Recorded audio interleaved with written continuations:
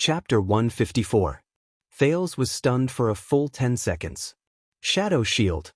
He heard Gilbert describe this name before. It appeared together with the Charlton family's name in the tragedy of the Bloody Year. The direct murderer of the Jadestar royal family. He remembered the small stone jars in the Jadestar family tomb in Renaissance Palace. From the king's eldest son, Midier, to Horace, to the twin princes, Bancroft and Herman. And the youngest princess, Constance Jadestar. But Shadow Shield. Thales stared at Pomfret in disbelief. Assassinate me? How could... His thoughts were quickly interrupted. Enough. King Nuvan's voice rang in the hall. As long as I am in Dragoncloud City, the king threw Pomfret down with a gloomy face, I will not allow such a despicable assassination to happen again. Humph. Pomfret sneered and hissed a word through his teeth, tyrant. King Nuvan narrowed his eyes and looked at his helpless enemy. And it all. Pomfret curled his lips and his expression was cold. I will watch from the bottom of Hell's river how your family is destroyed. And it all. King Nuvan gently clenched his fists and was silent for a few seconds. His eyes were filled with complicated emotions. Finally, King Nuvan closed his eyes and exhaled through his nostrils. The duel is not over, but I can give you a chance. Under everyone's gaze, the old king opened his eyes and said flatly, Admit defeat to me now. Now, admit defeat and admit to your crimes. Confess to the conspiracy between you and Lampard. You can still earn your life back. Pomfret was completely stunned. What? But you will spend the rest of your life in prison. Your younger brother will inherit Beacon Illumination City, and Pomfret will still rule that land. Other than you, Beacon Illumination City will not be punished. The old king's gaze was sharp. What do you think? Everyone in the hall was stunned. Pomfret stared blankly at the king. I killed your last son, he said absent-mindedly. Yes. King Nuvan's gaze darkened. You killed my son. Pomfret's gaze gradually changed as he looked at the king. Thales saw struggle and pain in it. The young archduke lowered his head, breathing rapidly.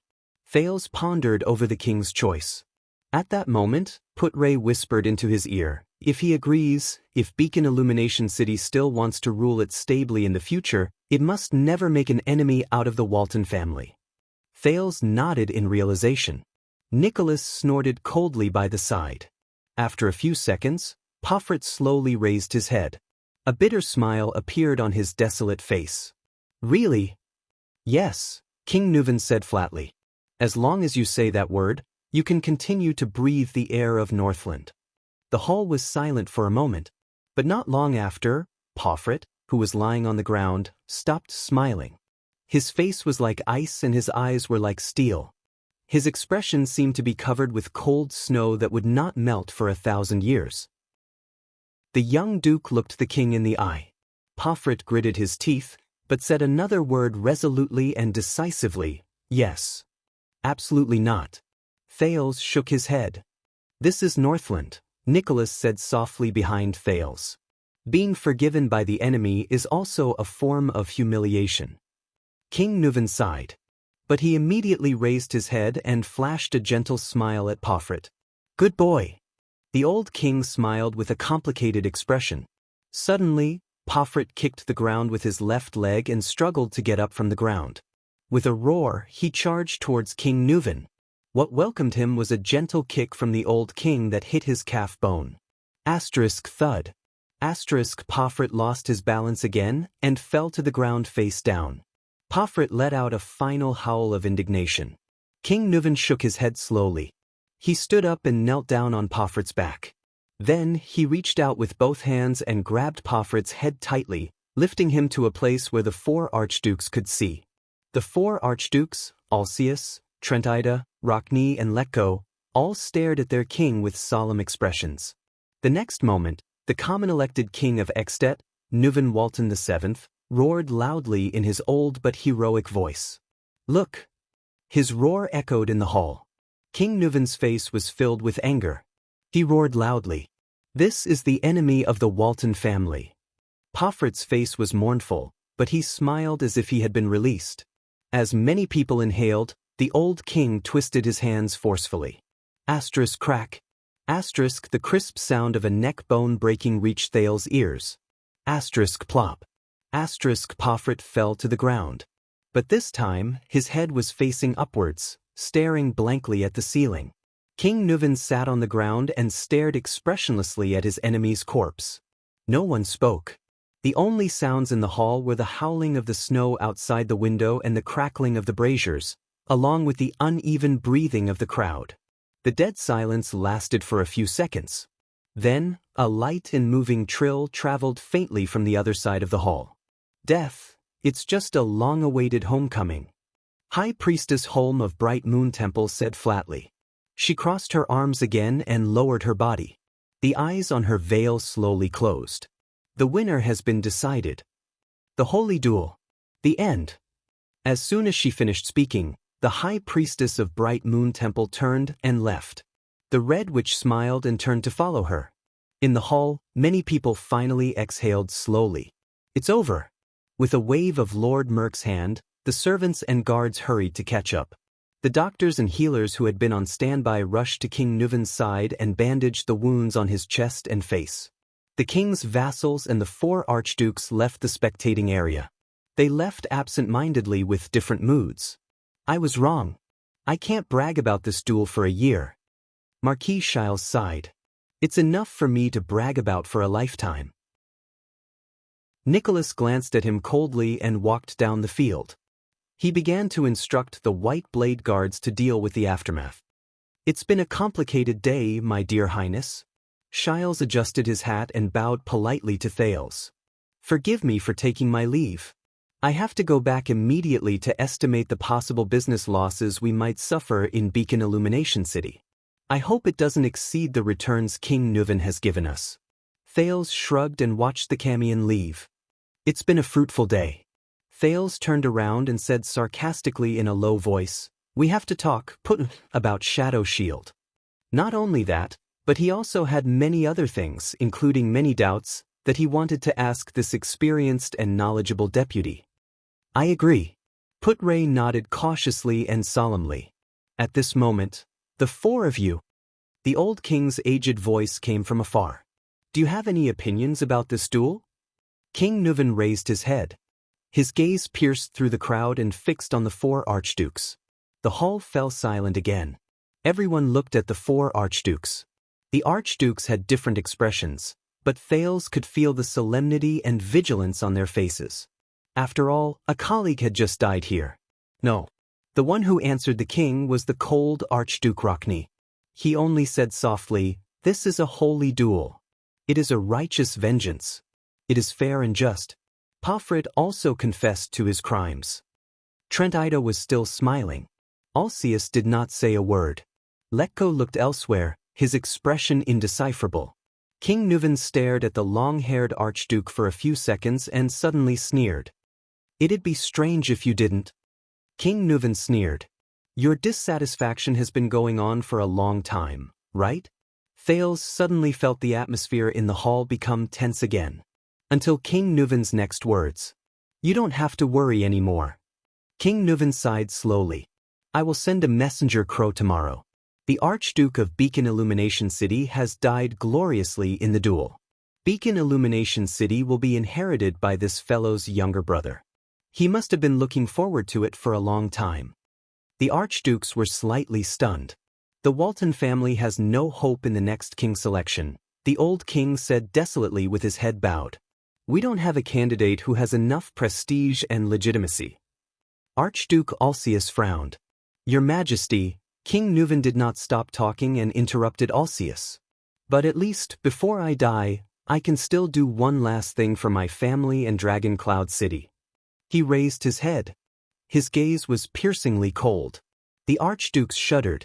Such as? Archduke Alcius asked softly in his most cautious manner. King Nuvan smiled. War, the old king said softly. It's going to be the new year soon. After next spring, I will enlist Dragon Cloud City's army. Hearing this, Thales felt a chill in his heart. No way? The 4 archdukes held their breaths. Constellation? Archduke Alcius glanced at Thales with an unfriendly expression, causing him to shudder in fear. Fortunately, King Nuvan's next words made the Prince of Constellation exhale. No. I want to go for a stroll in Black Sand region. King Nuvan, who was sitting in the middle of the hall under the care of a healer, patted his thigh in a relaxed manner. To visit my dear nephew, Chapman Lampard. The Archdukes frowned. So did Thales. I miss him. The old king's eyes shone brightly. I miss him to death. Archduke Alcius and Archduke Trentida, whose territories were near Black Sand region, frowned simultaneously. But I don't like being alone. I don't want to go alone. King Nuvan stared at the 4 archdukes with a sharp gaze. What do you say? The 4 archdukes did not speak. Until the king's second sentence. After visiting him, shall we discuss the king's selection? The old king said meaningfully. The 4 archdukes glanced at each other. This time, they quickly made a decision. Defense City will respond with all its troops. We will always stand on the king's side. The bald Archduke Lecco was the first to sigh. Archduke Alcius nodded solemnly. Prestige Orchid region has no objections. We will also send reinforcements. This is a legitimate revenge, a warning to those who are plotting in secret. Archduke Rockney's eyes shone. The city of faraway prayers is willing to send reinforcements. Since all of you have said so, if Reformation Tower still doesn't send troops, Trentida said in annoyance, I won't even be able to walk out of Dragon Cloud City. Hearing this, Thales criticized in his heart, the king will take the lead and help you eliminate a competitor. Why not? King Nuvan looked at them and laughed out loud. At this moment, Archduke Alcius could not help but ask, what about Black Sand region? Are you going to let Chapman's son inherit the Archduke's position? King Nuvan stopped laughing and shook his head gently. I have a candidate in mind. He's definitely a good candidate for the Archduke's position. He stretched his newly bandaged right arm. Caslin Lampard, Chapman's uncle. He used to be the captain of my personal guards. Thales was stunned. He thought of the sturdy old man in Hero Tavern. I heard that he has no interest in power and that he hates his family, Archduke Rockney said flatly. Yes. King Nuvan laughed softly. But it's not up to him. The archdukes were slightly stunned. All right. The old king pushed the doctor aside and stood up boldly. He shouted angrily, Everyone, go up. The banquet is still going on. King Nuvan looked around at everyone and laughed. Don't spoil the mood. The 4 archdukes looked at each other. With different expressions on their faces, they bowed and left. The members of the King's Imperial Conference also left. Thales noticed that when everyone turned around, the old king's smile disappeared from his face. All of you should leave too. King Nuvan shook his head and said to his white blade guards, just stand guard outside the hall. Nuvan the 7th sighed and grabbed the wine barrel. He walked to the stairs where the battle was held and sat down. His expression was desolate. I'll sit here alone. Nicholas and Merk looked at each other and nodded. Thales and Putray looked at each other. Both of them carefully left with the crowd. Tonight is long enough. And fulfilling enough. At this moment, King Nuvan's voice rang again. Thales. My dear guest. Thales jolted violently. The people in the hall who had yet to leave looked at the Prince of Constellation. Especially the archdukes, such as Archduke Lecco, who seemed to be deep in thought. Why don't you stay? King Nuvan patted the stairs beside him. His expression was calm. I still have to thank you properly. Shall we have a drink together? Thales opened his mouth and looked at the king awkwardly. What a joke. After I offended a bunch of archdukes, after you broke an archduke's neck, after you forced the other archdukes to join the war with you, you want me to have a drink with you? What I need to do now is to disappear quickly and keep a low profile. Once the time is up, I'll return to my country immediately. Even if you want to attract hatred, you can't do it this way. He turned around and looked at Putray. The latter shook his head slightly. It's an honor to drink with you, but I'm only 7 years old. Thales turned to look at King Nuvan. He said politely and embarrassedly, and I'm very tired, but... Bulsh *T, 7 years old. King Nuvan interrupted him with a displeased expression and raised his wine glass to the second prince. When my father brought me to drink for the first time, I was only 5 years old. As the future king, how can I not know how to drink? Thales looked dazed. He was ready to find another excuse. Or do you want to reject the king of Eksted's invitation? King Nuvan revealed a contemplative look. Even you, like that fellow lying on the ground, look down on a king who doesn't have much time left?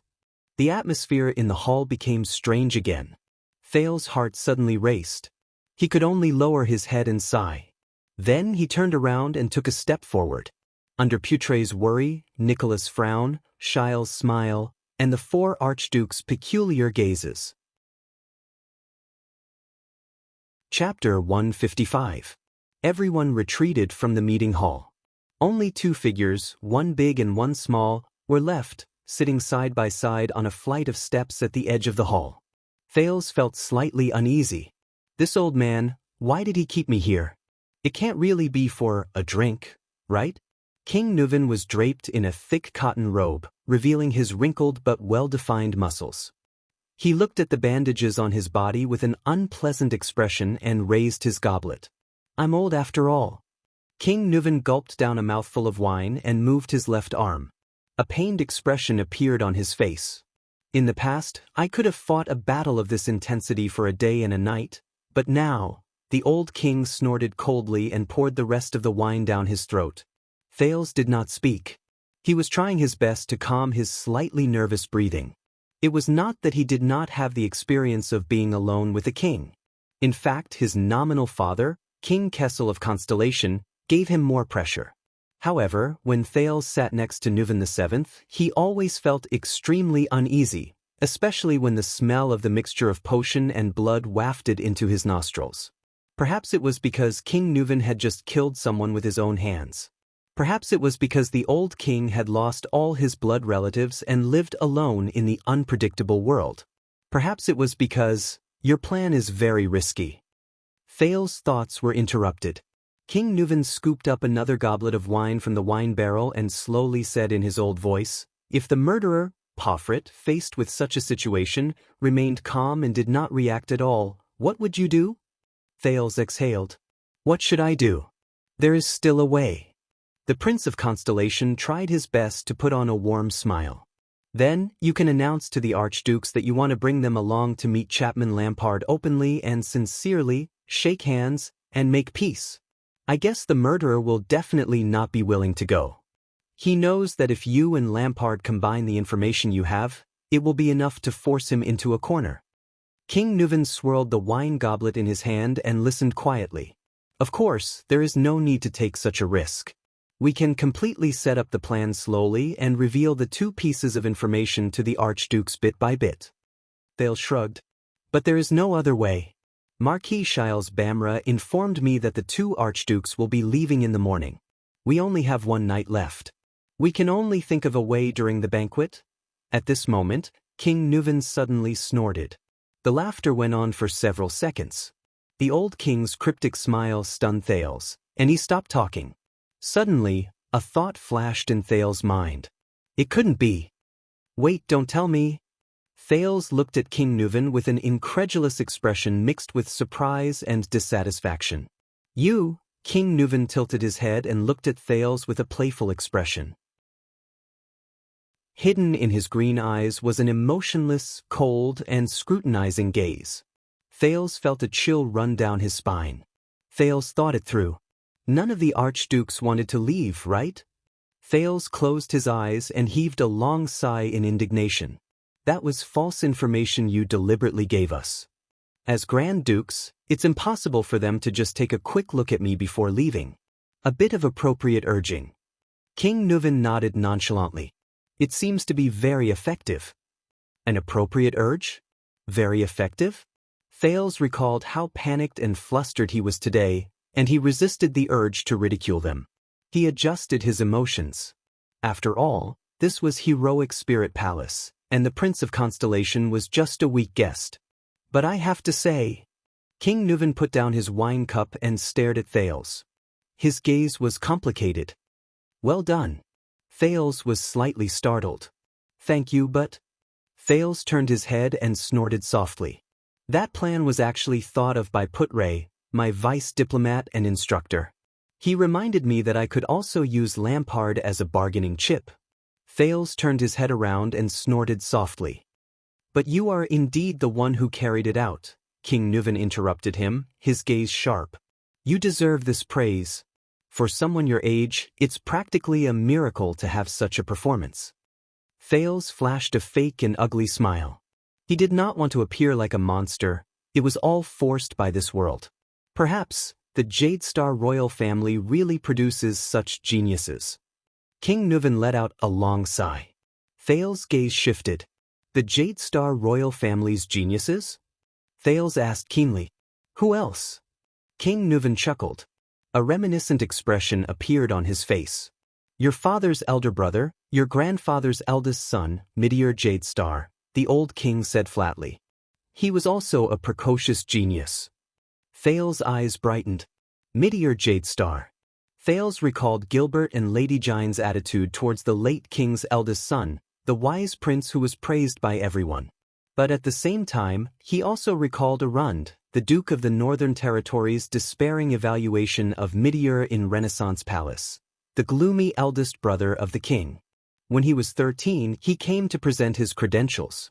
Before the two sides started fighting, he mediated the dispute over the hunting range of pine forest between Prestige Orchid Region, Black Sand Region, and Overwatch City.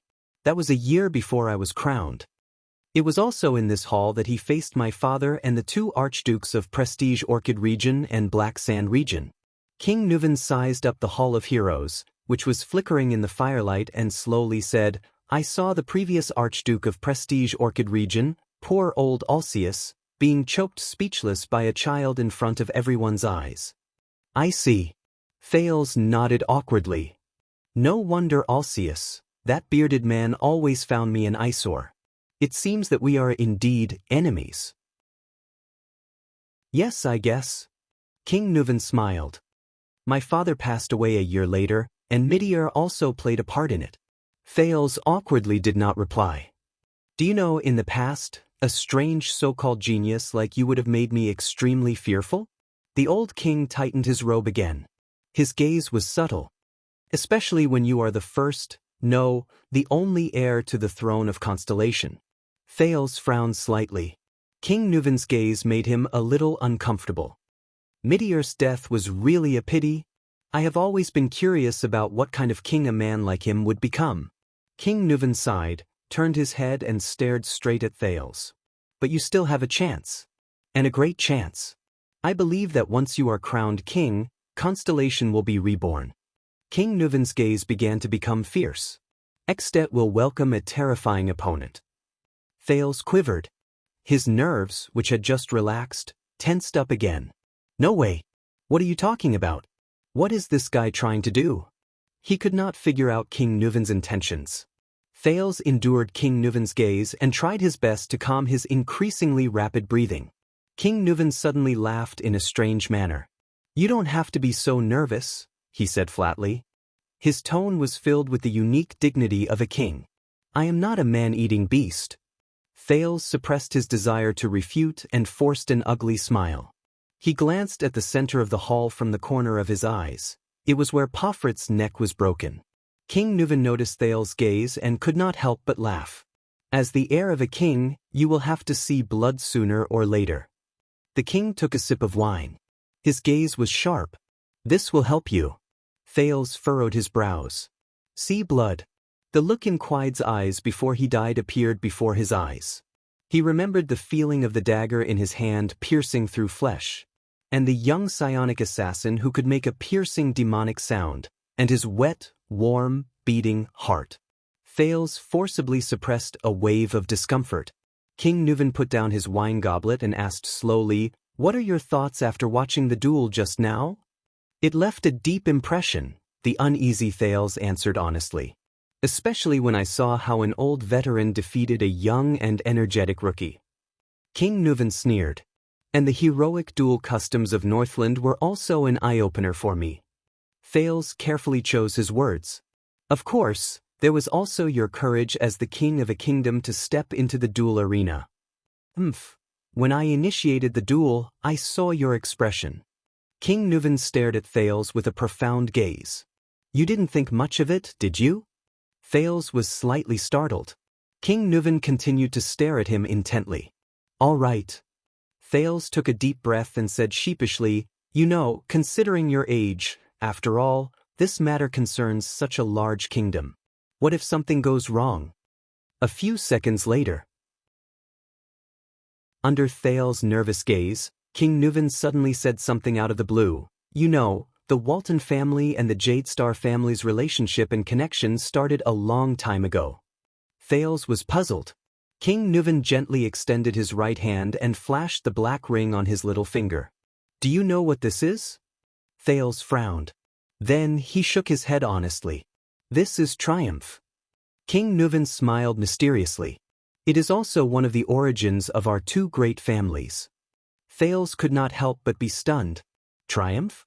He watched as King Nuvan took off the ring, turned it to the inner ring and showed it to Thales. Thales narrowed his eyes. At the inner ring that King Nuvan pointed at, he saw a pattern engraved on it. It seemed to be a winged horse? This is the coat of arms of the Pegasus. King Nuvan said flatly, It has been the family emblem of the Carlus family since Emperor Camelot established the empire. Thales was slightly startled. Pegasus? Imperial family? Carlus? More than 600 years ago, when Extet and Constellation had just been established, King Nuvan's tone was profound and distant. Because of King Tormund's bloody methods against the existing nobles during his expansion, Extet and Constellation broke out for the first time. Tormund's bloody methods. Thales remembered something. Rykuru and Tormund, the king of Dragon Knights and the king of Renaissance, the Northlanders and the Empire, led the elite soldiers from the Battle of Eradication and met each other at the outskirts of Cold Castle. In the end, the two former kings each took a step back and signed the first peace treaty in the history of our two kingdoms. They agreed that the two kingdoms would govern the north and south separately, expand separately, and not interfere with each other. King Nuvan exhaled. That was the earliest contact between Extet and Constellation. Thales narrowed his eyes. He remembered what he saw in the library yesterday afternoon. King Nuvan was probably talking about the peace treaty signed by Tormund and Rykuru. If I remember correctly, Calendar of Eradication Year 11, Rykuru and Tormund, Extet and Constellation's agreement to deal with the border issue? That's the name, right? What the history books did not record was that the two former kings exchanged an ancestral treasure in private as a keepsake of the treaty. King Nuvan put the ring back on his finger. This ring is the keepsake that King Tormund gave to King Rykuru. King Nuvan inhaled and said to Thales, It was passed down from Rykuru to his nephew, then to the Walton family. King Nuvan took a deep breath and said to Thales, This ring was the keepsake that King Tormund gave to King Rykuru. It has no name, but all the previous archdukes called it Triumph. The king's tone was a little ethereal. His gaze drifted to another place. Triumph. Thales frowned slightly. It's a good name, he said cautiously. It sounds inspiring. Inspiring? King Nuvan could not help but laugh. As I said, it was originally an ancestral treasure of the king of Renaissance, Tormund. It came from the first emperor of the final empire, who is also one of your ancestors. King Nuvan stroked triumph. His gaze was sharp as he said, Kessel Carlos VI. Thales' gaze shifted. Kessel? An emperor with the same name as my father? King Nuvan raised his gaze. This ring once belonged to the famous Emperor Kessel VI. It was passed down to King Tormund, who then gave it to Rykuru as a testament to their alliance. This Kessel VI did not have a good reputation. His life was neither long nor short, but it was full of ups and downs. Countless opponents fell under his schemes. King Nuvan inhaled and said solemnly, and his greatest achievement was to restore the prestige of the Carlus imperial family during the chaos after the collapse of the ancient empire. His greatest achievement was in the chaos that followed the collapse of the ancient empire. He restored the prestige of the Carlus empire and recaptured the city of Triumph from the hands of the rebel army and the feudal lords. That was how the final empire was established and lasted for 300 years. Thales nodded. The emperor who seized back the city of Triumph, the founder of the final empire. I see. That's why it's called Triumph. Do you know the nickname of that emperor? King Nuvan suddenly raised his head and looked at Thales with a ruminating gaze. Thales was slightly stunned. He then continued to shake his head. King Nuvan's expression as he looked at Thales became more and more subtle. This made the latter extremely uneasy.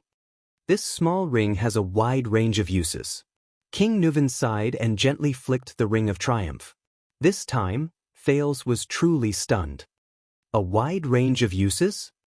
Thales stared at the ring in a daze. A terrifying thought crept into his mind. As expected, King Nuvan's next words sent a chill down his spine. The ring can hide 3 different types of medicinal foam, 2 different gases, and even a poisonous needle. Hidden. Poisonous needle? As he listened to the old king's narration, Thales almost forgot to breathe. However, King Nuvan continued to speak. For example, when 2 people in a duel are in a stalemate, Thales shuddered violently. With a gentle turn of the mechanism, Triumph can release the prepared Heir grass poisonous gas at close range. King Nuvan's gaze was extremely cold at this moment. His tone sounded extremely terrifying. The cost of refining it is very expensive, but it can unknowingly anesthetize the poisoned person's muscles and mind. During intense exercise, this poison will spread through the bloodstream. The poisoned person will feel a decline in strength, numbness in their muscles, and irritation and unease. Decline in strength, numbness in muscles, irritation and unease. The second prince was stunned. Thales turned his head and looked at King Nuvan in disbelief. King Nuvan also turned to look at him. In the next second, the old king finally confirmed Thales' terrifying guess with a suspicious smile. What? Nuvan Walton VII, the supreme king of Extet, the most respected ruler of the Northlanders, stared at him with a profound gaze. Do you really think that I, an old man who is almost 70 years old, can do such a thing? To be able to easily defeat a man in his prime whose stamina, reflexes, strength, and speed are at their peak, and who has received Northland combat training all year round. Thales stared at King Nuvan in shock. Nuvan flashed a meaningful smile. Thales' mind was in a mess. He replayed every scene of the duel in his mind, and then he grabbed the fragment that best fit the description in front of him. Pofrit gasped for air. He missed his axe almost every time. There was also the young Archduke's final hysteria. Seriously? Thales did not know what kind of expression he should have at that moment. He did not know what kind of expression he should have. He only stared intently at King Nuvan. Did I forget to tell you? The nickname of the founder of the final empire, Kessel VI. King Nuvan smiled. His expression was mysterious as he softly uttered 3 words. Chapter 156. Thales stared at the black ring with an unpleasant expression on his face. It was the triumphant return of the Emperor of Poison. He did not know what emotions he should use to face this matter. The ups and downs of the duel, the brilliant reversal at the end, the duel that could be said to determine the fate of the 2 kingdoms. Actually, a few seconds later, he said with difficulty, "So, in the duel, triumphantly returned like this?" King Nuvan smiled softly. His gaze was cunning and pleased. As you said, he returned Thales' words to the second prince, word for word. After all, this matter concerns such a large kingdom.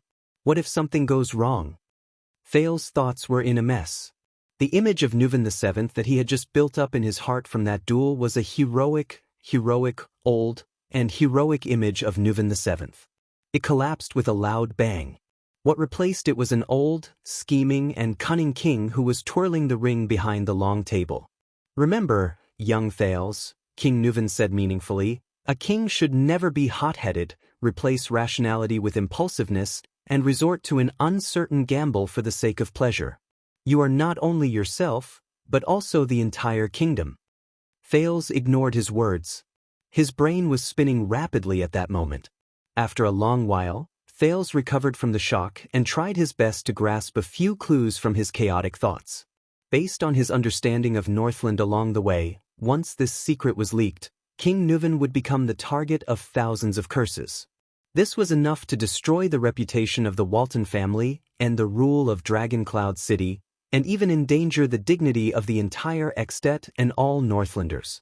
But Thales turned his head and looked at King Nuvan, who was silent and had a complicated expression on his face.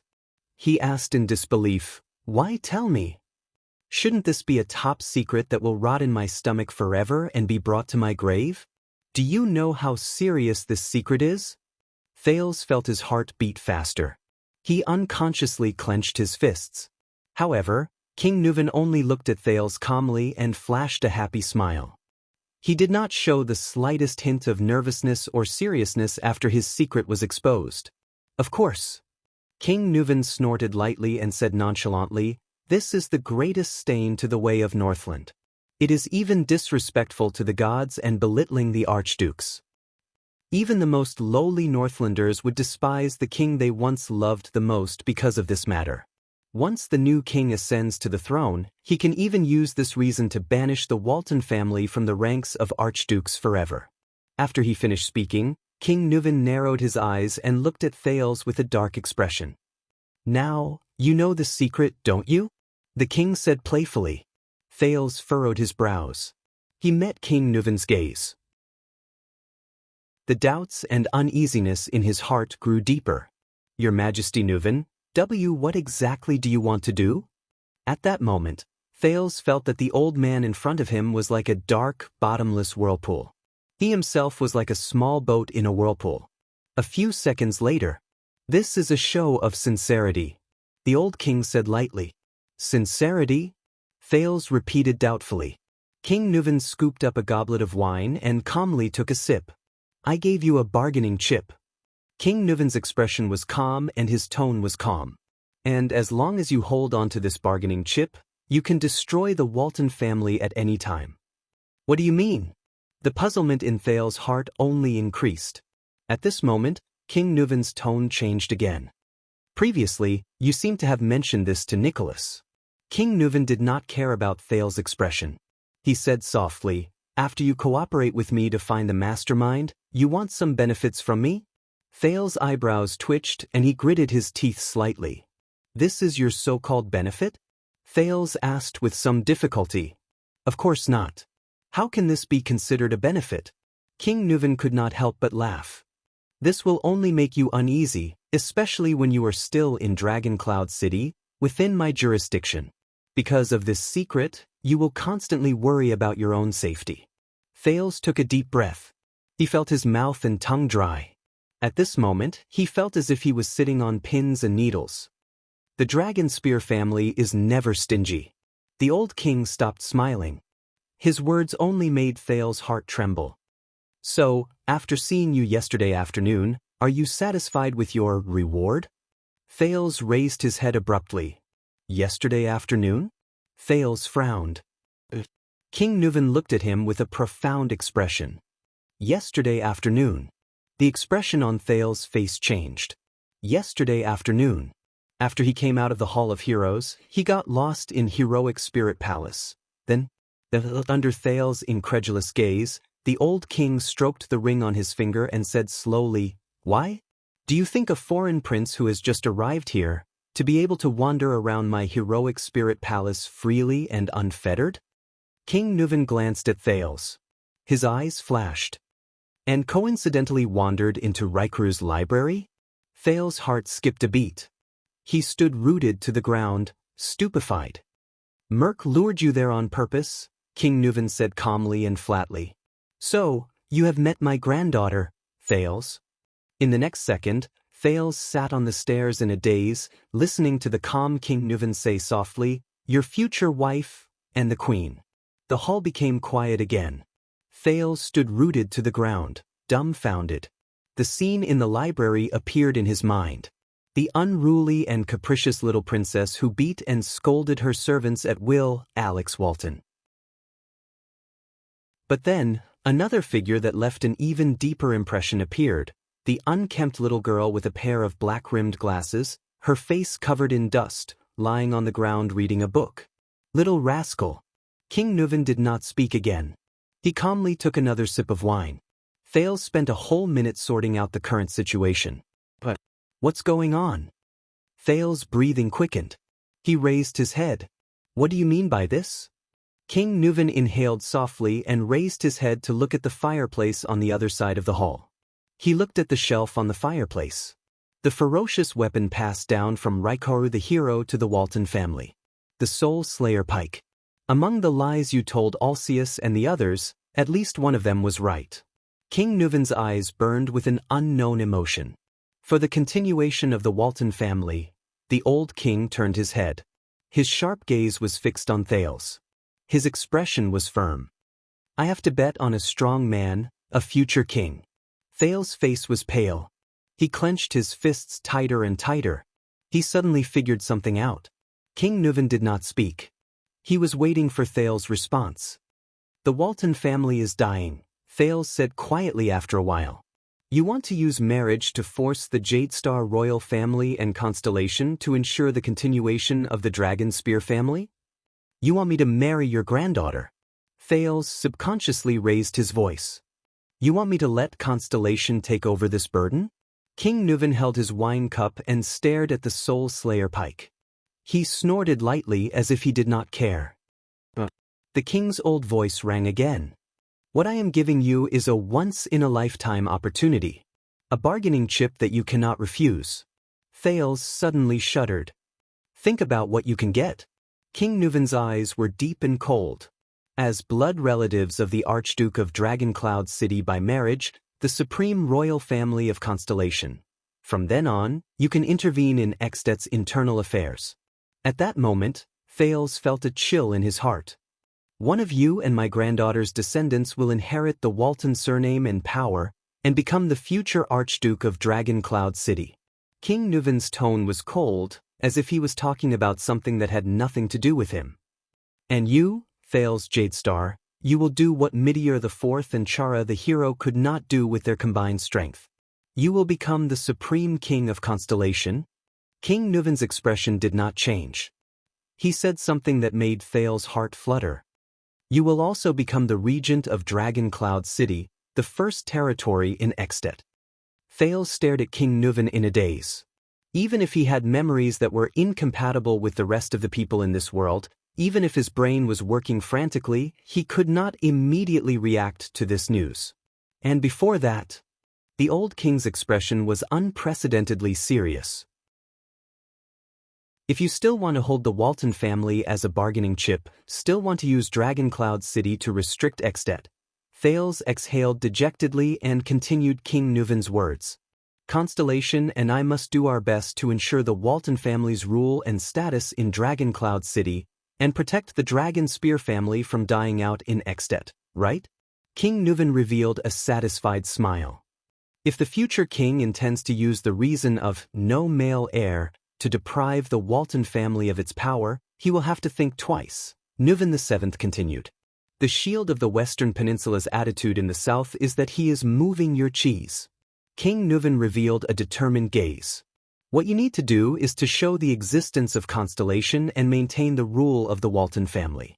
Even if there is only one little girl left, and no matter how much the other archdukes oppose her, you will be able to obtain the greatest bargaining chip and advantage when you face Extet in the future. This will also strengthen the Jadestar family's weight and status in the country at the same time, and increase the royal family's prestige, given your current situation. Thales suddenly remembered the conversation between them when he first arrived at Mindy's Hall, when Gilbert used a scheme to set up an alliance between him and Serena Corleone. Thales subconsciously repeated Gilbert's words in a low voice. Using benefits to win over allies, this is the essence of politics. I can still live for another 8 or 9 years. By then, Constellation should have begun to recover its strength. King Nuvan nodded approvingly. After that, the last direct descendant of the Walton family, my granddaughter, your wife, will be under your protection. Thales did not speak for a long time. Marriage alliance. Constellation and Extet. Jadestar and Walton. What if I say no? He raised his head coldly and looked at King Nuvan. What if I don't want to be dragged into this dangerous quagmire? Those who dance with the dragon often have their lives hanging by a thread. Also, the second prince said flatly, so far, those who want to form an alliance with me have either caused me great harm or were harmed by me. Thales remembered what Zayn Covendier told him on the day he left for the north. If you are in the same boat as a jackal, you will run the risk of your boat capsizing. King Nuvan stared at him. There was a strange and indistinguishable color in his green eyes. Thales stared back at the king without showing any sign of weakness. This has nothing to do with your wishes. Finally, the old king nodded slowly. The messenger crow carrying the king's warrant will fly to Eternal Star City tomorrow. Your father will decide on this matter. Thales could not help but tremble. What if my father also doesn't agree? Thales gritted his teeth and heard his own hoarse voice. Doesn't agree to drag Constellation into this quagmire. Oh, about that, the old king replied nonchalantly. I gave you the secret of triumph, didn't I? Thales' pupils shrank and he stared at him in a daze. Constellation can use this bargaining chip to destroy the Walton family at any time. This is enough to win his trust. King Nuvan slowly enunciated his words in his old but powerful voice. When you discover a treasure, you may be worried that it is a trap and give it up. But when you have the ability to destroy it at the same time, will you still be convinced by your own concerns and choose to give it up? Thales was momentarily speechless. In the face of such a king of Extet, faced with such a situation, even someone as slick as him felt that he could not handle it. His instincts also told him that King Kessel would definitely agree to such an alliance. But the effectiveness of triumph as a bargaining chip will gradually fade with your death. Thales took a deep breath and followed the old king's words. The benefits of using triumph will become smaller and smaller. In comparison, Kessel, my father will definitely be more inclined towards the benefits that can be brought about by a marriage alliance, and will be more inclined to support the Walton family and ensure the Walton family's position, and obtain a nail that has been nailed into the kingdom of the great dragon, reversing Constellation's decline after the bloody year. King Nuvan raised his eyebrows. He scooped up another goblet of wine from the wine barrel and poured it down his throat. I guess the nobles in Extet will not be happy, Thales said dejectedly. Including every archduke. Of course not. Every one of them can't wait to see the Walton family decline. King Nuvan's eyes flashed. He put down the wine goblet and wiped his mouth. But I am the king of Extet, and I will remove the last obstacle for our cooperation, King Nuvan answered him calmly. The men of military age in Dragoncloud City will not be at peace for the next few years. Getting rid of Lampard is just the beginning. Thales instantly figured it out. From Nicholas probing to the king's so-called test. So, Thales sighed when he said this. You've already planned everything out. Don't lump me together with those shameless, scheming scum. King Nuvan snorted in dissatisfaction.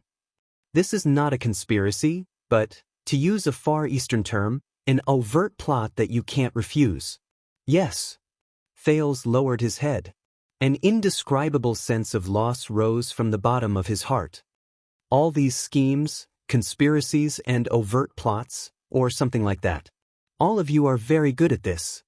Just like the first time he met King Kessel in Mindy's Hall, Thales once again felt the helplessness and powerlessness of having one's fate and choices firmly in the hands of others.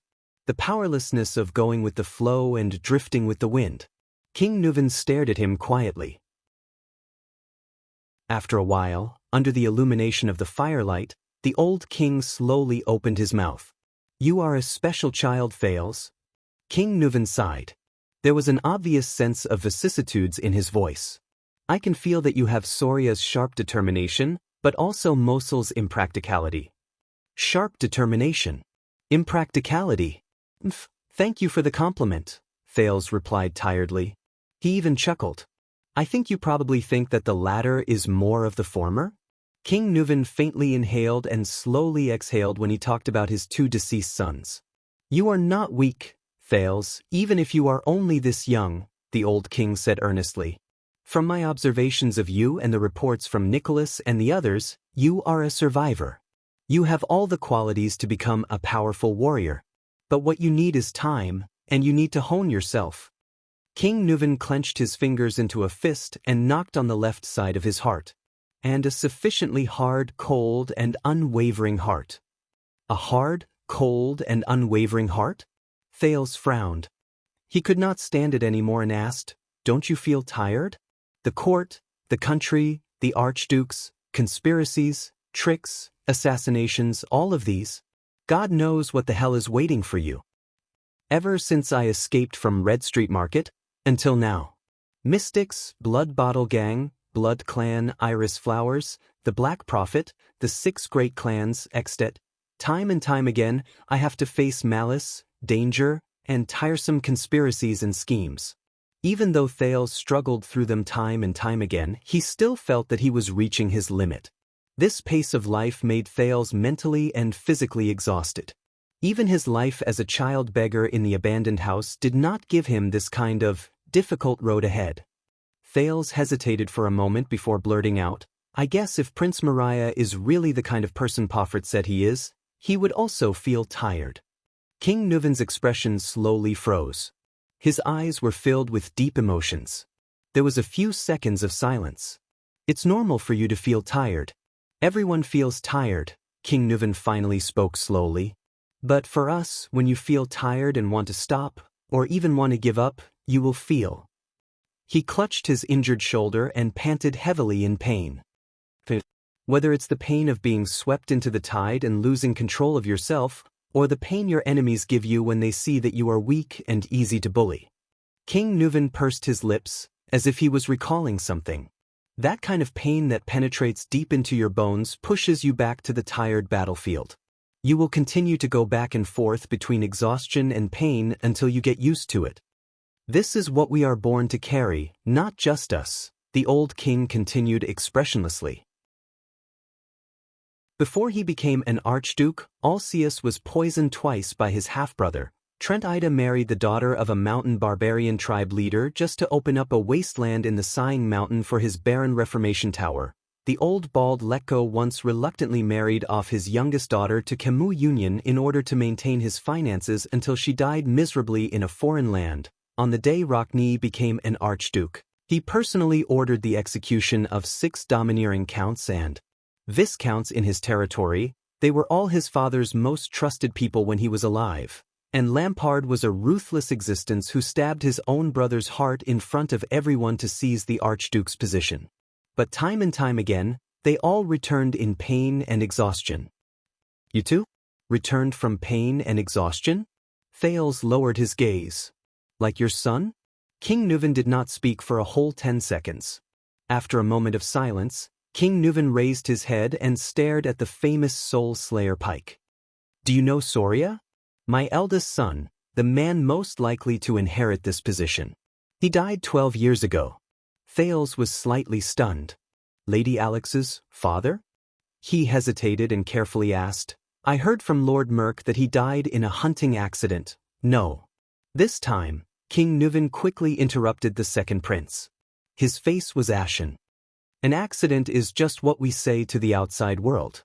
Thales frowned slightly and held his breath again. "During the hunt, he died of an assassination with ulterior motives," the old king said in a normal tone. "To be precise, it was an assassin from Constellation." Chapter 157.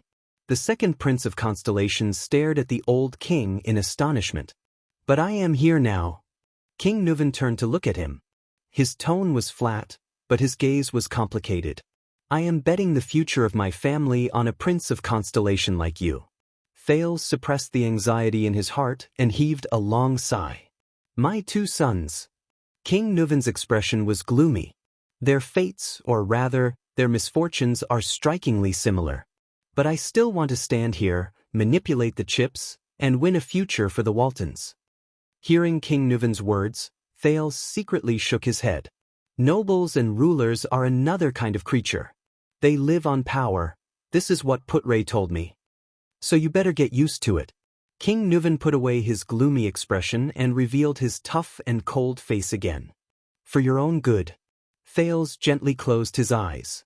King Nuvan's expression suddenly changed. He narrowed his eyes and looked at Thales mysteriously. Speaking of which, they didn't tell you, did they? The old king clasped his hands together. About the truth of your bloody year? Thales opened his eyes in surprise and looked at King Nuvan. The first thing he recalled was Queen Kia's hysteria, followed by the names of Charlton and Shadow Shield. Lastly, the Jade Star family tomb in Renaissance Palace. The second prince shook his head slowly. They didn't say much. King Nuvan snorted softly. Then maybe I shouldn't say too much. King Nuvan turned his head back. It's best not to interfere with the education of the Jade Star family. You've interfered enough already, Thales secretly criticized. But Extet was a direct participant in the bloody year, these invaders from the north. Thales thought, maybe he knows something? Do you have any special news for me, Your Majesty? Thales carefully used honorifics and shrugged. If you really treat me as your future grandson-in-law, hearing the way Thales addressed him, King Nuvan revealed a thought-provoking gaze. Then the old king laughed out loud. See? The old king winked at him. Actually, you will soon get used to it. Thales responded with an ugly smile. You will learn about everything else from your instructor, from Constellation, and from your father. King Nuvan stretched his elbow. His expression was subtle. But I can tell you one thing, as one of the bargaining chips I will give to my allies. Something that even your kingdom's secret intelligence department doesn't know about. Thales' expression changed. Even the secret intelligence department doesn't know? His breathing quickened. Who do you think would kill the Jade Star royal family? King Nuvan smiled mysteriously. The real mastermind. Doubts arose in Thales' heart. The real murderer? That mysterious assassin organization, the Shadow Shield, that Pofrit mentioned just now. Gilbert had briefly mentioned it to him before, but he only said that King Kessel V had already taken all the revenge that could be taken. Thales slowly shook his head. The reason is actually very simple, so simple that you won't believe it. King Nuvan fixed his gaze on him. The members of the Jade Star royal family were almost simultaneously attacked by a well-planned assassination, except for one person. I might not be sure about the others, but if the plan went smoothly, it seems that he was the one who benefited from the bloody year? King Nuvan said in a strange tone. The members of the Jade Star royal family, except for one person? Thales' heart skipped a beat, but he immediately reacted. You are not the first person to accuse my father in front of me and try to sow discord between us. Thales snorted softly. King Nuvan continued to stare at him with a strange look in his eyes. He stared at him until he felt goosebumps. A few seconds later, King Nuvan said sarcastically, Use your brain, future guardian of Dragon Cloud City. I'm not talking about your father. Thales furrowed his eyebrows and snorted. Who else are you referring to then? 12 years ago, all the Jade Stars were. Suddenly, Thales' body trembled and he froze. Wait a minute. Besides Kessel, there is indeed another Jade Star. He did not die of murder. A Jade Star who did not die from assassination, Thales recalled Gilbert's words. In the tragedy of the bloody year, there was only one prince who didn't die directly from assassination. It can't be. Thales felt his heart begin to beat faster. The pale-faced prince raised his head and looked at King Nuvan in disbelief. 12 years ago, after we breached Broken Dragon Fortress, we captured Rudolph Nanchester, King Nuvan said quietly with his hand on triumph. Rudolph Nanchester? Information related to him immediately appeared in Thales' mind. That is, he was the Duke of Land of Cliffs region at that time. King Nuvan rubbed his ring and said flatly, that man was very strong-willed, but the Northlanders despised him for his cowardly act of refusing to send troops from the fortress and watching Prince Horus be destroyed. Thales recalled the conversation he had with Putray when they were at Raymond Pass to pay their respects to the former second prince, Horus Jadestar. He was one of the commanders of Broken Dragon Fortress and the previous Duke of Land of Cliffs region who witnessed the second prince's destruction. He was also the elder brother of the one-eyed dragon, Duke Koshter Nanchester. According to Putray, he was captured by Extet and later died in prison. We left him in the dungeon and ignored him. We waited for the start of spring before continuing our journey south to the hinterland of Constellation. As expected, King Nuven's description was similar to Putre's. Until the king's next sentence. But when the news of the Jadestar royal family being assassinated came, Rudolf, who was barely alive, struggled to see me. King Nuven's expression became more and more solemn. In the fortress, he shed tears and told me an unexpected secret. Thales clenched his fists and quietly listened to the king's narration. During the days when Rudolf and Horace guarded Broken Dragon Fortress together, your Duke of Land of Cliffs region discovered something that made him restless. King Nuven's gaze became sharper and sharper. Horace Jadestar, the second prince of Constellation, and the Sword of Reversing Light, which you are so proud of, secretly recruited, organized, and trained a special mercenary team from different countries and regions.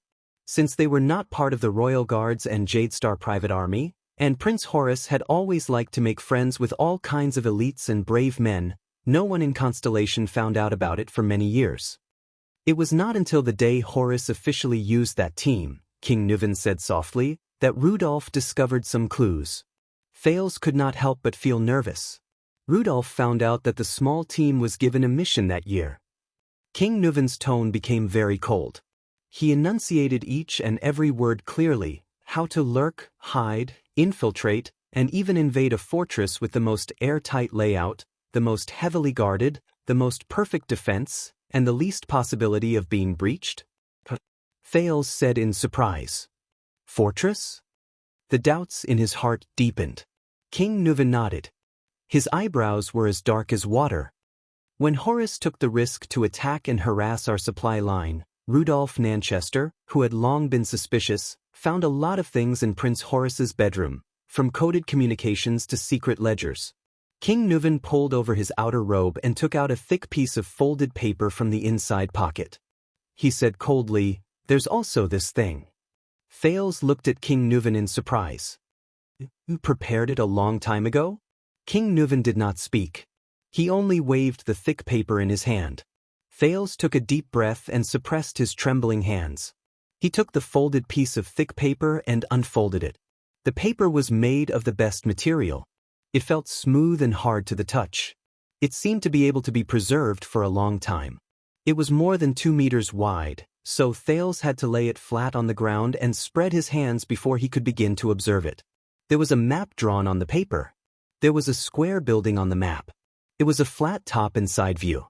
Soon, Thales could see that the map was very detailed. It used different colors and labels to clearly mark the wide and thick walls, the ubiquitous sentry towers, the terrifying city-guarding crossbows, a few narrow entrances, as well as the important entrances, passageways, and rooms in the building. Thales' pupils shrank abruptly. Could it be? Thales put his face close to the map in shock. He stared at every inch of the map, not missing a single detail. There were also densely packed numbers, patterns, and arrows next to the map, from the front door to the interior of the building. He read the words on the map in disbelief. Guard shifts, number of guards, hiding places, available entrances, patrol times at the front and back doors, evacuation routes. Thales was stunned.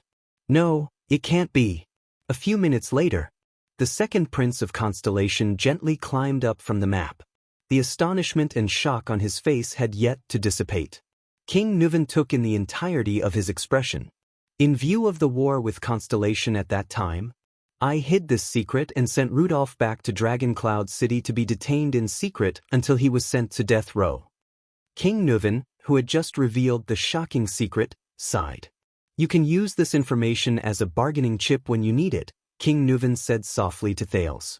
Rudolf Nanchester, the coward who has always been reviled by the people, the Duke of Land of Cliffs region who did not help those in need, has been misunderstood for too long. He is the one who has been truly loyal to 80 the second since the beginning. Thales rolled up the map in his hand. His frown deepened. Horace Jadestar. The mercenary team. Rudolf Nanchester. How is this possible? I don't think even your father knows about this. King Nuven sighed. In a sense, Extet has already helped you get rid of the murderer. Perhaps you should go and thank Nicholas. Thales panted irregularly.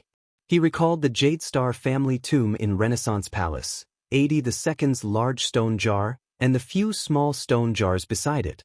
After a while, he snapped out of his daze. I don't think you forged this map, Thales said absent-mindedly. What do you think? King Nuvan said disdainfully. He then downed the wine in his cup. Thales raised his head and murmured, that mercenary team formed by Horus, who exactly are they? I don't know. Rudolph didn't go into detail.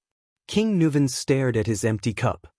He only mentioned that the leader of that mercenary team has strange skills. He also has a strange longsword. Thales sat on the steps in a daze, panting unconsciously.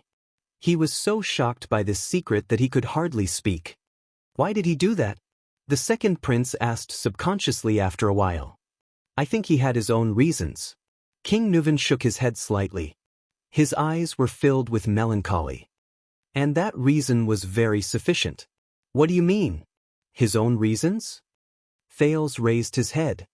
You will know. Your father will tell you. King Nuvan sneered. But to Thales, this sneer was more sorrowful than mocking. The cause of the bloody year. The Jade Star disaster. Thales frowned and slowly clenched his fists. After a few seconds, he slowly loosened his grip. Thales lowered his head and exhaled sharply. He resentfully returned the paper in his hand to King Nuvan. Keep it. That thing is too ominous. The old king of Extet shook his head and pushed Thales' hand away. He said flatly, besides, that is, after all, the map of Renaissance Palace. Dragon Cloud City, 4:30 in the morning. In a shop on West Express Avenue in the dark night. Just pretend that the doctor you are looking for is really in Heroic Spirit Palace. God knows how he is going to sneak in. Under the weak illumination of the everlasting lamp, the butcher shop owner from the Far East, Gu, said to the man before him with a gloomy expression, "But do you understand the price of saving someone from Heroic Spirit Palace?" However, the man in front of him only lowered his head and carefully and seriously wiped the oddly shaped, pitch-black longsword on his thigh one last time, almost as if he was nitpicking every hair on his body. Gu exhaled and used his Northland retroflex accent to patiently emphasize to the man before him, "You have to climb all the way up the slope, avoid the disciplinary officers and patrols on the street, go up through the nobles' districts that are heavily guarded by private soldiers, and then go over the many towers and sentry posts. Before you are discovered and shot through by arrows and bows, or hacked to death by hundreds of people with swords and axes, you have to reach the sluice gate that separates the city area from Heroic Spirit Palace." The man stood up and threw away the cloth he used to wipe his weapon. He raised the strange black sword in his hand and pointed it at the ceiling. Gu continued, "Then you have to climb over the 10-meter-tall sluice gate. Tonight is the night of Heroic Spirit Palace's banquet." The man raised his head and narrowed his eyes at his sword, as if he was observing the curve of the sword. His nondescript voice traveled into Gu's ears. "That sluice gate will open at dawn. I don't have to climb the wall. My chances are higher than usual." "How? Do you want to sneak past the palace guards inside and outside the sluice gate, and even between them, under the illumination of the moonlight and firelight, and under their wide-open eyes that are bigger than fists?" Gu suppressed his breathing, but he could not help but raise his voice. "Even if you break through the gate, you'll still have to face countless patrolling Heroic Spirit Palace guards. They're all elites selected from the local recruits and personally trained by the instructors of the White Blade Guards. They're fierce, loyal, brave, alert, and have sharp gazes." The man hung the strange sword back on the sword belt at his waist and tightened the cloth-wrapped weapon on his back. But Gu was still trying to stop him. "Let's assume that you can avoid alerting them, but what about after you sneak into Heroic Spirit Palace? You will still have to face the White Blade Guards, the Dragon's Imperial Guards. There might only be 200 to 300 people on duty, and they are scattered throughout the palace, but every single one of them is a veteran with rich frontline experience. There are countless superclass elites, and there are even supreme-class elites like the Star Killer who possess the Severing Soul's Blade." The man exercised his joints, turned around, and walked towards the door. Gu followed behind him and said in a profound tone, "Do you know what a veteran is? It's not as simple as having fought in a war and seen blood. According to Extet standards, once you are entangled by one of them." The man did not listen to Gu. He pressed his hand against the door, and a strange force surged. In an instant, the man understood everything on the street outside the door, from the patrols in the distance to the hounds in the vicinity. Even if it's you, you actually want to sneak into a heavily guarded, impregnable palace without any support, and even fish someone out. After talking for a long time, Gu sighed deeply and stroked his forehead. "You are really crazy." The man did not answer. He stood up, looked at the frowning Gu and nodded. "Gu," he said flatly, "next time, if you want to lie to me, find some other reason. At least, don't use the sensory mystic." Gu was stunned, and a puzzled expression appeared on his face. Only Gu himself knew that at that moment, there was already a storm raging in his heart. "What did you say?" The Far Easterner used what he thought was a flawless response and asked with a face full of doubt, "What reason?" The man patted Gu's shoulder. Gu frowned. "I don't understand the sensory mystic." The man revealed a stiff smile. "But I understand you, Gu." Gu was slightly stunned. "You are good at hiding all kinds of emotions, but I can recognize." The man pressed his black sword and shook his head gently. "A person who lives with a mask also lives with pain." Gu silently clenched his fists under his sleeves. "Also." The man turned around, pushed the door open, and left behind one last sentence. "Send my regards to Marat. We haven't seen each other for 12 years, I really miss him." At that moment, Gu's smile froze on his face. Gu stood rooted to the ground as she watched the man disappear into the darkness outside the door. Just like how he was in the past. The next minute, the man's figure appeared on the roof of a low house. Amidst the falling snow, he raised his head and looked at the sky, at the dark moon shrouded in clouds and mist. Then, his gaze swept past the districts of Dragon Cloud City that stretched up the mountainside, past a few gatehouses, all the way to the top, where the majestic palace stood. That was the Walton family, the residence of the Archdukes of Dragon Cloud City for generations. It was also the seat of the current common-elected king of Extet. Heroic Spirit Palace. The man recalled Gu's words just now. Sneak past the heavy guards into a heavily guarded, impeccable palace? He gently patted the strange black sword at his waist, and a smile appeared on his lips. "Sigh. In this regard, I can be considered." The man closed his eyes gently. "You're experienced, aren't you?" Chapter 158. Extet, Dragon Cloud City, Heroic Spirit Palace. Nuven the Seventh's administrator, Lord Burn Merk, stood quietly in the corridor outside the Hall of Heroes. He stared at the falling snow outside the stone window, deep in thought. The white blade guards stood guard around him, their gazes sharp. Merk could not remember how many times he had looked at the snowfall in Northland in his 40 years of life. The king's personal guard captain, the current leader of the White Blade Guards, Star Killer Nicholas walked from behind and stood beside him. Lord Merk did not turn around. This year's day before the bitter cold winter will be unbearably cold. "Yes, old friend." Nicholas looked at the snow outside the window, narrowed his eyes, and flashed a strange smile.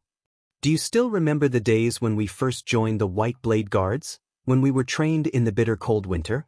"Of course." Lord Merk, who had been an administrator for many years, recalled the past and smiled. "Caslin was just like you now. Every day, he would pull a long face and train us until we were half dead. We called him Iceberg behind his back.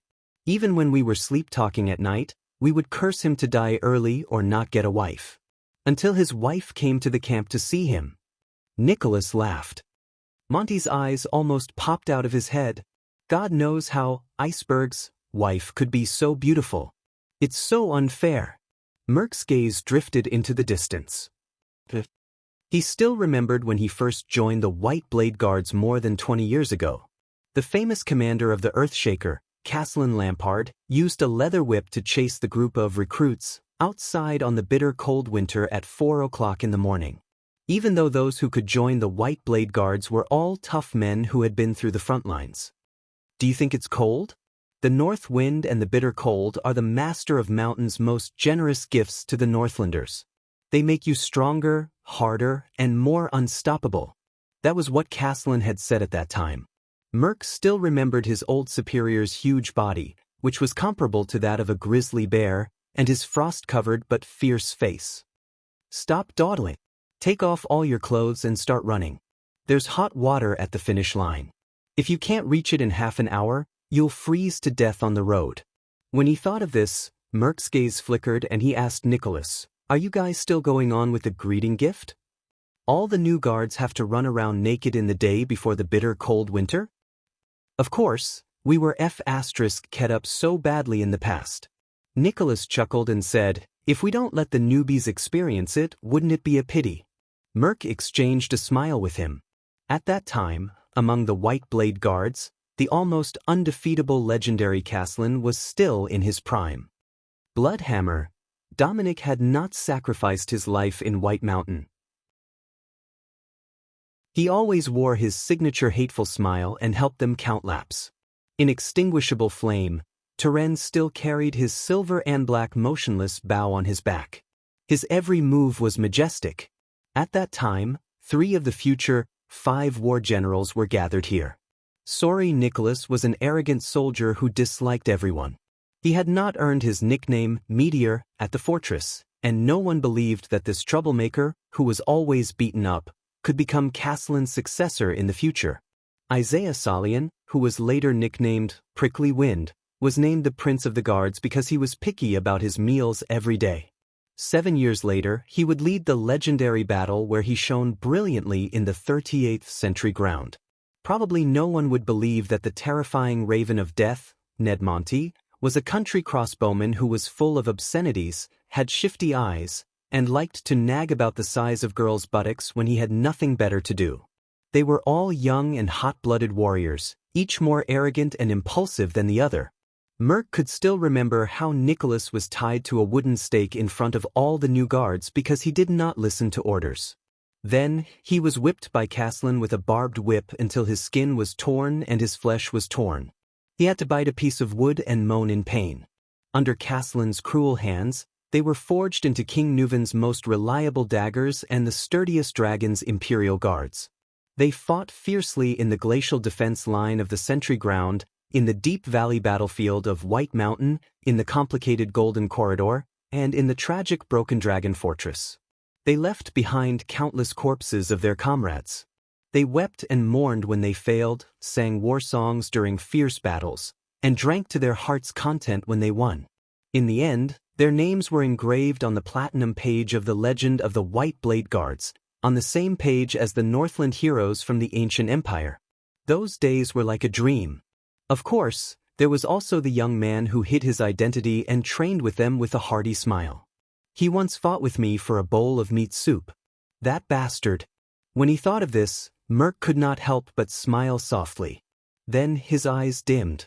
Merc sighed. And now, even my daughter is 20 years old. At this moment, Nicholas sighed. It's time. Merc withdrew his thoughts from the deepest part of his heart. He turned around and bowed slightly to the 2 small figures beside him. Please follow me, Lady Alex. It's 4 in the morning. Alex Walton, who was wearing a thick robe, looked like a beautiful girl who had just been dragged out of bed. She rubbed her sleepy eyes with one hand and blew hot air in front of her mouth with the other. She said angrily, "Why can't we talk about it tomorrow morning?" Lord Merc looked at Alex and could not help but sigh in his heart. This girl has been spoiled too much.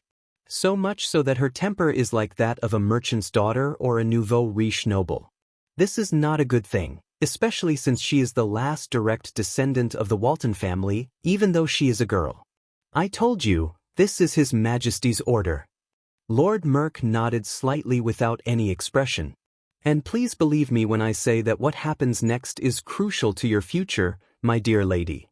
The king's granddaughter tilted her head and snorted coldly, expressing her indignation and anger at the moment. Alex pulled her robe tighter and glanced behind her. Her childish voice was full of dissatisfaction.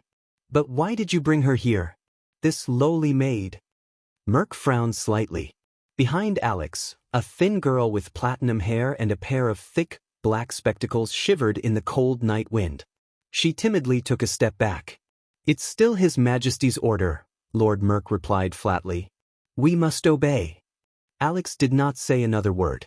She glared at little rascal behind her, and the latter hugged her arms tightly, feeling wronged.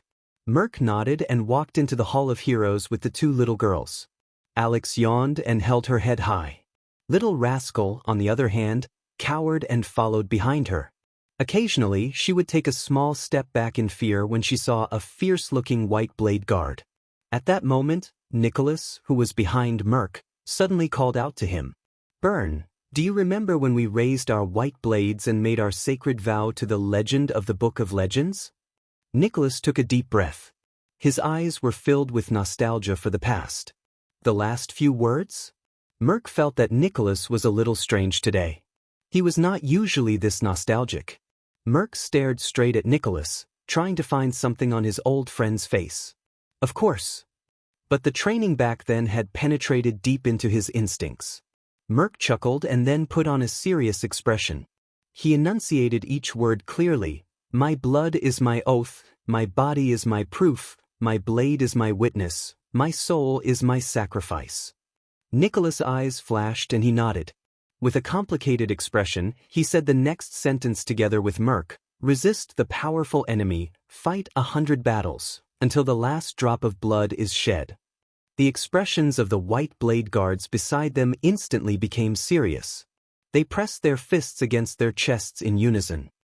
Defend life, fearlessly sacrifice, until the extinction of mankind. Alex, who was waiting, rolled her eyes and exhaled impatiently. Little rascal, on the other hand, looked at the solemn faces of the white blade guards. Her eyes were filled with excitement. Protect the future, honor the faith, until the sun and moon dim. This is the new white blade oath, little rascal could not help but mutter. In the year 1386 of the Empire calendar, Celarund found the legend of the white blade guards. He rebuilt the famous white blade guards, combining the ancient white blade oath with the Empire's knighthood oath. Shut up, idiot. Alex cut her off fiercely. You're annoying. Little rascal's eyes reddened and she lowered her head. Nicholas and Merc looked at each other and recited the last sentence in unison. Pass on hope, shine with glory, until the eternal sleep of all things. Both of them were silent for a while.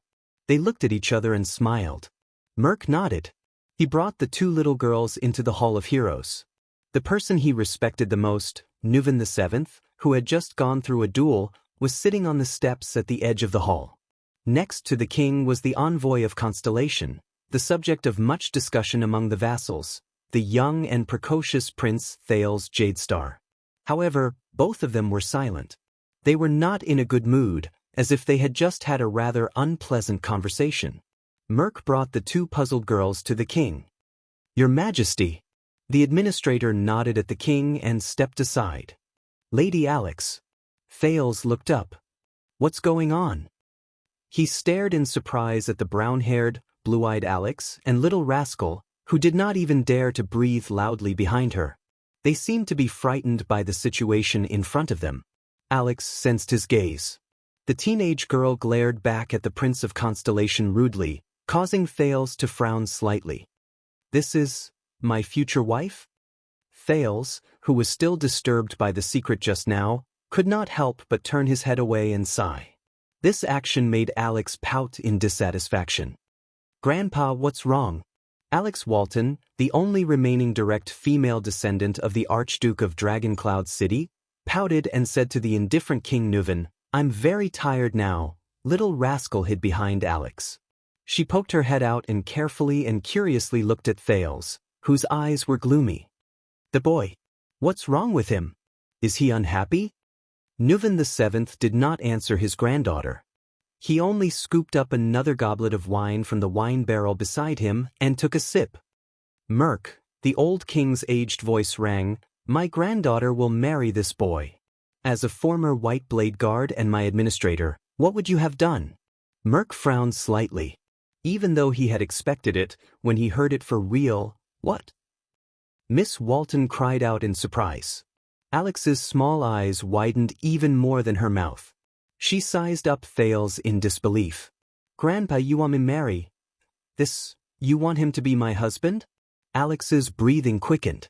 She looked at the listless Thales, the boy she met in the library in the afternoon and even lectured her on the spot. She felt a surge of grievance. He's skinny and small, and he's not even as tall as me. Alex turned her head angrily and said to her grandfather in a hurry, "Let little rascal marry him." Behind her, little rascal's face turned pale and she shivered again. "Come on, Miss Alex." Thales, who was in a terrible mood, did not have the energy to maintain his relationship with a teenage girl. Without raising his head, he said flatly, "Marrying you is not something to be happy about." Alex was stunned, then her anger turned to anger. But at that moment, Merk's voice interrupted Alex, who was about to lose her temper. "Although the Honorable Prince Thales is from Constellation, if this is your wish," Lord Merk bowed his head respectfully and reminded Alex without batting an eyelid, "I will be loyal to him, just like I am to Miss Alex." King Nuven stared at him for a full 3 seconds. "That's right." King Nuven turned his head and said to Thales, "I believe you have met him. This is Bern Merk. When he was still a White Blade guard, he was Soria's most trusted subordinate." "Soria?" Thales' expression changed. "King Nuven's eldest son?" He raised his head and looked at Merk. Merk also turned his head and nodded at him respectfully. Alex, who was panting with rage, wanted to say something, but Merk's stern gaze forced her to swallow her words. "It seems like this bad-tempered young lady is quite obedient to her father's old subordinate," Thales thought to himself. "Then, to thank you for your help, and to prove that there is no longer any enmity or conflict between us, according to Northland's custom, take a sip from my cup. Jadestar and Walton, we are friends from now on." King Nuven narrowed his eyes, raised his wine cup, and placed it in front of Thales. Thales frowned and looked at the old king with a puzzled expression. What is he trying to do? Reaffirm my identity to Alex and Merk? Or our relationship? Is this necessary? The Prince of Constellation thought for a few seconds and sighed. Lampard of Black Sand region did the same thing. He pushed a cup of wine in front of me and invited me to form an alliance with him, but I refused. A wise choice, King Nuven said with an amused expression. What about now? Under King Nuven's threatening gaze, Thales pursed his lips. Shouldn't you wait until tomorrow, release the messenger crow, and wait for my father's reply? Thales asked tentatively. If my father has other opinions, that is between your father and me. King Nuven's resolute gaze proved that he was serious and serious. But you are you, Thales, not Kessel Jadestar's son, or the second Prince of Constellation. This has nothing to do with whether you will marry my granddaughter, or whether Jadestar will form an alliance with the Walton family. I am only asking about your attitude, Thales. The old king raised his wine cup, his gaze burning. Are you willing to dissolve the enmity between me and the Walton family? Just you. Thales' heart skipped a beat. He suddenly realized that this was the first time someone had asked Thales such a formal question ever since he became a prince. Not any ancient or important title with the word Thales in it. Thales stared at King Nuven. In the end, the Prince of Constellation sighed. Of course. Thales quietly took the king's wine cup with both hands and stared at the half-filled rye wine inside. Under Merk's cautious gaze, Alex's angry little face, and little rascal's curious and nervous gaze, the old king smiled. Thales closed his eyes and took a small sip. He thought that he already had an idea of the alcoholic beverages in this world. Jayla's Sunset Pub's kitchen often served different types of alcohol, and Thales did not miss the opportunity to poke around and dig around. However, it was only when the alcohol flowed down his throat and into his stomach that he realized that even in this world, alcohol was not the same as alcohol. At least, the rye wine that was exclusively served to the King of Extet was really, cough, cough, cough. Thales smashed the wine cup on the stairs and began to cough violently. The pungent, mellow smell of alcohol surged up, passing through his throat, mouth, nose, and straight to his brain. In his previous life in the memory fragments, he was the type who would collapse the moment he touched alcohol. Thales did not know if this body in this world would be better, but at least he knew that he was definitely not suited for rye wine. Cough, cough. Thales coughed so hard that his face turned red and tears came out. Ha! Nuven looked at him and laughed heartily. Maybe we should start with something lighter. Thales felt his face burn. It's okay. Caslin told me. Thales finally composed himself. He looked at the wine cup with a bitter face, snorted, and shook his head. Children who don't drink won't grow up. Merc's expression changed. Caslin? Hearing the name, King Nuven's smile suddenly froze. Little Rascal seemed to have heard the name before. Her eyes behind her glasses lit up and she stared at Thales in high spirits. The king's expression was subtle. He looked at Thales with a strange gaze. Caslin? The old man who sells wine in Black Sand region? The smell of alcohol slowly left Thales' mouth and nose. He chuckled guiltily. Did I say something wrong? There. Under King Nuven's gaze, he stuttered, I heard from Putre that he used to be the captain of your personal guards and the former commander of the White Blade Guards. King Nuven's gaze stopped on his face, making the latter feel rather awkward. Until the king's voice rang again. The best in the history of Extet. King Nuven sighed. Although it's not fair to Nicholas to say that. Lord Merc, who was standing at the side, nodded slightly. At the same time, he gave Alex, who was about to burst into tears and was about to explode, a warning look in his eyes. King Nuven muttered, Caslin, you met him? Did he mention me to you? Yes. Thales smiled sheepishly and nodded. Caslin said that you used to be a good king. Nuven VII was slightly stunned, but he immediately slapped his thigh and laughed out loud. Ha ha. Used to? King Nuven quickly grasped the keyword. He laughed without hesitation. That's a good word. Thales was stunned. He shrugged helplessly. The king's laughter echoed in the empty hall. Merc lowered his head slightly. King Nuven stopped laughing. He exhaled as if reminiscing about the past. Tell me, that old man. What did he say about me? King Nuven snorted and asked. Thales carefully observed King Nuven's expression. He said that you are also human. You will also grow old. There will come a day when you will be bewitched by slander and beauty, and be controlled by desires and impulses. The smile on the king's face disappeared. His eyes flickered a few times, and his expression was uncertain. It caused Thales' mood to fluctuate. Finally, King Nuven let out a long sigh. I can't say that he was wrong. The hall returned to silence.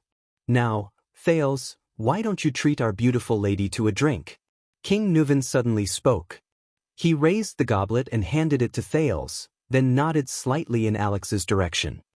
In view of your future relationship. Thales, who took the goblet, was slightly stunned.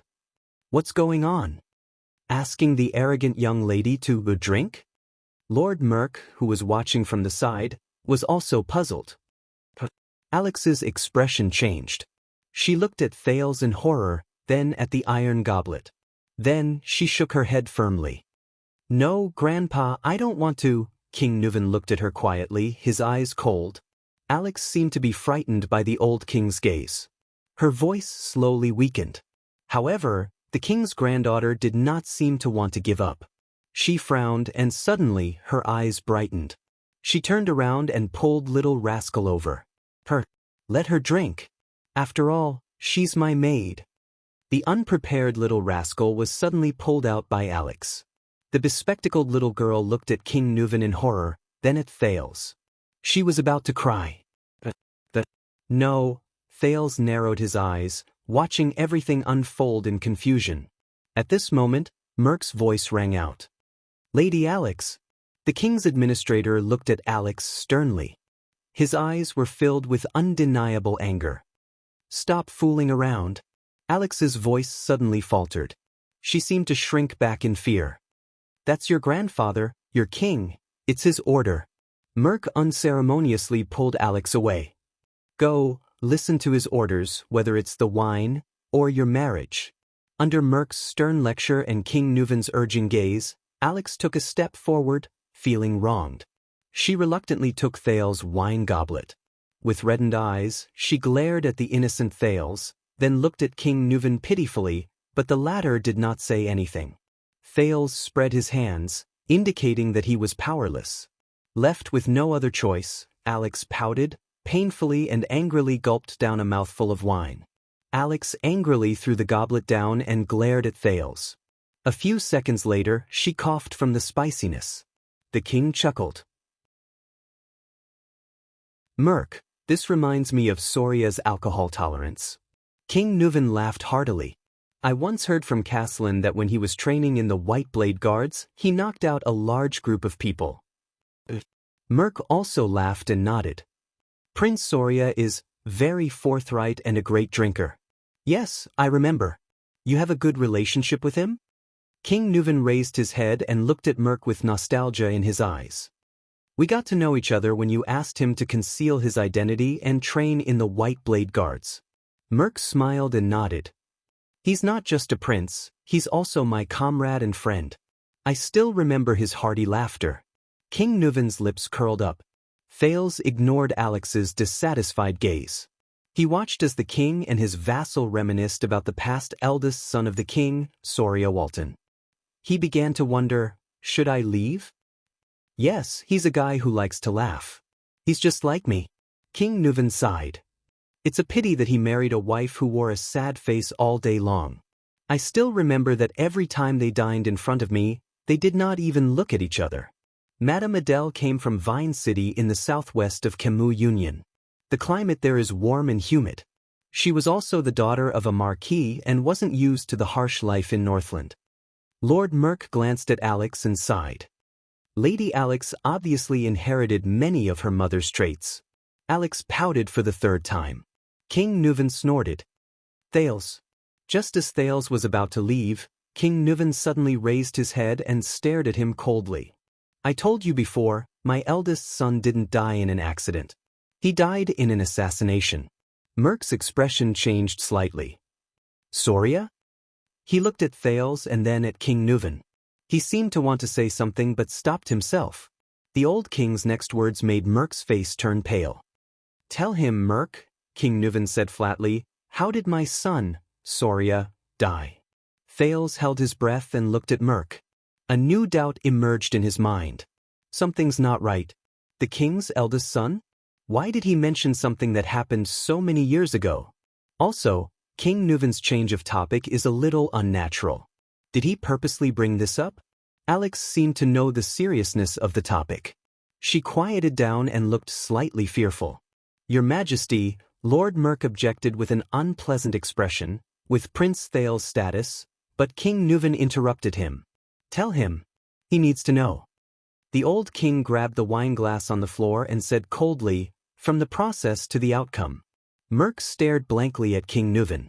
The latter's expression had become very serious and scary.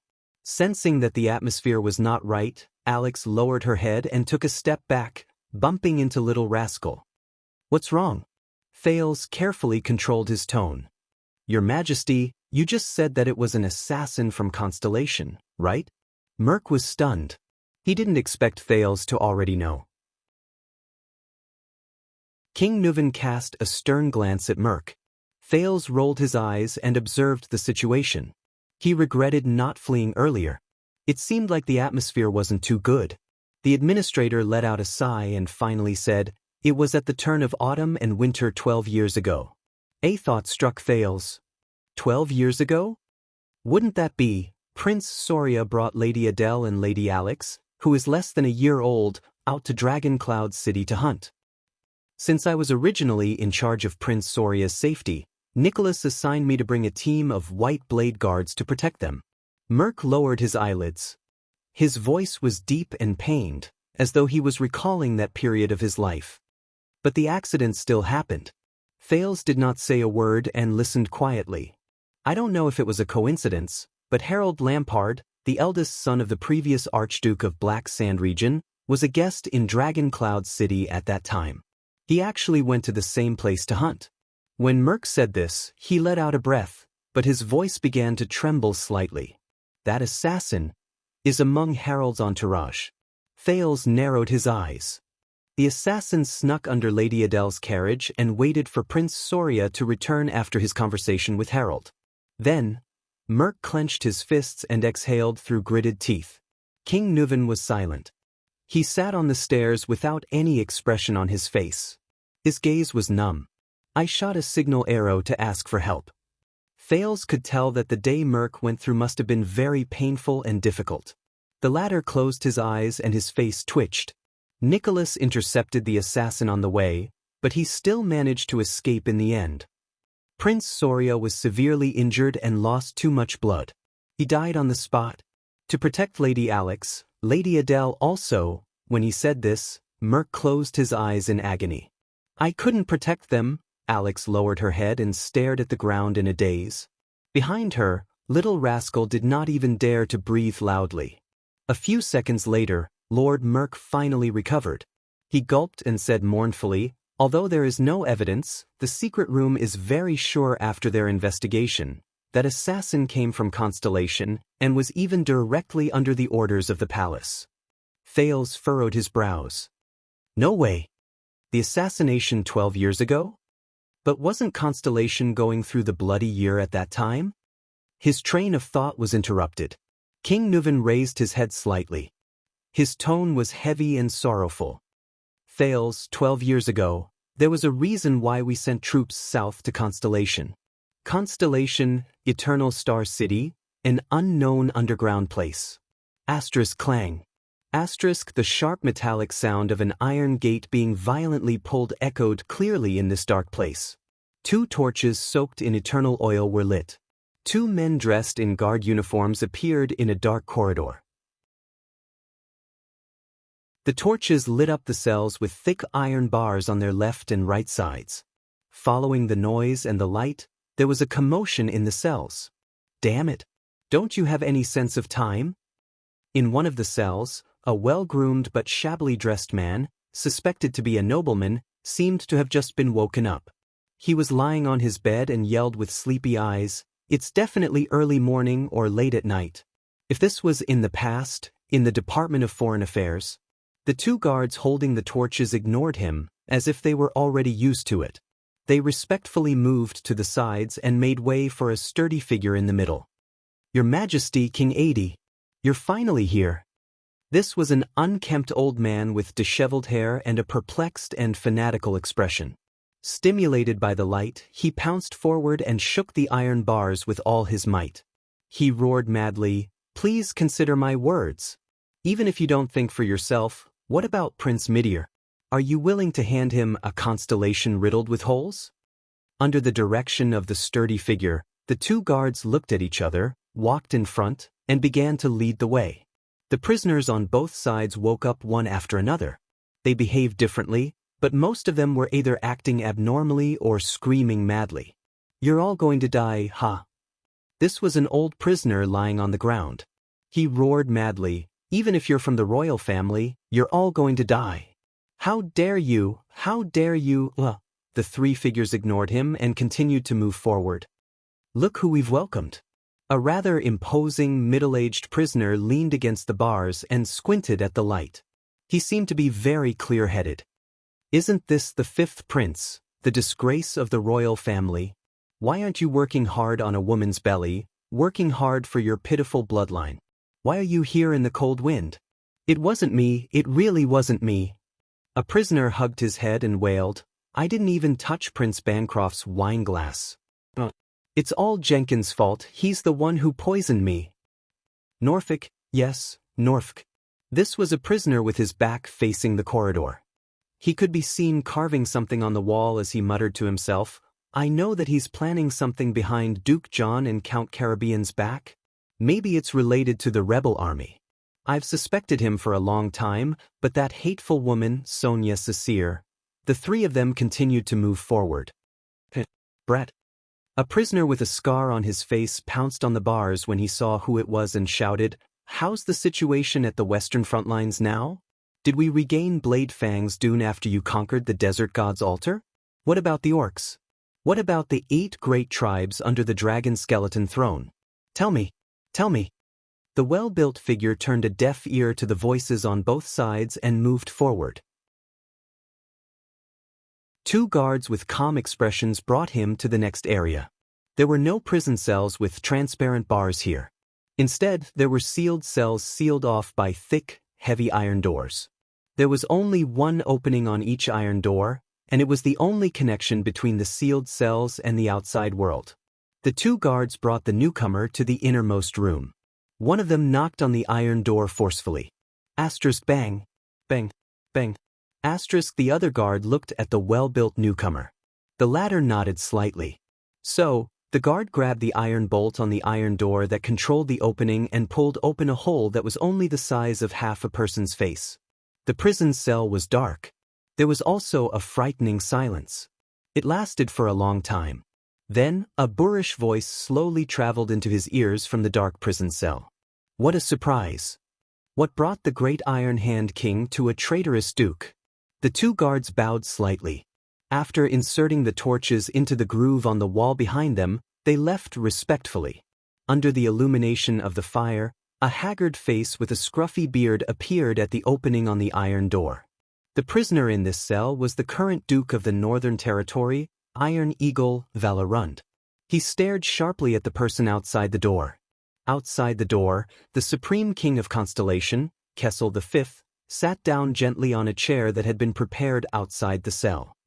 I want to talk to you about what happened in the past, Kessel said softly with an expressionless face, during the bloody year, the fall of the Northern Territory. Val's expression changed. He disappeared behind the iron door. Then, his suppressed laughter came from the cell. Under the flickering light of the fire, Kessel was silent and did not speak. There is nothing to talk about, the Duke of the Northern Territory said coldly after he had had his fill of laughter. When the war was at its most intense, I was not even in the Northern Territory. My father, brothers, wife, and sister were the ones who faced the war. If you want to talk, go talk to them in Hell's River. Kessel quietly looked at the bottomless darkness behind the opening and exhaled softly. What I want to tell you is the real cause of the war. Kessel V's voice was as powerful as before, but there was a hint of sorrow and depression in it. Extet's invasion. There was a moment of silence behind the iron door. What do you mean? Val's voice traveled slowly. The rebellion that year was terrible. The entire Blade Edge Hill and half of South Coast Hill, plus the Barren Bone tribe and orcs in Western Desert Hill, 1/3 of Constellation's land was burning in the flames of war, Kessel said calmly, as if he was describing something that could not be more normal. And after the rebels turned against us, we did not even have a ready-made army. So, your uncle was sent to recruit new soldiers. Val snorted coldly behind the iron door. Starlight Brigade. Kessel nodded, even though he knew that Val could not see him. Extet saw an opportunity. Nuvan VII frequently contacted the archdukes. The great dragon of the North's invasion was almost a foregone conclusion. They set a schedule for recruiting troops, and they would head south to Constellation at the beginning of spring next year. For a few seconds, both of them did not speak. But the Duke of the Northern Territory soon noticed that something was wrong. Wait, did you say the beginning of spring next year? Val's tone changed. Impossible, Extet clearly invaded that year's winter. This time, the silence lasted for a long time. Kessel heaved a deep sigh. Yes, that was their original plan. The king spoke in the dullest and most indistinct voice from the bottom of his throat. Because of an accident, they brought forward the invasion schedule. Val's face reappeared behind the opening.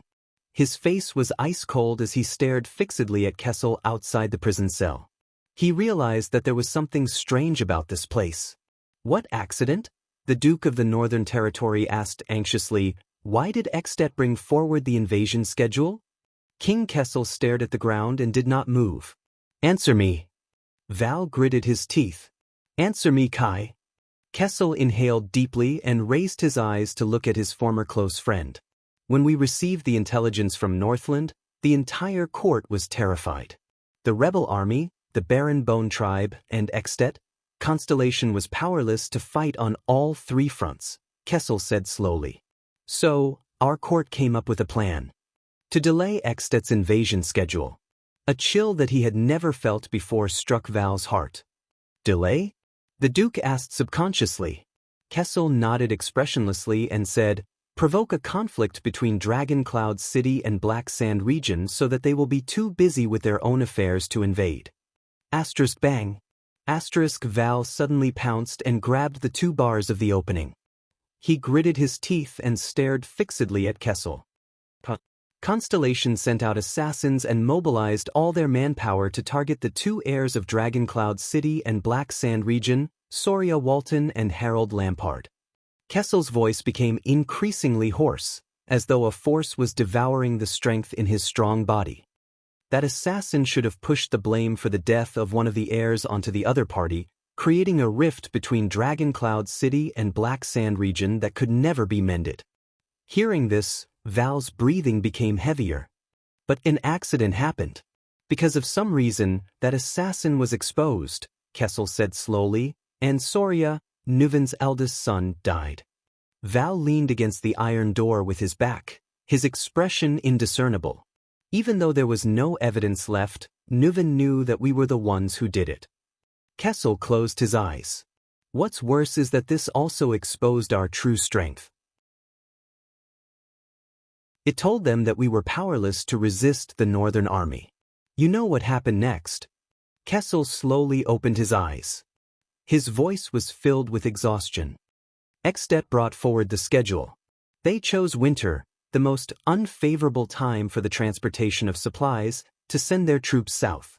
Horace brought a small number of troops, met up with Nanchester, and headed towards Broken Dragon Fortress.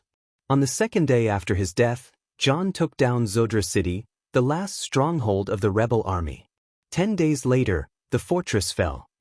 At the beginning of spring after the new year, the Extensions used the fortress as their base and flooded the lands of the Northern Territory like a tide. There was another long silence.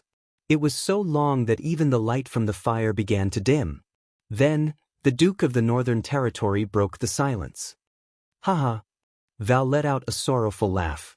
The assassination plan that was supposed to delay Extet's attack instead facilitated and brought forward their invasion schedule? Ha! Kessel did not speak. He only listened to the Duke's laughter quietly. The Duke finally stopped laughing. A faint voice asked, "Who?" Val gripped the metal door and gritted his teeth in grief. Who came up with this damned plan? King Kessel looked at Val, at his expression that was a mixture of sorrow, pain, anger, hatred, and shock. The king shook his head. Father had no choice. Starlight Brigade suffered a series of defeats at first.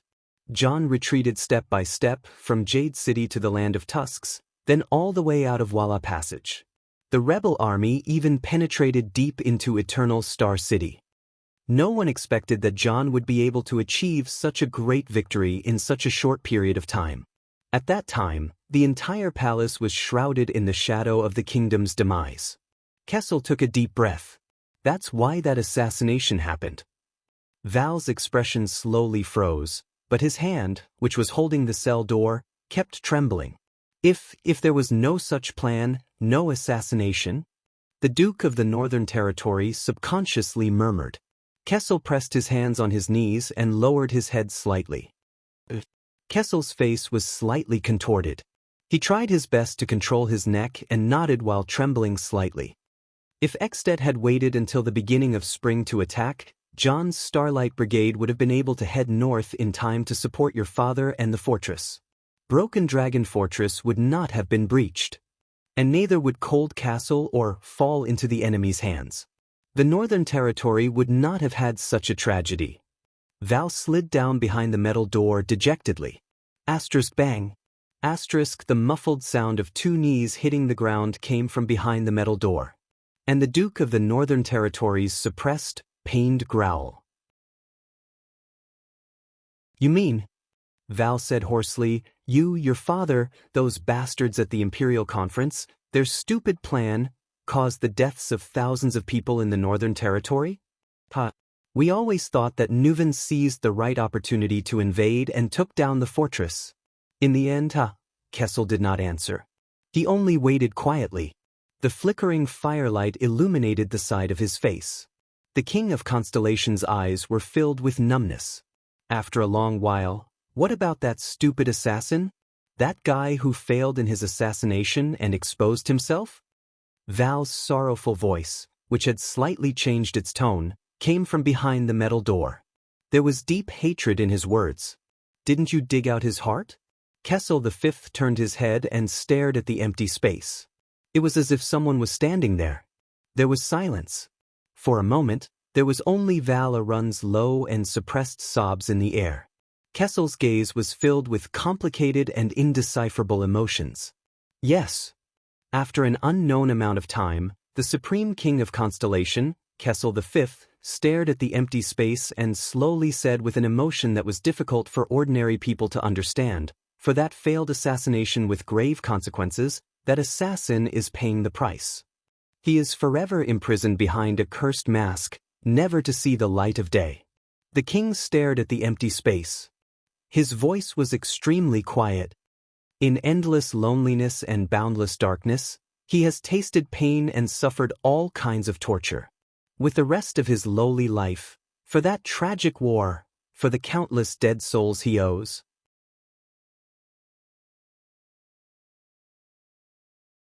Chapter 159. There was silence in the Hall of Heroes. "You know, Thales, when Soria died," Thales adjusted his breathing and heartbeat and looked at King Nuven. "Anger, madness, hatred. It made me want to unleash the wrath of the Walton family and Dragon Cloud City at all costs." The old king's eyes were lifeless, as if he was looking at another world through Thales. In comparison, gaining benefits and even conquering constellations seemed to have become secondary. Thales did not speak. It was inappropriate for him to say anything at that moment. King Nuven slowly raised his eyes and looked at the grief-stricken Merc. "Merc, why didn't you protect him and Soria?" The king's expression was very unpleasant. "You are a white blade guard. You should have been by his side to ensure his safety." Merc bowed his head deeply. His expression became even more pained. Alex seemed to be very concerned about this topic. She looked at the grief-stricken King Nuven, then at the grief-stricken Merc. Her breathing quickened, which made little Rascal, who was behind her, less nervous. "Merc," the king's granddaughter whispered pitifully, "Not now, my lady." Merc shut his eyes tightly. His breathing was rapid as he interrupted Alex. Alex's face turned pale. She curled her lips and trembled slightly. She grabbed little Rascal's hand behind her. The latter had a frightened expression on her face. "I cannot absolve myself from the blame for Prince Soria's death." Lord Merc clenched his teeth and looked sad. "Your Majesty, you were lenient and did not punish me. Nicholas only grounded me for a few days as a token gesture. But after 12 years, that kind of guilt tortures me day and night, all the time, all the time." King Nuven stared at him silently and sighed after a long time. The old king swirled the wineglass in his hand. "I have no reason to blame you. Not only that, I trusted you even more and promoted you to be the king's administrator. Because I know." King Nuven's expression was gloomy and his tone was gloomy. "You are Soria's most trusted person. He unreservedly entrusted his life, safety, and family to you." Administrator Merc shuddered. He placed his right fist on his chest, bowed, and said with a trembling voice, "I will devote the rest of my life to serve you, Lady Alex, the Walton family, and Dragon Cloud City." Thales sighed softly. At that moment, many faces appeared before his eyes. King Kessel, Queen Kia, Duke Arund, King Nuven, Archduke Pofrit, Gilbert and Merc, Lady Gines, the Kingdom's Wrath, the Fortress Flower, the veteran Gened, the new recruit Willow, and so on. It seemed that what happened 12 years ago had changed the fates of many people. Regardless of whether they were stars or colossal dragons, regardless of whether they were nobles or commoners. King Nuven sighed softly.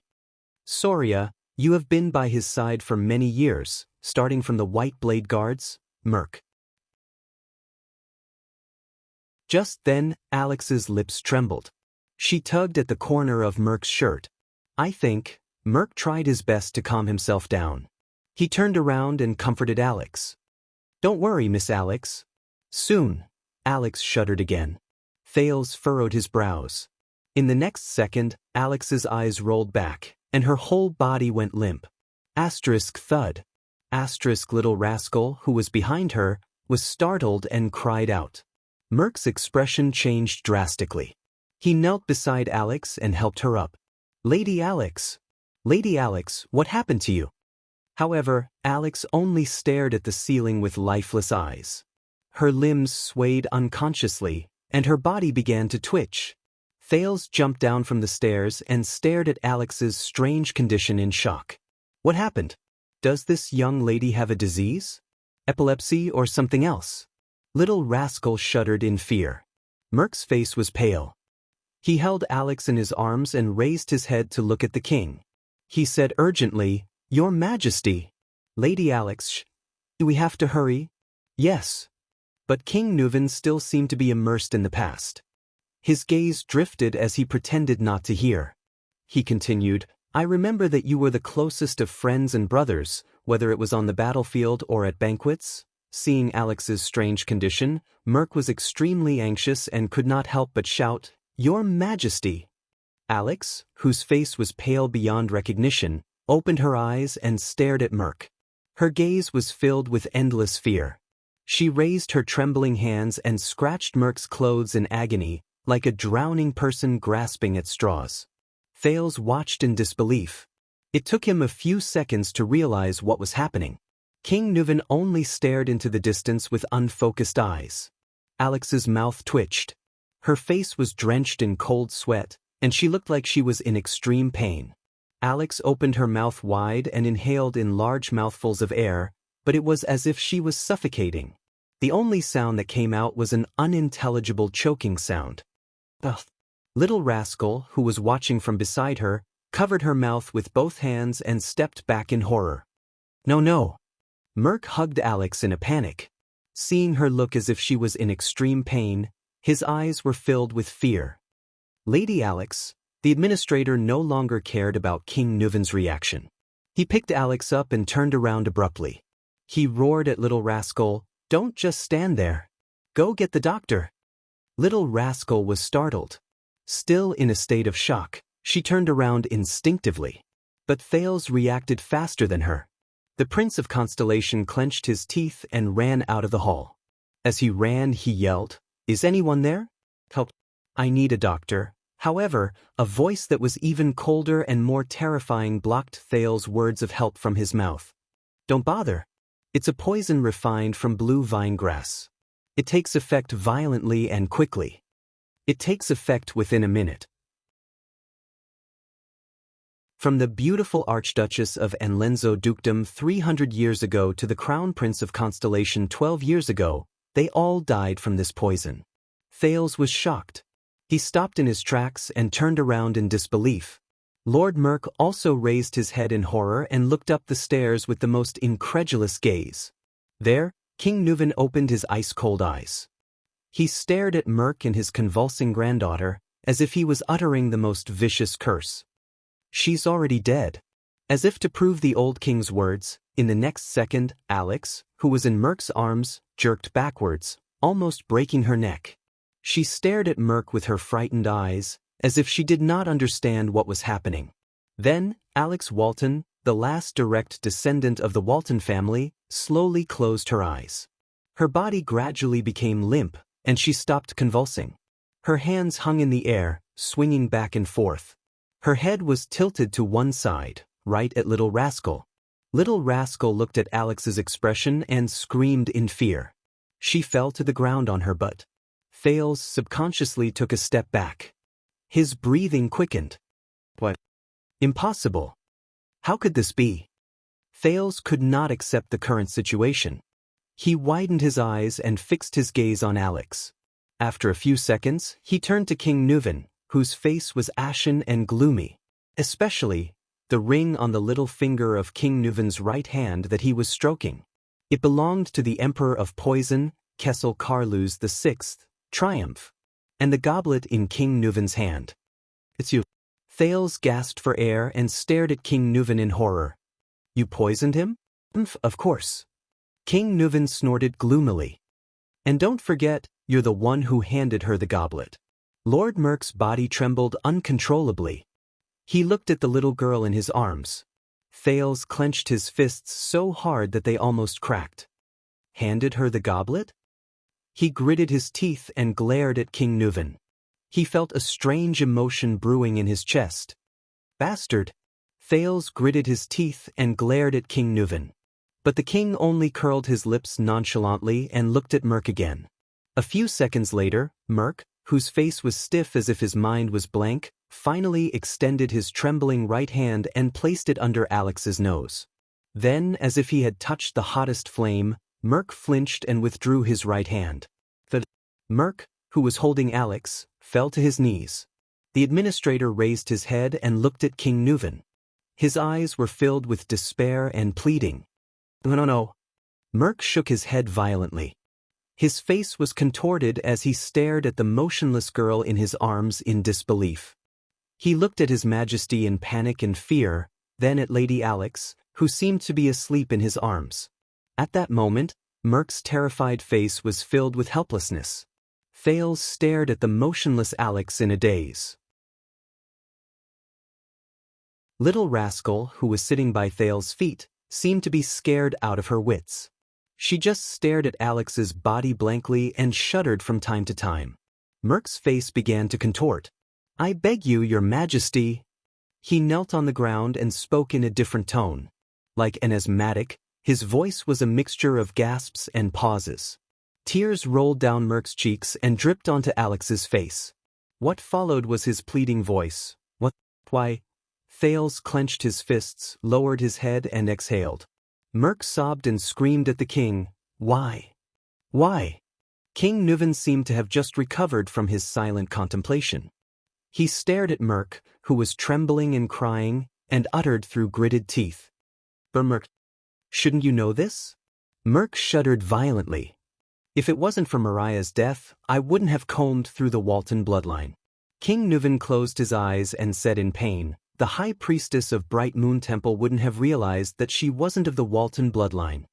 Merk stared at King Nuvan with his eyes wide open and trembling in disbelief. Thales' jaw dropped. He stared blankly at Merk and the little girl in his arms. Bloodline?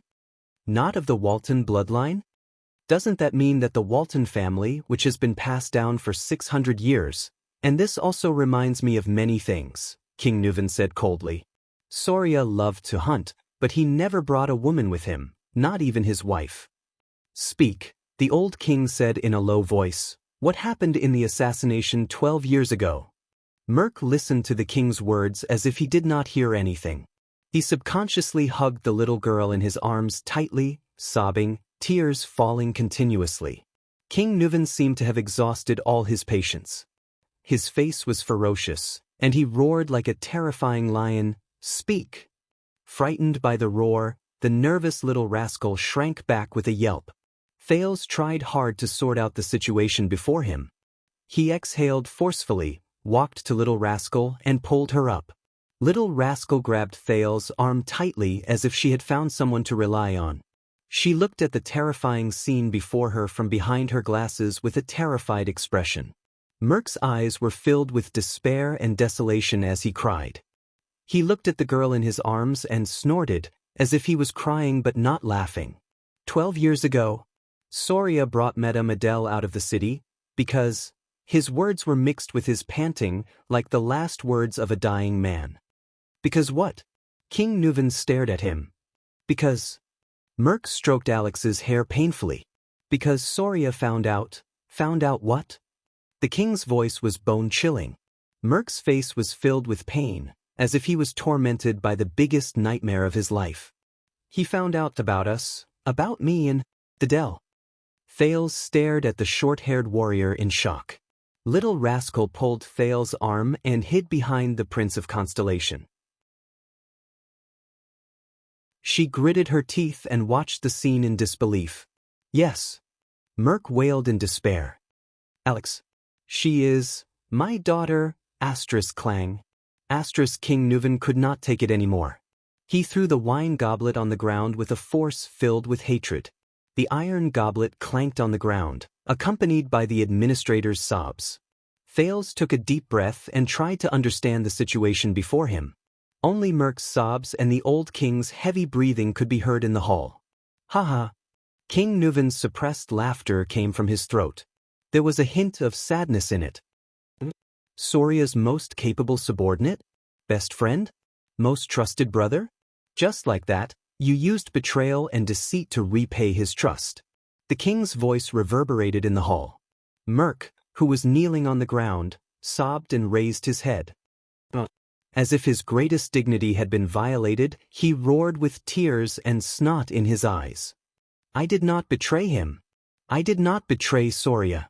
Thales watched the scene in front of him with an unpleasant expression. He only felt bitterness in his heart.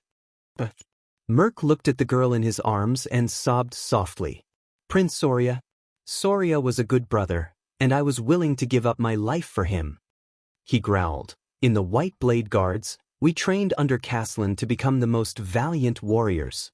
When we were in the 38th century ground, he crawled with a broken arm to block a fatal hammer blow for me. When my mother was seriously ill and my sister came to Dragon Cloud City to look for me, he personally sent a doctor to save my mother's life. When we were surrounded in White Mountain, he and I had our backs against each other. Those sharp-eared arrows pierced through my left shoulder and his right shoulder. We cursed each other's luck and fought back to back as we retreated.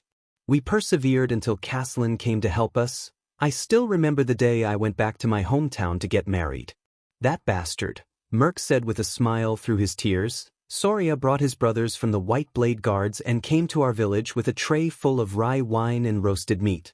He raised the Red Dragon flag and the Cloud Dragon spear flag. The local counts and knights all came. The expression on the village chief's face was even more exaggerated than when his son became a tax collector. Mother was very happy. She finally felt that her son had made a name for himself. Soria, I have always treated him as my closest brother, comrade, your highness. Merk roared angrily with tears streaming down his face. I will never betray him. King Nuvan stood up abruptly, his hair and beard bristling with anger. Bullsh *T. Thales felt his hand tighten. Behind him, little rascal began to tremble again. He could only try his best to hold little rascal's hand and comfort her. You cheated on my son, the man you were supposed to be loyal to. King Nuvan's eyes were burning with anger. He said loudly, you cheated on my son, the man you were supposed to be loyal to, with his wife, and even gave birth to your child. You tarnished the Walton family's dignity and bloodline. Do you think this is not a betrayal? You have never treated him as a brother in your guards, a man you should be loyal to with your life and honor. Traitor. Kneeling on the ground, Merk listened to the king's words and looked at Alex, his daughter, in his arms. With tears streaming down his face, he roared in grief and indignation, "Ah!" He closed his eyes in agony. Thales gritted his teeth and frowned as he watched the confrontation between the king and his vassal. He felt a wave of sorrow in his heart. It's not like this. Adele, she was so good, so gentle so. Merk lay on the ground. He clenched his right fist and pounded the ground miserably. She shouldn't have married into Dragon Cloud City. Shouldn't have met Soria. Should have met you. King Nuvan's words were filled with terrifying emotions. Shameless traitor? Adele. That was a mistake. Merk's teeth trembled as he caressed his daughter's face. His expression changed several times as if he was looking at another person through her. Whether it was me and her or Soria and her, it was all a mistake. She shouldn't have left Camus Union, Vine City, the flowers, and the blue sky that she cherished. She only belonged there. As for Soria, he's a good brother and a good warrior, but he never cared about women. Prostitutes, women he captured after the war, maids in the castle, and ladies of the nobles. None of them made a difference to him. Merk put his face against Alex's and cried, Soria, Soria, Soria. In Soria's world, there was only wine and battles, politics and victory. The only people he cared about were warriors, friends, and enemies. On the night of their wedding, Soria was dead drunk. I stood guard outside their bedroom. That sound was like a gun exploding. Adele's resistance and sobs. I guess Soria thought that it was a celebration after another battle. The next morning, Soria went hunting. He left me to watch over Adele. Her expression, that was not the expression a newlywed wife should have. Thales listened to Merk's desolate and painful confession with an unpleasant expression. Finally, one day I saw Adele trying to cut her wrist with a pair of scissors. I told Soria and tried to persuade him to treat his wife better. But Soria thought that she had insulted the dragon spear family. Every time, he would angrily pick up his whip and teach her a lesson. Soria said. At that time, I stood at the door, clenching my fists, listening to Soria's roar and Adele's screams. I was angrier than Soria, more in pain than Adele. Merk hugged Alex tightly. His eyes were closed, and tears gushed down his cheeks like a flood. Since then, Adele wanted to commit suicide more than once, and I stopped her more than once. But I hid it from Soria, because I did not want Adele to be hurt by him again. Adele? She's like a flower that has been trampled on and abandoned. Soria's attitude towards women is even more terrifying than the most inflexible Northlanders. When he's in the mood, he'll force her. When he's not in the mood, he'll ignore her and be indifferent to her. Thales closed his eyes and sighed heavily. Adele. She was too lonely, too pitiful. Merk stroked his daughter's hair, his eyes filled with sadness. She traveled a long way to come here, and Soria did not know how to cherish her. He only treated her as a puppet and a chess piece, a bargaining chip to form a marriage alliance with Camus Union. I tried everything. I just tried to make her happy, tried to stop her from committing suicide again.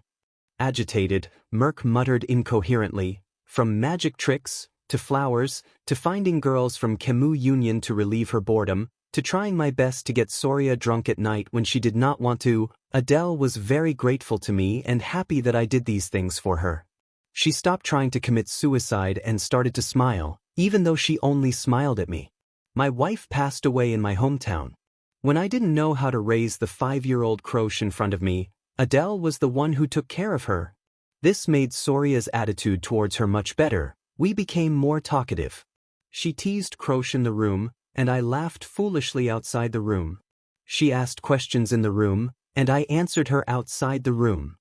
King Nuven's expression was cold, but he did not say a word. Finally, that day, we won the war against the White Elves and the Alliance of Freedom. Merk sobbed softly. We returned to Dragon Cloud City in triumph, and Soria drank with us all night.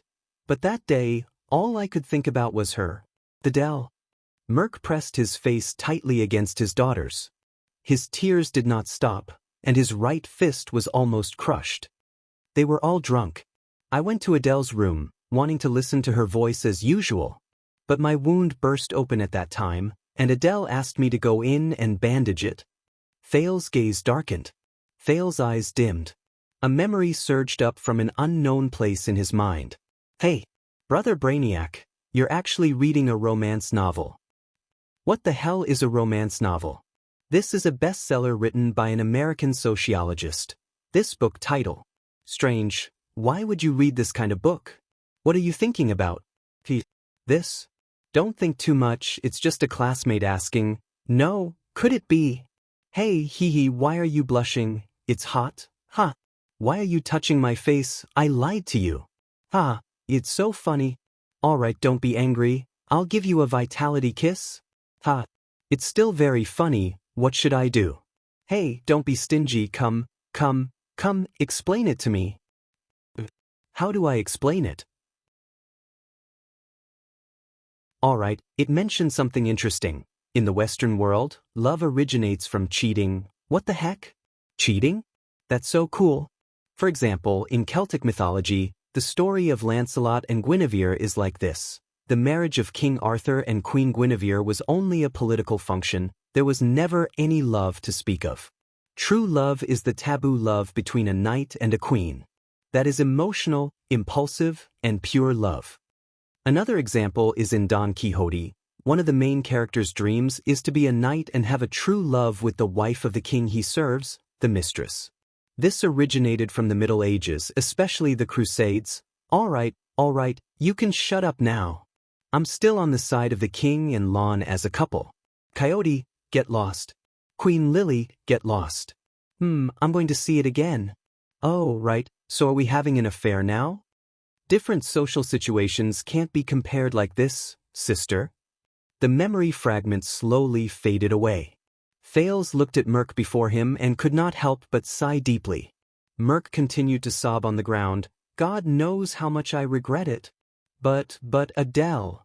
Soria began to suspect not long after Alex was born. Soon he found out the truth.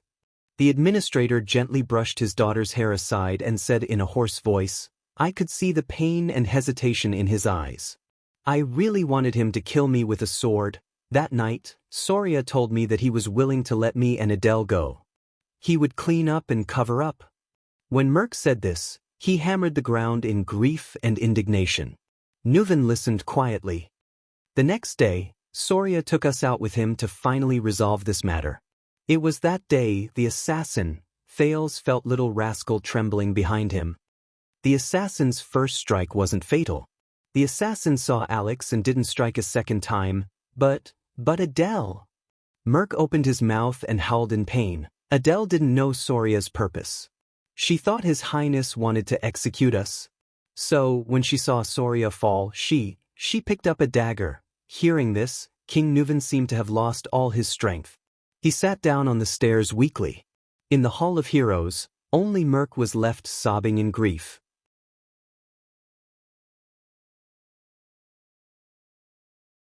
Chapter 160. When Prince Soria fell into a pool of blood, his eyes. Merc rested his chin on his daughter's forehead, filled with grief. I knew that we had committed an unforgivable sin. I could have stopped her. Then why didn't you? King Nuven raised his head. He gritted his teeth and interrupted the weeping man on the ground. You just stood there and watched Soria being murdered by that woman? Or rather, you were hoping in your heart that Soria would disappear as soon as possible. King Nuven almost roared at the last sentence.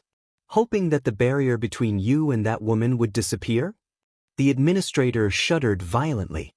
He looked at King Nuven with trembling, terrified eyes. At that moment, Thales truly felt the fear, sadness, and helplessness in Merc's heart, and the deepest despair and numbness, and the fear of being exposed. Merc's expression gradually changed. He slowly lowered his head, his face contorted hideously. Finally, he punched the ground beside him and shouted in grief and indignation. No! The administrator panted violently. His expression changed several times. I was going to turn myself into you. Merc panted, his head almost touching the ground. But Adele held a dagger to her neck and cried, forcing me to take them away.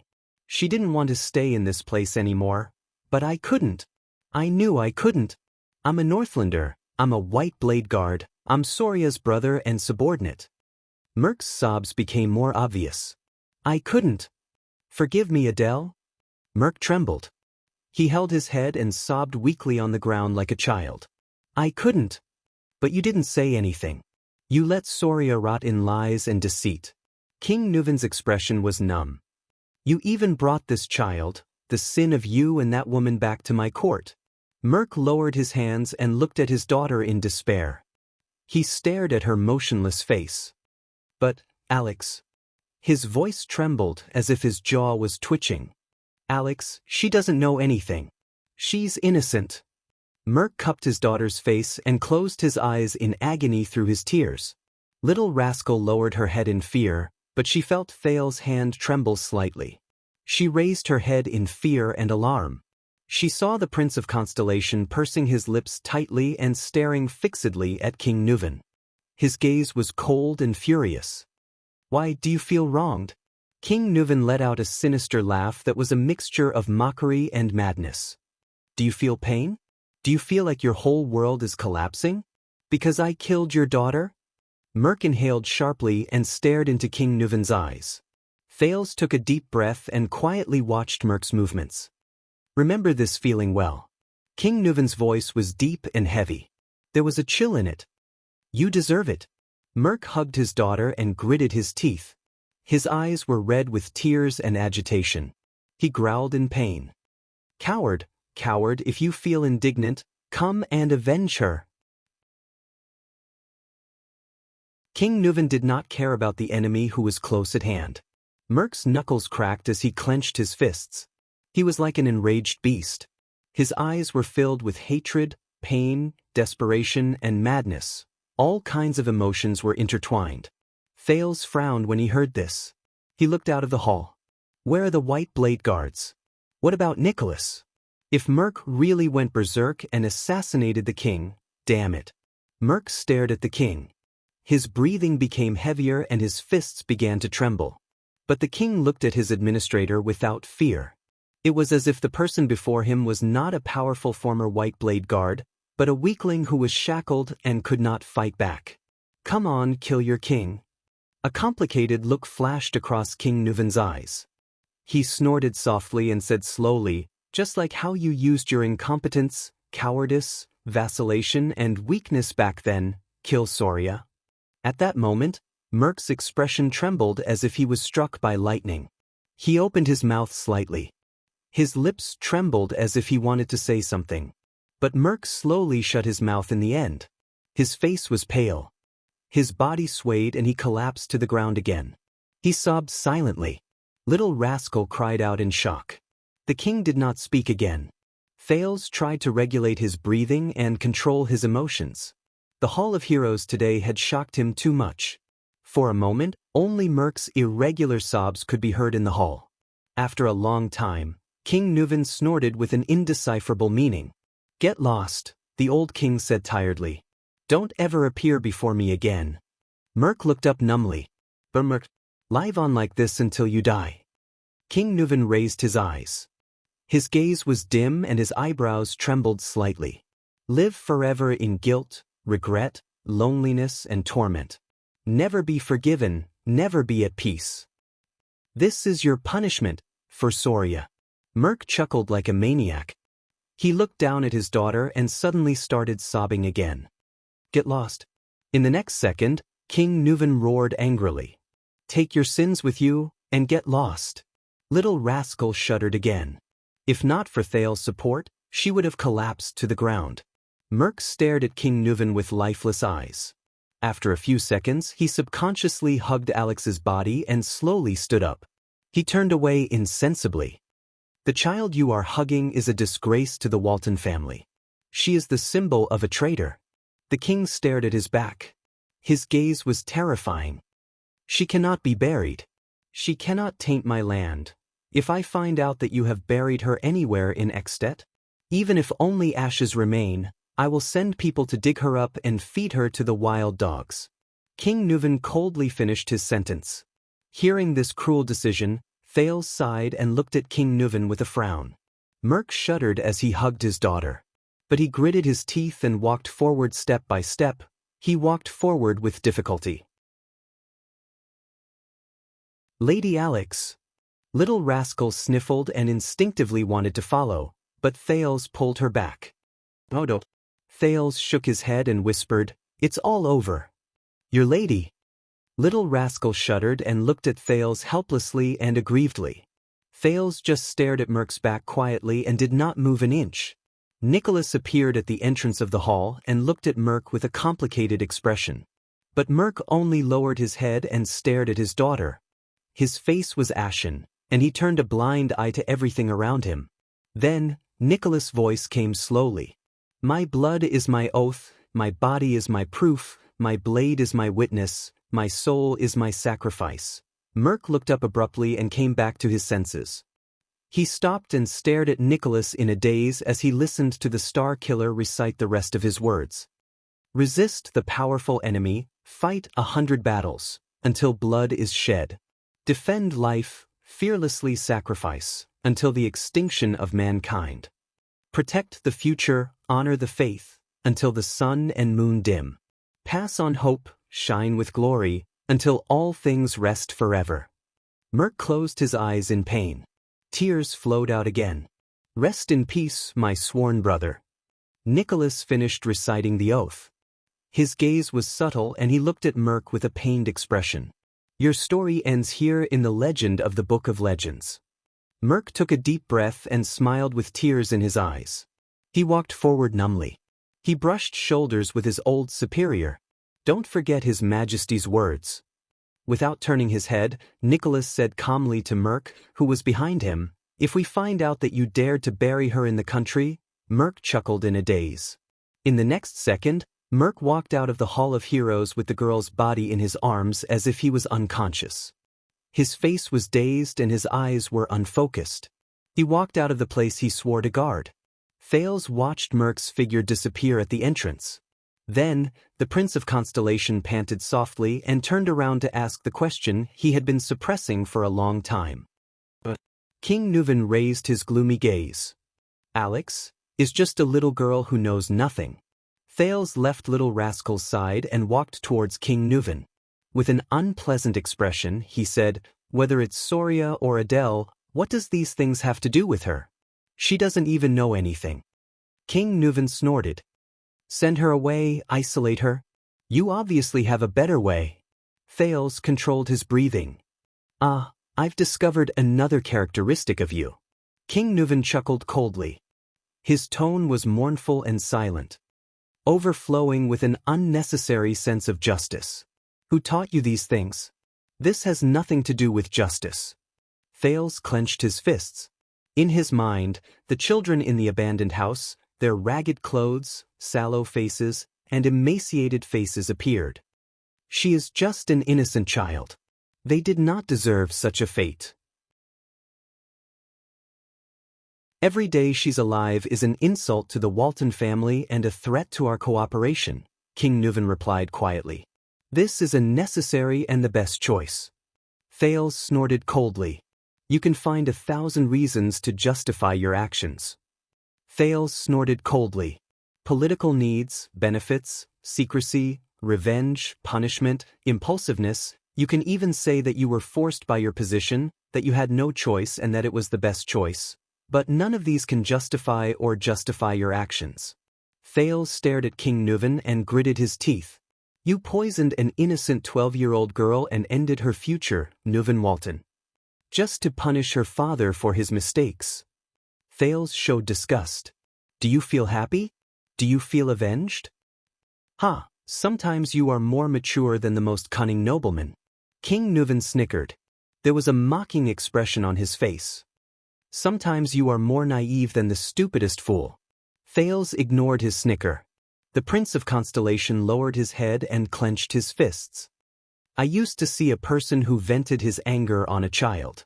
He could not face his own failure and shame, so he vented his anger and hatred on a child who had nothing to do with him.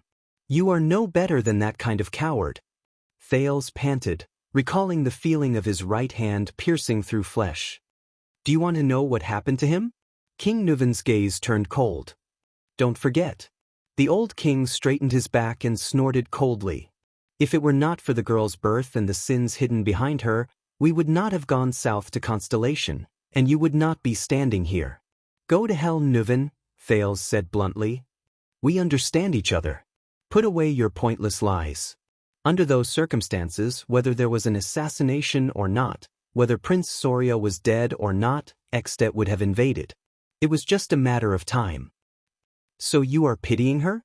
King Nuven laughed coldly in a low voice. As I said, you better get used to this kind of life as soon as possible, little prince. Just like how your enemies will not show mercy to you just because you are an innocent 7-year-old child. Thales looked at him, suddenly burst into laughter and shook his head. Caslin may be wrong. It is not that you have changed, nor is it that you are old, Thales said mockingly. It is just that you have always been like this. Soria, Mariah, Pofrit, Merk. Do you know why they had that kind of tragedy? King Nuven furrowed his brows. Thales said coldly, if the Walton family has been using such methods to govern your country and treat your vassals and subordinates for the past few decades or even 100 years, then don't expect them to repay you with loyalty and integrity. The reason why they died like that was all because of a father like you. Thales finished what he wanted to say and stared at the king before him. He actually felt at ease. He did not feel the slightest bit guilty of blaming and offending the common elected king of Extet. King Nuvan fixed his gaze on him and did not speak for a long time. Then, the old king's expression became serious. He stared straight at Thales with a complicated gaze. "You think this is cruel, don't you?" the king said softly. "You haven't seen anything crueler." Thales frowned slightly. "You," King Nuvan said slowly with the majesty of a king, "come before me." Thales took a deep breath. Damn old man. What is he going to do now? He slowly raised his head and looked straight at King Nuvan. He lifted his leg and took a step forward. But he did not even take a step forward. "It's not you." The king's gaze, which was as sharp as a sword, went past the Prince of Constellation and shot coldly behind him. King Nuvan said coldly, "I said, it's that child." Thales was stunned. His pupils shrank abruptly. Thales turned his head in a daze and stared at Little Rascal behind him. Little Rascal, who had been holding her breath and not daring to breathe loudly, suddenly realized something. She shuddered. Little Rascal glanced at the king in disbelief, then looked at Thales as if asking for help. She seemed to have never experienced such a scene before. She was extremely flustered, terrified, and on the verge of tears. "Don't make me say it a third time." King Nuvan stared at her with a cold expression. Little Rascal trembled all over. She did not dare to raise her head. However, her many years of experience still made her walk towards the king with trembling, fearful steps. Thales stared at everything in front of him, puzzled. Little Rascal stood in front of King Nuvan. She stared at the ground and trembled. "Ever since Soria was assassinated, I've been keeping Alex under tight protection," the old king said flatly. "Most people don't even know Alex's name. They only know that she exists. Fortunately, not many people know this secret, this truth." King Nuvan's gaze was terrifying. His tone was firm. "From the scullery to the bedroom, from the guards to the maids, everyone who knows Alex has been eliminated on your way here. There's only one left." Little Rascal trembled violently. Tears slid down her cheeks. "No, I didn't see anything, I don't know anything." King Nuvan lowered his head and raised his right hand. He stared at the black ring on his finger with a subtle gaze. Thales' breathing instantly quickened. He vaguely knew what the old king wanted to do. Thales hurriedly strode towards King Nuvan. "You," but Thales did not take more than 2 steps before his shoulder was firmly gripped by a strong hand from behind. Pain shot through his shoulder. "Stay here." Nicholas the Star Killer coldly restrained him from behind. "Don't cause trouble, little prince." Thales immediately felt that half of his body could not move. "No, you saw the scene just now. That's secret, didn't you?" King Nuvan slowly said to Little Rascal in his old and deep voice. "And you're also one of the few who knows of Alex's existence." Little Rascal watched Thales' fate with tears streaming down her cheeks. She then looked at King Nuvan's expression and trembled in fear. "I beg you, your majesty," she cried. "I'll be good. I'll stay in the castle. I won't say anything." King Nuvan continued to rub the triumph on his finger and chuckled. Thales gritted his teeth and stared at the little girl before King Nuvan. "Oh, damn it." Thales shot a hateful glance at Nicholas, then at King Nuvan. "Guess." The next moment, King Nuvan sneered and gripped Little Rascal's hand tightly. "What will happen to you?" "Nuvan." Thales struggled with all his might, but under the suppression of the leader of the White Blade Guards, his resistance was futile. King Nuvan's expression was cold. He pulled Little Rascal's hand to his right hand. No, Little Rascal was so frightened that she was about to cry. "No." Thales clenched his teeth and drew JC's dagger from his waist. He swung it at the Star Killer at a strange angle. The fourth offensive style of the Northland military sword style. The ambush style. Then, Thales opened his mouth in shock. He saw King Nuvan stretch out his right hand and place the ring on Little Rascal's palm. Little Rascal stared at her palm in a daze. She stared at the black gemstone ring with a silver ring on it. This is the token passed down through the generations in the Walton family. Triumph, King Nuvan said calmly and coldly. From now on, you are the last descendant of the Walton family. I am the granddaughter of Nuvan Walton, the common elected king of Extet and the Archduke of Dragon Cloud City. I am the only daughter of Prince Soria Walton and Marquis Gloucester of Vine City, Adele Walton. Thales and Little Rascal stared blankly at King Nuvan. Saroma Alex Soria Walton, King Nuvan said softly. This is your name. Little Rascal gasped subconsciously. Her face was ghastly pale. A few seconds later, she finally realized what King Nuvan meant.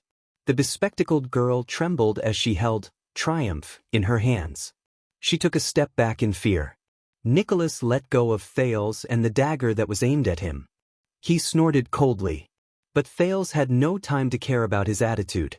He got up from the ground and looked at King Nuvan in shock. He then looked at the absent-minded little rascal, who was frightened and helpless. You must forget everything in the past, whether it is your birth or the girl you served. King Nuvan continued with his emotionless but forceful words. You will listen to my orders and become a lady of the Walton family. You will marry that boy in exchange for Jadestar's support and protection of the Walton family, as well as the connection between the two families. You must revere him, listen to him, serve him, assist him in the name of Saroma Walton, support him, support him. Little Rascal glanced at Thales, trembling. Her eyes behind her glasses were watery. No, but King Nuvan interrupted her, please. Remember your first middle name, Alex. It will forever remind you of your true identity. It will remind you of the night that changed your fate. But this is also a warning. King Nuvan's eyes flashed.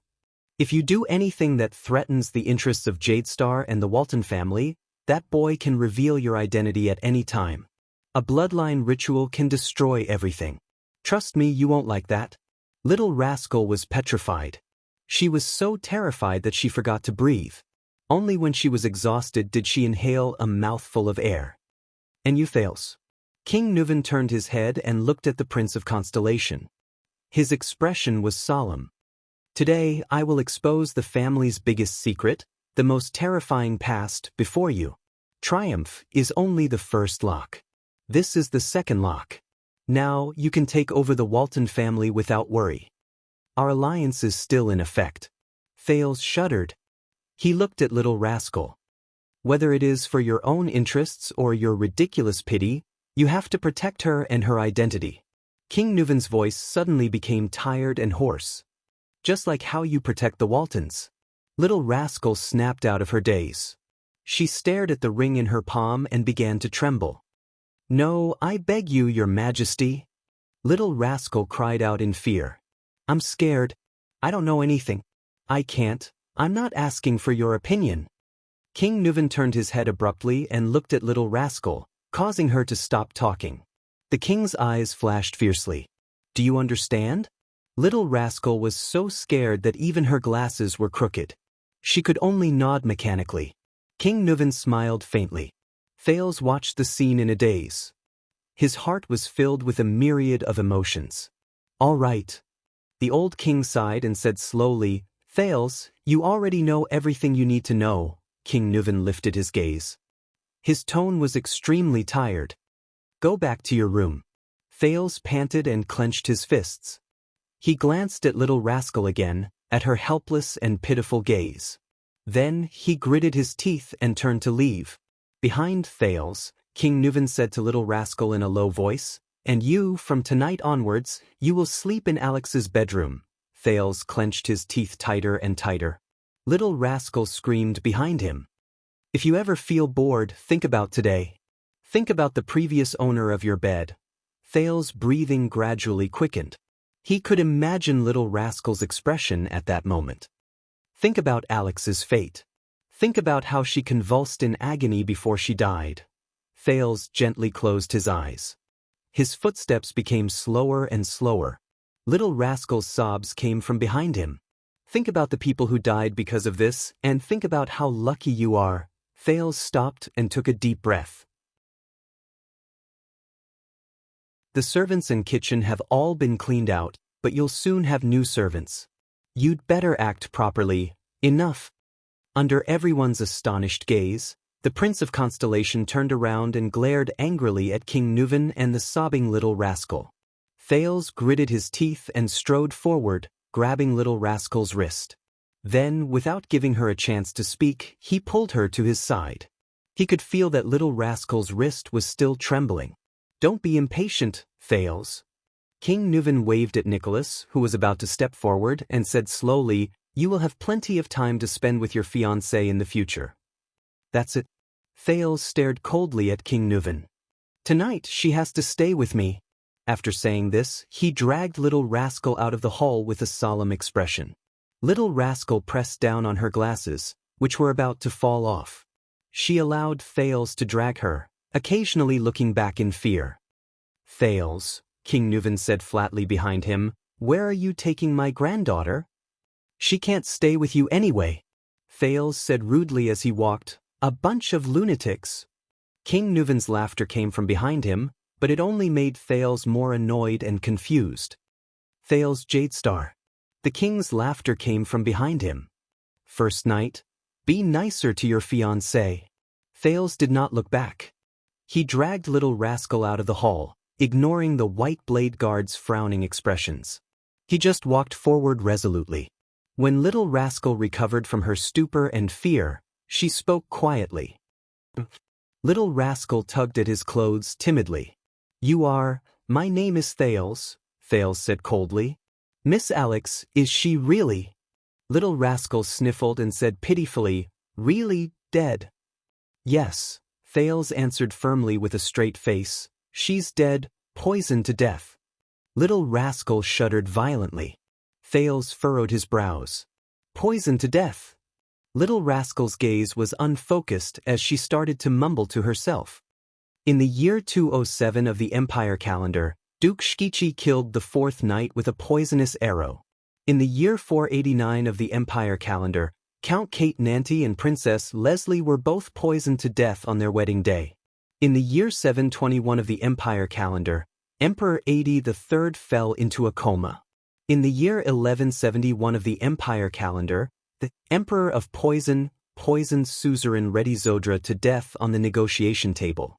In the year 218 of the calendar of eradication, Archduke Lloyd Alsius was poisoned to death by the mourning Archduke.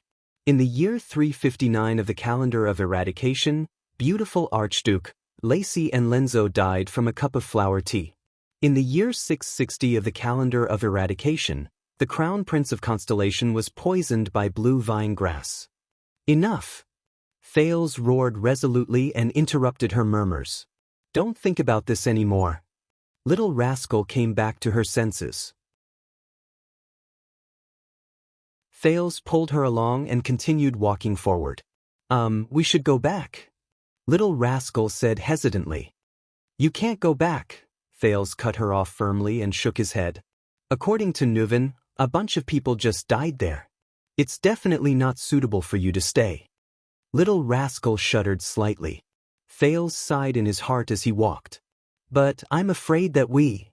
Little rascal said hesitantly again. "You don't have to be afraid. There's no bastard like Nuven here," Thales said quietly.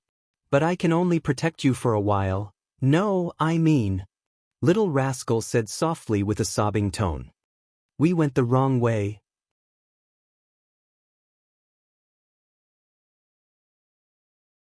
Chapter 161. Late at night, heroic spirit palace, Thales' bedroom door. Speechless, Thales looked at the people in front of him awkwardly. "How old are you? How old are you?" A hurried and displeased female voice came from in front of him. Ida, the elf guard, looked at the helpless Thales and the timid little rascal behind him. Under the cloak, she said bitterly, "On the first night we arrived here, you started bringing girls into your bedroom?" Thales looked at the helpless Thales and the shy little rascal behind him. "She's very..." Thales said, feeling wronged. "So she needs your company." Ida interrupted him with an unpleasant expression. Beside her, Ralph and Waya exchanged glances and looked at Thales strangely. "Ida, listen to me." Thales instinctively felt that something was wrong. How old is she? Is she even 9? Ida shouted angrily. Habitually, she raised her right fist and stuck out a knuckle. Thales shuddered. He raised his hands as fast as he could and protected his forehead with all his might. Asterisk thud. Asterisk Thales clutched the right side of his forehead in pain. Foul. Ida's violent strike came from the side. Ralph and Waya looked at each other, pretending that they did not see the prince being violently assaulted. Little Rascal looked worriedly at Thales, who was groaning with his hands over his head. Mindy's only touched a woman for the first time when he got married at the age of 27. Even the most lecherous and playboy Kayla is only 13 years old. The angry elven guard yelled, "That's right." The furious elven guard said loudly, "At your age, you can't even reach the bed." Thales smiled awkwardly. "This is a little exaggerated, sister." Ida wanted to continue lecturing but was stopped by Putray, who was behind her. "I think His Highness has other reasons, right?" The vice diplomat of Constellation said flatly, "Go back. I will communicate with His Highness about the rest." Under Putray's repeated insistence, Ida finally left indignantly and angrily. Before she left, she still had that "you little bastard" look on her face. Ralph and Waya, on the other hand, still had that strange, thought-provoking look on their faces. Thales breathed a sigh of relief and sent Little Rascal to her bedroom. "Looks like a lot happened?" Putray sighed and looked at Thales, who had closed the door. Thales' expression darkened. "It's like this." Thales scratched his head. That is. The second prince's words were on the tip of his tongue when he suddenly recalled Little Rascal's helpless gaze and Alex's pained expression. Both girls had met him in the library, but each had experienced a fate that he did not know was misfortune or fortune. Thales' gaze darkened. The truth about Little Rascal's identity, I shouldn't have said it. In the end, the prince sighed in his heart and continued. That is Seroma Walton, King Nuvan's granddaughter. Putray's gaze shifted, and he said thoughtfully, "I remember you told me that the king's granddaughter you met in the library was called Alex Walton?" "Yes, Alex." Thales exhaled slowly. "That's her middle name." From meeting the Black Prophet to scaring Ramon, he was getting better at telling lies. His expression did not change at all. "I have a good relationship with her." Thales shrugged. "So she came with me." At this point, Thales paused. He suddenly realized that it was 4 or 5 in the morning. To hide what happened earlier and come up with an excuse to let the Walton noblewoman spend the night in his bedroom, it was so difficult. She came. Under Putray's suspicious gaze, Thales revealed a smile that was uglier than a crying face. She came with me." Thales smiled along with him. He stuttered and painfully squeezed out a sentence. "Together? Discussing a history topic?" As soon as the words left his mouth, Thales had the urge to slap himself to death. Faced with Putray's puzzled expression, Thales put on a long face and smiled awkwardly. "You know, we met in the library." Thales felt that his face was hurting from smiling so much. He rubbed his hands guiltily. "He is very good at history." Putray raised his eyebrows slightly. His gaze was filled with a strange meaning. Thales felt that it could be translated into one sentence. "Keep making up stories." Thales looked at him awkwardly and guiltily. After a few seconds, Putray slowly sighed. "All right, I won't delve into why you abducted the king's granddaughter into your bedroom in the middle of the night with King Nuvan's permission." Putray flashed a meaningful smile. Thales' face twitched. He forced a smile to show his gratitude and understanding. Then, Thales heaved a sigh of relief and began to talk about King Nuvan's suggestion. After listening to the prince's story, Putray frowned deeply. "So, King Nuvan has made up his mind to tie us to his chariot? To continue the Walton family's rule for him?" Thales nodded gloomily. "I will report this to the kingdom," Putray muttered. "From interest to standpoints, this matter involves too many. Also, Shadow Shield, if they were one of the people who tried to assassinate me under the fortress." Thales recalled Pofrit during the duel and was deeply worried. "Although I know that they will not rest until one of us is dead because of the bloody year," according to Pofrit, could it be that they have other motives, or were entrusted by someone else? Putre's expression darkened. The scenes from 12 years ago appeared before his eyes. It is indeed not that simple. In the end, Putre shook his head slowly in front of Thales. According to what that archduke said, they wanted to kill you to enter Renaissance Palace. I am afraid that it is not just to hire assassins or to seek revenge.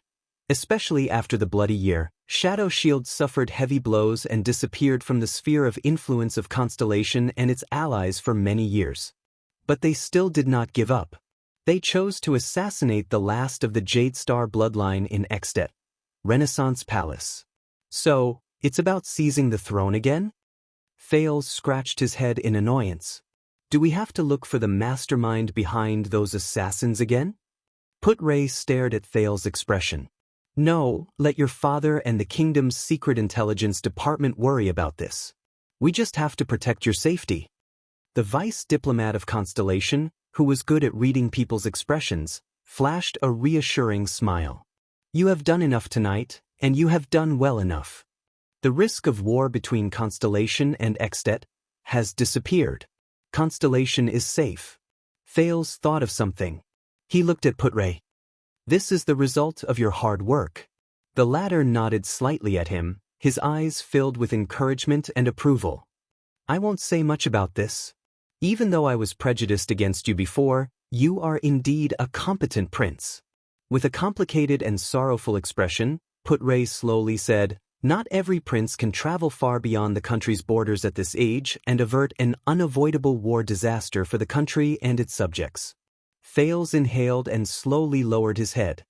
At least, the mission of this diplomatic mission is completed.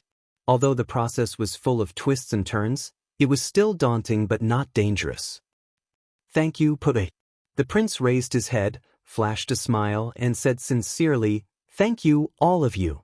Without you, Ida, Ralph, Waya, and the others, my journey might have ended in Constellation's birch tree forest. Moreover, there is still everything after arriving in Extet and Dragon Cloud City. Putre chuckled. That was our mission in the first place. And you made this mission even smoother, and the ending was perfect. He nodded calmly and twitched his eyebrows. Gilbert will be very pleased to see you now. Back then, the young Crown Prince Midir went on a diplomatic mission to the north, but he was no better than this. The corners of Thales' lips curled up. He thought of the elegant middle-aged man, then the valiant and heroic Madame Gines, and the taciturn Yodel, and the bits and pieces in Mindy's hall. Rest early. Putre pointed at the door. If all goes well, we will be able to return to our country in a few weeks. Thales nodded and pushed the door open. Also, the first batch of messenger crows from Constellation has arrived, Putre said with a smile. One of them is for you from Gilbert. I put it on the desk. Thales thought of something. Thank you. After experiencing the ups and downs in the Hall of Heroes, his heart was now much more at ease. He smiled and said, a letter from the cunning fox of Constellation. I really look forward to it. Putre shrugged and raised his eyebrows. There is one more thing. Thales turned his head around, puzzled. Putre said hesitantly, you know, your father was very dissolute when he was young. He became sensible at an early age. Thales narrowed his eyes, revealing a puzzled look. Putre opened his mouth and looked at Thales, then at the door. In the end, he revealed a worried expression and said in a low voice, but, after all, you are still too young. Your body has not even matured. Thales' smile froze on his face. Putre blinked awkwardly. Maybe I should wait a few more years? Thales answered him by slamming the door with great force and without mercy. Don't be afraid. Thales looked at Little Rascal, who was still in a state of shock. Sympathy rose in his heart. They can't hurt you here. Little Rascal hugged her knees as if she did not feel anything. She curled up on the floor beside the bed and leaned against it without saying a word. Her eyes were fixed on the floor, and her hands were clutching the coarse dress. This helpless scene reminded Thales of his past in Abandoned House, as well as those unfortunate child beggars. He could not help but sigh softly. I have to become Miss Walton, don't I?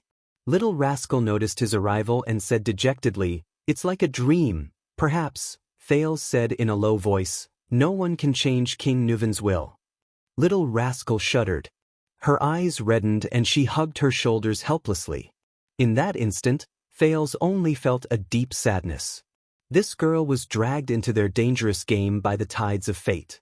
He hesitated for a moment and said, "But this is not necessarily a bad thing." But Little Rascal only lowered her head and began to mutter. In the year 1090 of the Empire calendar, the heir of Duke Ferret of the Tutorius Minjas province was suspected of having an improper bloodline. The Empire's law enforcers burned him to death in the City of Triumph. In the year 552 of the calendar of eradication, the Marquis of Libre City in Camus Union, Grenfell was found to be an impostor. He was hung in the middle of the city square with 4 carriages. Thales' scalp tingled as he listened. "Stop," he said loudly, "now is not the time for you to use your memory." Little Rascal stopped talking and looked at him pitifully and aggrievedly. She was on the verge of tears. "Do you want to hear a secret?" Thales sighed. "A secret that no one knows." Little Rascal's expression slowly changed. She blinked and looked at him in surprise. "You won't find out about the secret history of the Prince of Constellation in any book." Thales sat down in front of her and shrugged. Little Rascal's eyes brightened. She adjusted her glasses and nodded. "Do you know?" Thales recalled the past a month or so ago and chuckled. "When I first became a prince, I was just like you. I was always on tenterhooks." "Became a prince?" Little Rascal asked curiously. "Weren't you born a prince?" "No, I was born a—" Thales hesitated for a moment and said, "an illegitimate child who wandered about outside until I was brought back to the palace." Little Rascal showed a look of realization. "When they brought me back," Thales smiled helplessly, "I wasn't used to everything. Food felt strange in my mouth because I was used to eating black bread. In winter, that thing was so hard that it could be used to kill people." Thales raised his eyebrows. "Also, it was the first time I drank a liquid with a taste. Except for the stench. Do you know how stinky water feels?" Little Rascal burst into laughter. "The clothes I wore were too slippery and too soft. It always made me feel like I was naked, so I added 3 more buttons to my belt. Even though it hurt when I walked, it felt safer and more practical. Oh, that's right, on the first night, I didn't even know how to wear pants."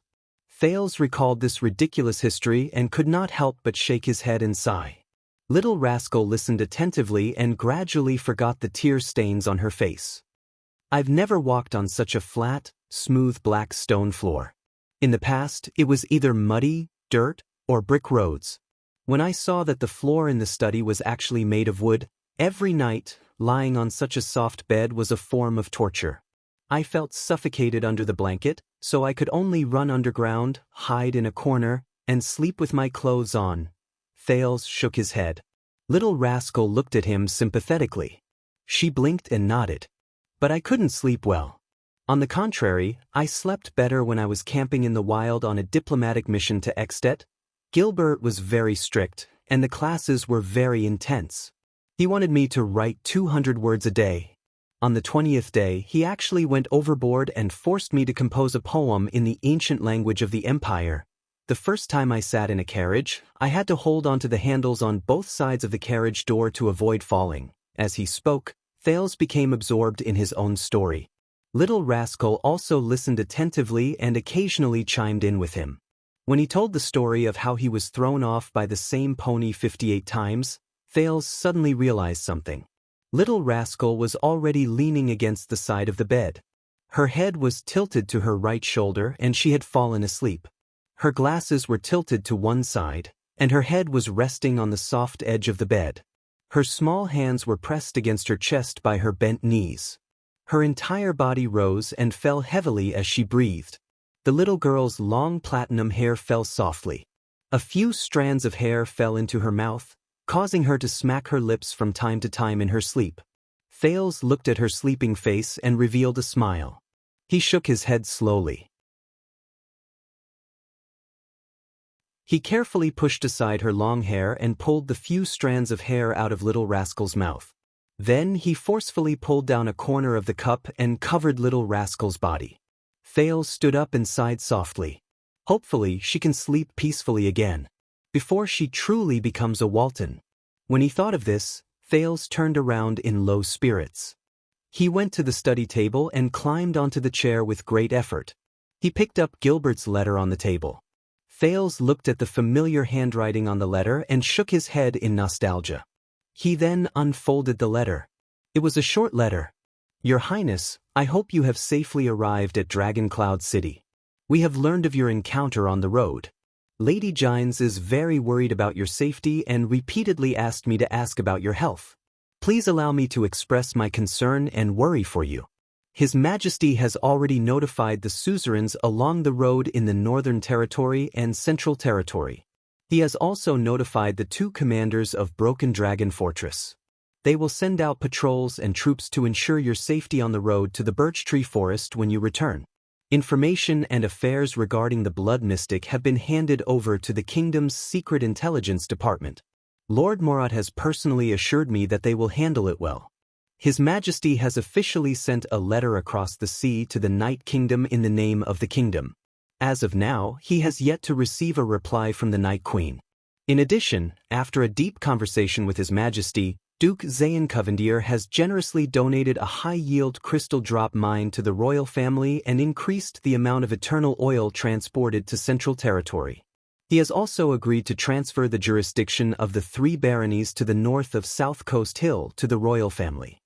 His Majesty has often told me that this is all thanks to your Highness. Thales pursed his lips when he read this.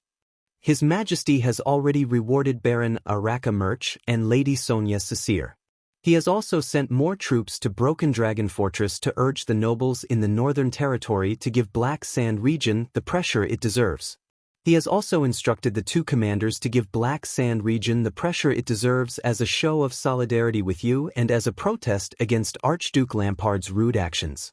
Please allow me to once again express my concern for the accident that happened to you in front of the fortress, as well as my relief and happiness after learning that you are safe and sound. Even so, I know that it has not been easy for your Highness to enter Extet. The real test and difficulty is just about to come.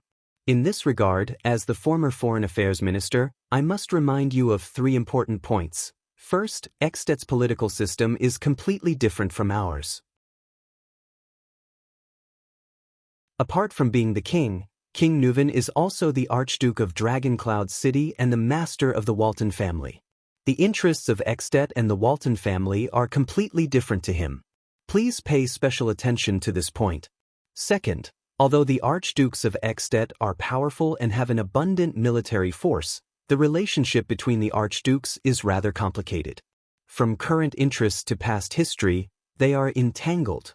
The division between them is greater than between the territories of Constellation. I believe that this is something that you can take advantage of. For example, when it comes to Constellation and Dragon Cloud City, the 3 Archdukes in the south have completely different interests. Their attitudes and interests are also different. There is no harm in humbly asking Lord Putre Nemain for advice. Third, no matter what kind of predicament you face, please always believe that you are the only heir to the throne of Constellation. You are the descendant of Tormund and even the imperial family. Please do not worry about your safety. At the same time, please believe that King Nuven's current interests and position are similar to ours. No one in Northland can compare to him in terms of reputation or strength. That is why it is our best strategy to rope him in and make use of him. Directing his hatred towards Lampard is the best way. To quell the war, there is no harm in turning the conflict between Constellation and the Dragon into a conflict between the King and the Archdukes in Extet. This is my suggestion. These are some of my experiences for your reference so that you can discuss a response plan with Putre.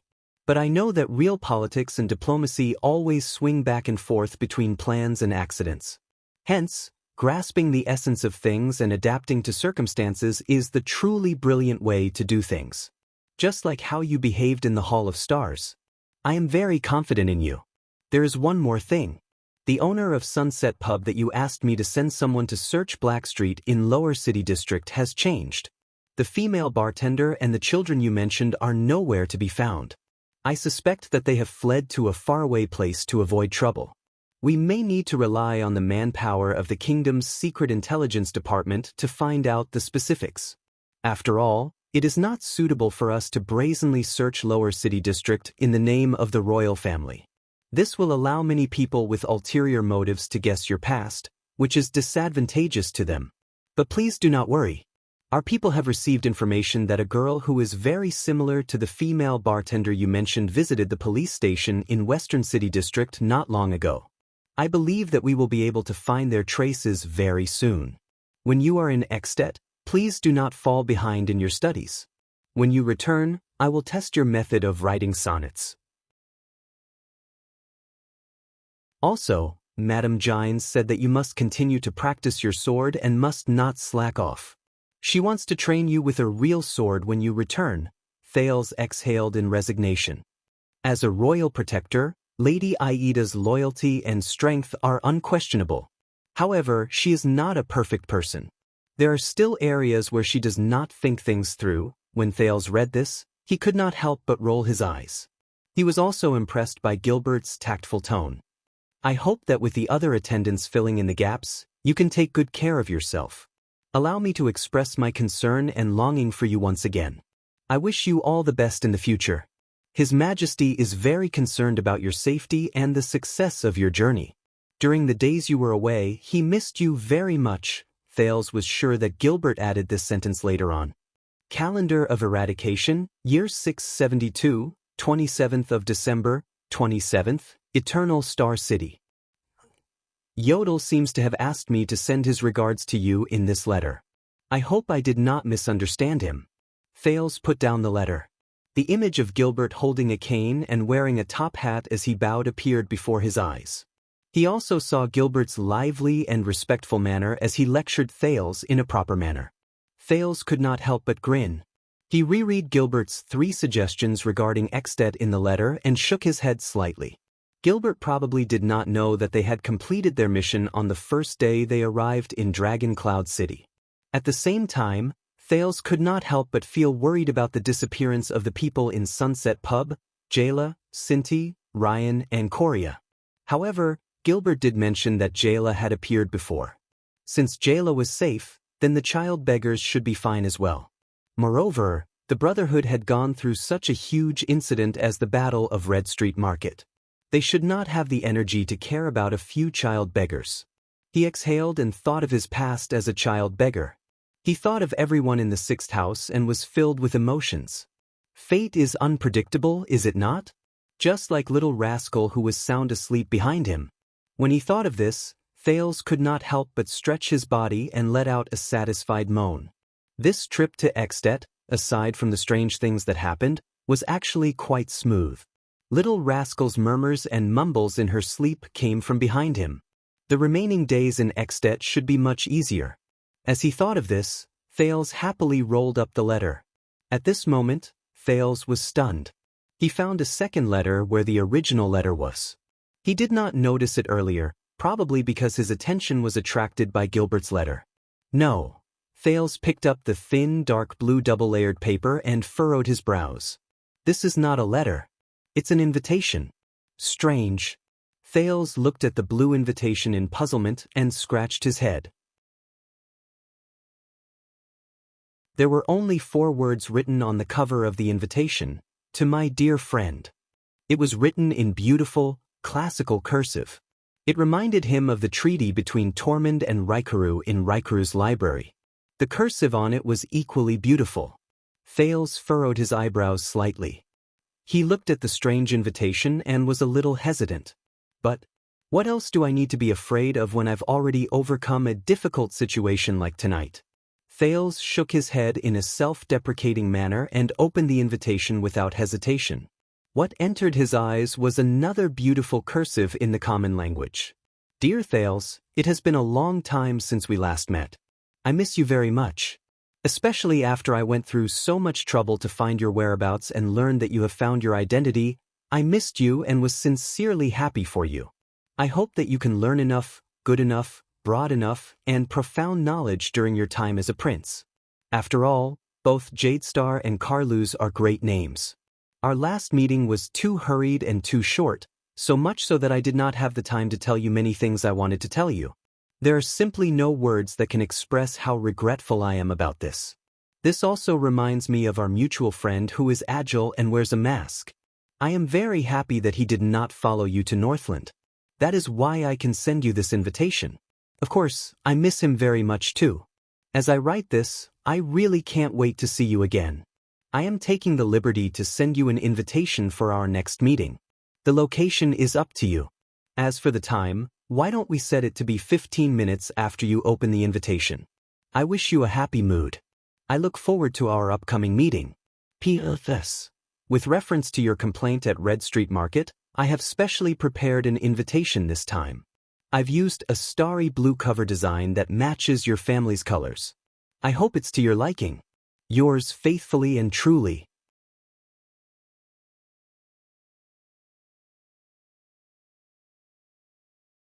Chapter 162. Dumbfounded, Thales stared at the invitation in his hand. His thoughts were a mess. No way. Is this real or fake?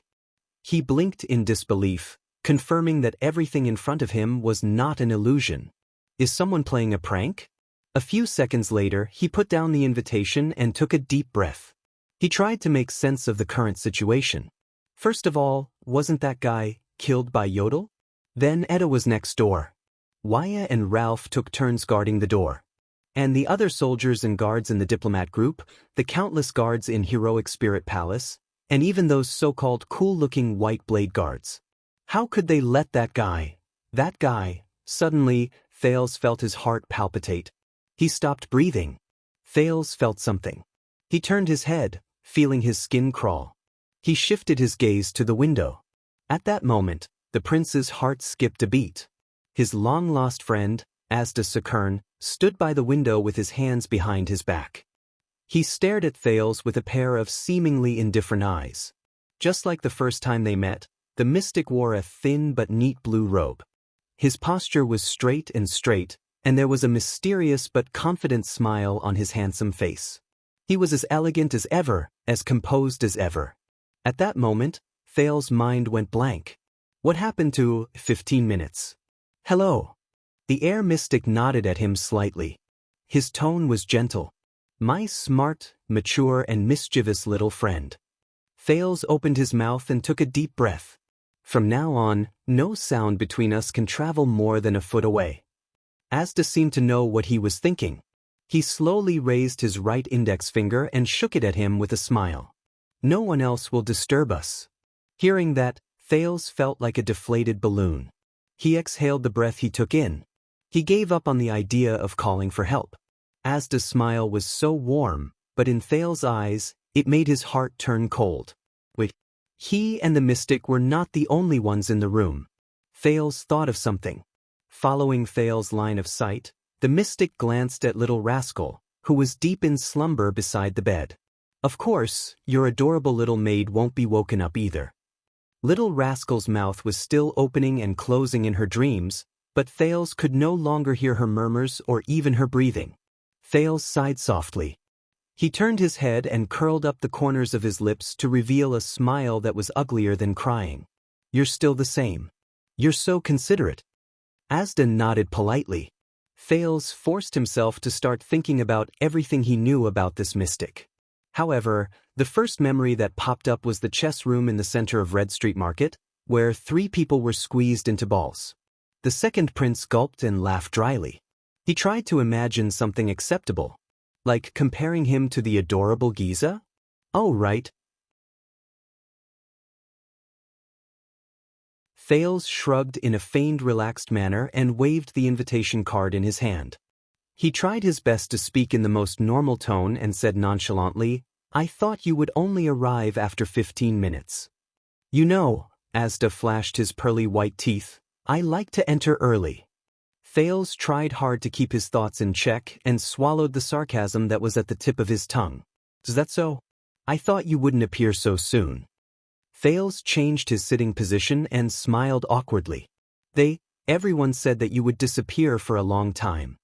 Asda stared straight at him. His gaze was as calm as water, and it made Thales' skin crawl. The weapon in your masked friend's hand is obviously not complete, the Heir mystic said slowly. Otherwise, a legendary anti-mystic equipment that is in perfect condition and fully activated can seal a mystic for a period of time.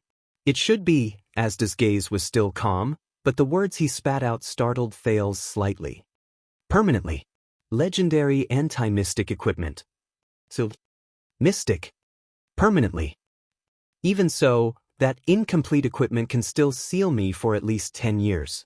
Asda curled up the corners of his mouth and continued to smile.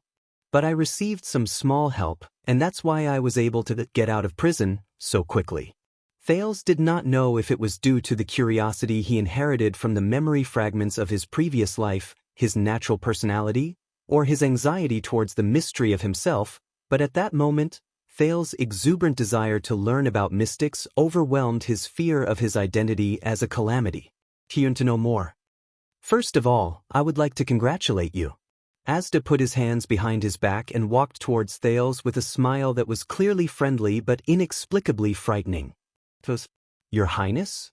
Although I know from your behavior that you are definitely not ordinary, I have to admit that this identity has surprised me. Thales watched Asda approach him, and his heart slowly raced. He forced himself to shrug. I remember that there are chairs for receiving guests in the room.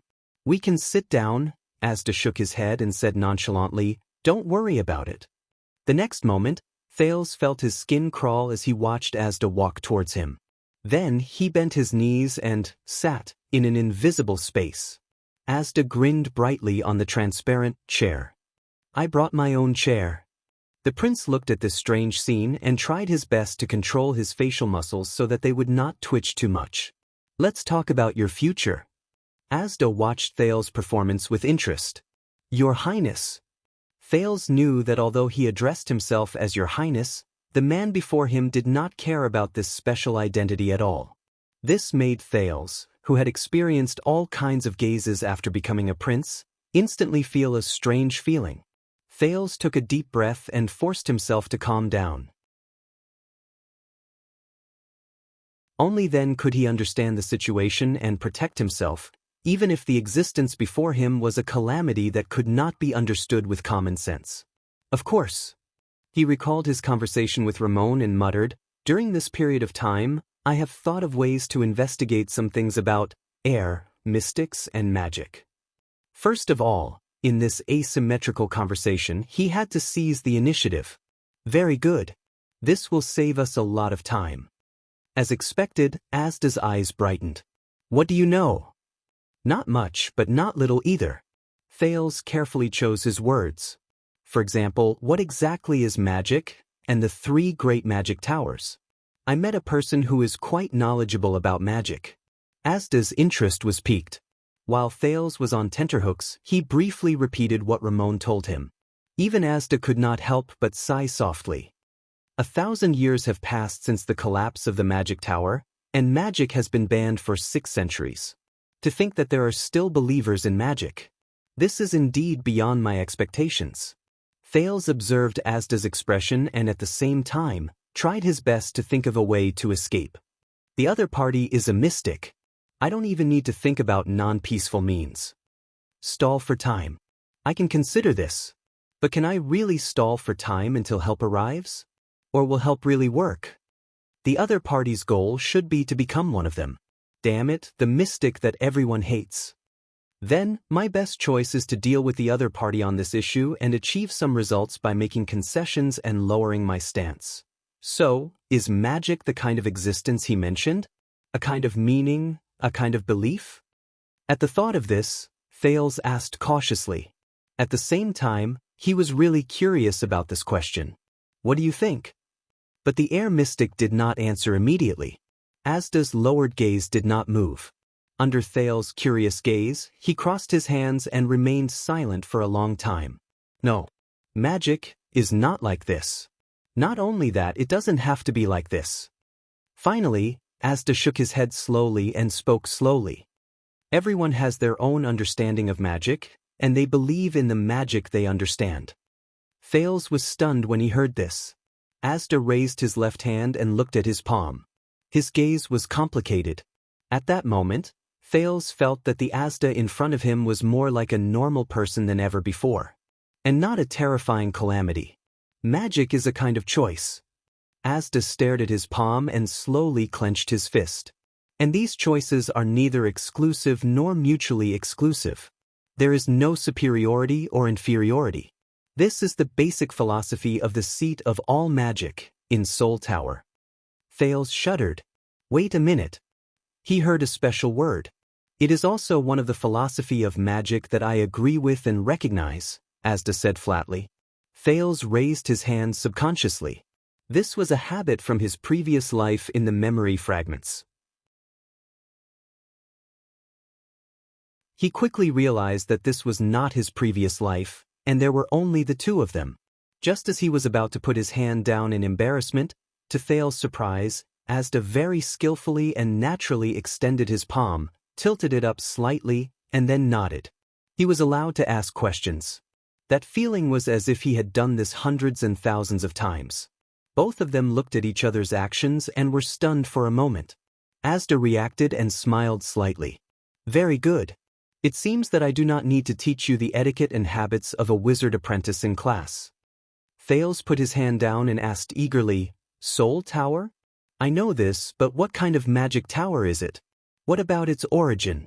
Thales did not even realize that he had completely forgotten that Asda before him was an extremely dangerous non-human existence. He even forgot his original intention. At that moment, his desire for unsolved knowledge completely surpassed his consideration of reality. Soul Tower? Asda narrowed his eyes and smiled mysteriously, as if he knew that Thales would ask this. What do you know? Soul Tower. Thales lowered his head and desperately tried to recall Ramon's words. Heir, I remember that it has a special emblem. Then, the impression this magic tower gives people seems to have many different opinions and no one can come to a consensus? Also, it seems to be at odds with the other two magic towers? Asda did not comment. He only fixed his gaze on him for a very long time. Under the other's scrutinizing gaze, Thales forced a dry smile. Very good. Exuberant curiosity and desire to explore are qualities worthy of encouragement. The Heir mystic said slowly. Thales could only respond with a smile. Besides, this is the prerequisite knowledge that you should know. Asda was expressionless, but his eyes shone brightly. Listen up. Thales subconsciously straightened his back and sat upright. This time, the mystic did not keep him in suspense. He answered straightforwardly, in the year 618 of the Era of Kings, not long after the battle for survival between the humans and the three races ended, the imparter, Wizard Yuri New Moon, who returned from the battle, left the ascetic tower with his 5 students due to differences in ideals. Thales was shocked. They preached their ideals and taught methods along the way, gathering many wizards who were exiled due to the war. Their group gradually grew, and their theories and methods became clearer. At this point, Asda paused and narrowed his eyes to look at Thales' expression. Thales furrowed his brows. And then? Don't leave things unsaid. Asda stared at him with a profound look and continued with a smile. In the end, Wizard Yuri, whom we later respectfully called the Master, and a group of wizards led by 21 other sages arrived at the Tripping Peninsula by the coast of the continent. They built a twin tower there and settled down to study magic. Asda paused for a few more seconds. His gaze pierced through Thales, as if he was looking at the past many years ago. But Thales had no time to care about the other party's expression, because he was already engrossed in the story. Putting away his perplexed gaze, Asda shook his head and continued, the new magic tower attracted many wizards to visit. The novel, free, casual, and equal atmosphere of magic research gathered a large number of people. Soon, the land became a gathering place for wizards with the twin towers as the center. Unlike the painstaking contemplation and protection of the ascetics, and the fanaticism and destruction of the alchemists, this settlement gradually became the forefront of theoretical research in the magic world. After various unprecedented and unbelievable magic theories and hypotheses were proposed, they were gradually perfected through endless debates and demonstrations. Magic branches that were originally not recognized by the two magic towers were established one after another, forming the Soul Tower magic system that we are in contact with today. Just like that, the sages jointly built the third branch apart from the Ascetic Tower and the Alchemy Tower. It is also the youngest, the most special, the most active, the most prosperous, and the most influential wizard inheritance in the world. At this point, Asda lowered his head and let out a sigh that only he knew. After Yiri Shinue passed away, his ashes were placed in the middle of the twin towers, suspended in the air. A sentence was engraved on the surface of the box with iron elements. May every wizard have an independent and free soul. That was how the Soul Tower got its name. Asda closed his mouth gently. Thales came back to his senses and exhaled a long breath. The heir of kings. The battle for survival. Wizard Yiri, the imparter of magic. The youngest wizard inheritance. The origin of Soul Tower. These were taboo knowledge that he could not easily obtain from books. Thales' heartbeat quickened as he listened. It was as if an unprecedented world had opened up. If Ramon was here, Thales thought, would he kneel down and cry in excitement? He continued to raise his hand eagerly. Also, you mentioned the seat of all magic just now? What is that? Seat of all laws. Asda did not seem to see Thales' expression. He continued to speak slowly and unhurriedly. His clear and pleasant male voice echoed in the small space, narrating the world's most taboo, lost knowledge. This is an important branch of research in Soul Tower. It originated during the first civil strife in the Empire and was officially established in 373 of the Empire calendar. It flourished between the 5th and 7th centuries of the Empire calendar. At its peak, half of the wizards in Soul Tower came from the seat of all magic. Every time it opened, apprentices and wizards from the Alchemy Tower and the Ascetic Tower would come to listen, comment, and oppose each other. Asda paused again. He looked at Thales' face, which was filled with curiosity and thirst for knowledge, and nodded in satisfaction. Thales' heart stirred slightly. Only then did he realize that the initiative of the conversation had once again fallen into Asda's hands. But, I really want to know. The second prince looked at Asda before him, and a sense of contradiction rose in his heart. The mystic smiled and continued. I can't summarize the characteristics of this branch of theory with simple words. That would be irresponsible to the students. But I can give you a list of the most influential books of this branch. No, to be exact, it should be 23 important works. If you want to have a deeper understanding of the seat of all laws, I can give you a list of the most influential books. Thales' heart raced as he listened to the mystic's words. An inexplicable sense of excitement filled his brain. But he quickly calmed down and realized a problem. Mr. Asda, you are a wizard, right? Thales looked at Asda in surprise. Before you became a calamity? He did not even think about whether his choice of words had violated the other party's taboo. Wizard. That is a title that only those who have achieved publicly recognized achievements in a certain field of magic can obtain, at least in Soul Tower. Asda crossed his arms and grinned slightly. He shook his head slightly. I was just a small apprentice back then. Thales' heart stirred. Ah, so, as expected, you were once, yes. Asda nodded. There was a strange light flowing in his eyes. An apprentice of Soul Tower. Thales frowned. But you just said, the magic tower has collapsed for 1,000 years? Collapsed for 1,000 years, so, I know what you want to ask. Asda looked at him and smiled faintly. 1,190 years old, that is my age this year. Thales was shocked. 1,190? In other words, this guy. Thales stared blankly at the young and handsome Asda Sakern, who had not changed at all compared to the first time he met him. Unbelievable. He's 500 years older than the king of Renaissance, Tormund Jadestar, and the hero Rykru Extet. Thales opened his mouth wide. No need to be surprised. Every mystic is an immortal, indestructible, and immortal existence. Asda did not care when he saw Thales' expression. This age is very normal. The oldest mystic has even existed for more than 1,300 years.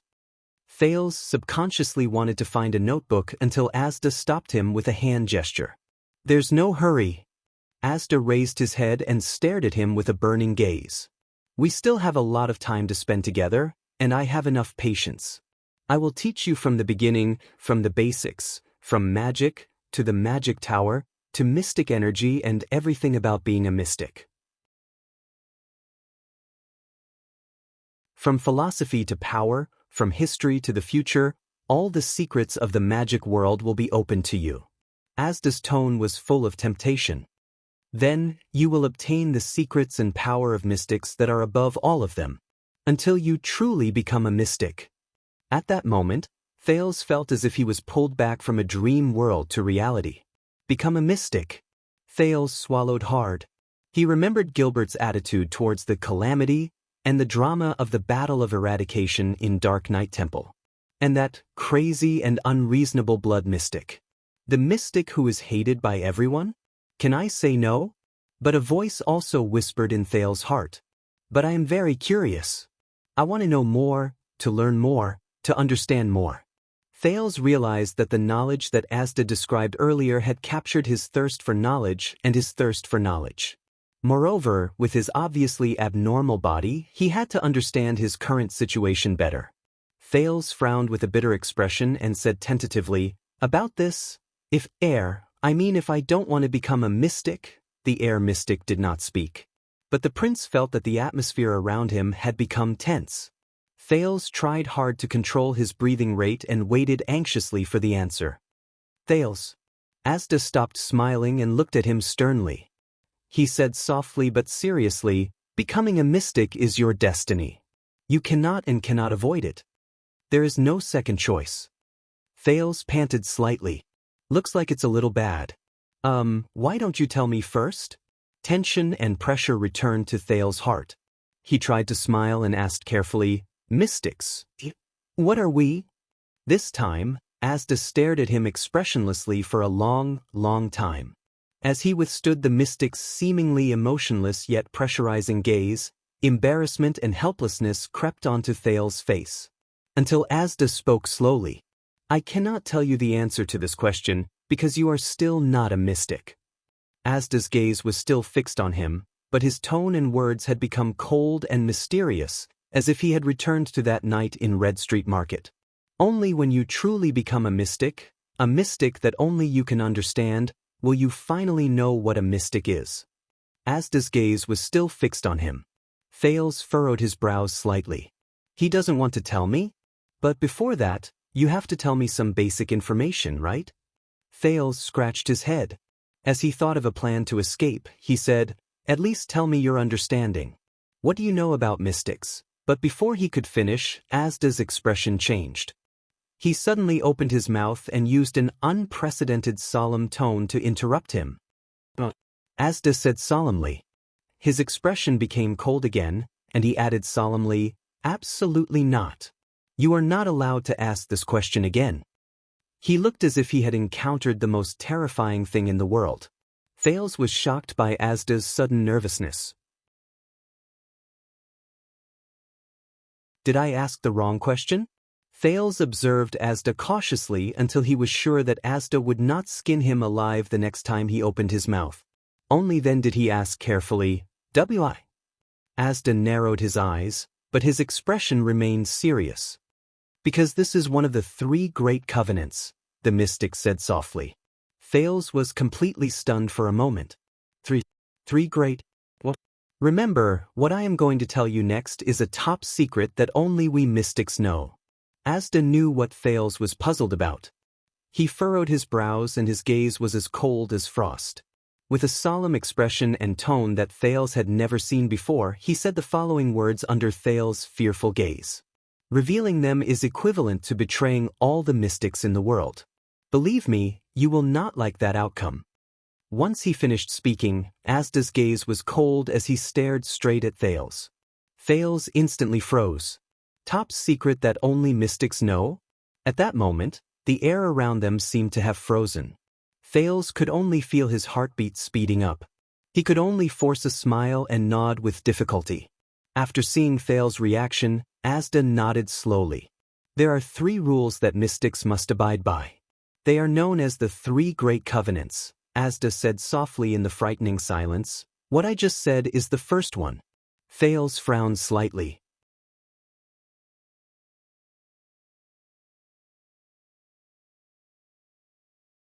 Chapter 163. First meeting? Do not investigate each other? Thales revealed a puzzled and doubtful expression. Mystic energy is the foundation and root of our existence. It is also the reason why we are called mystics.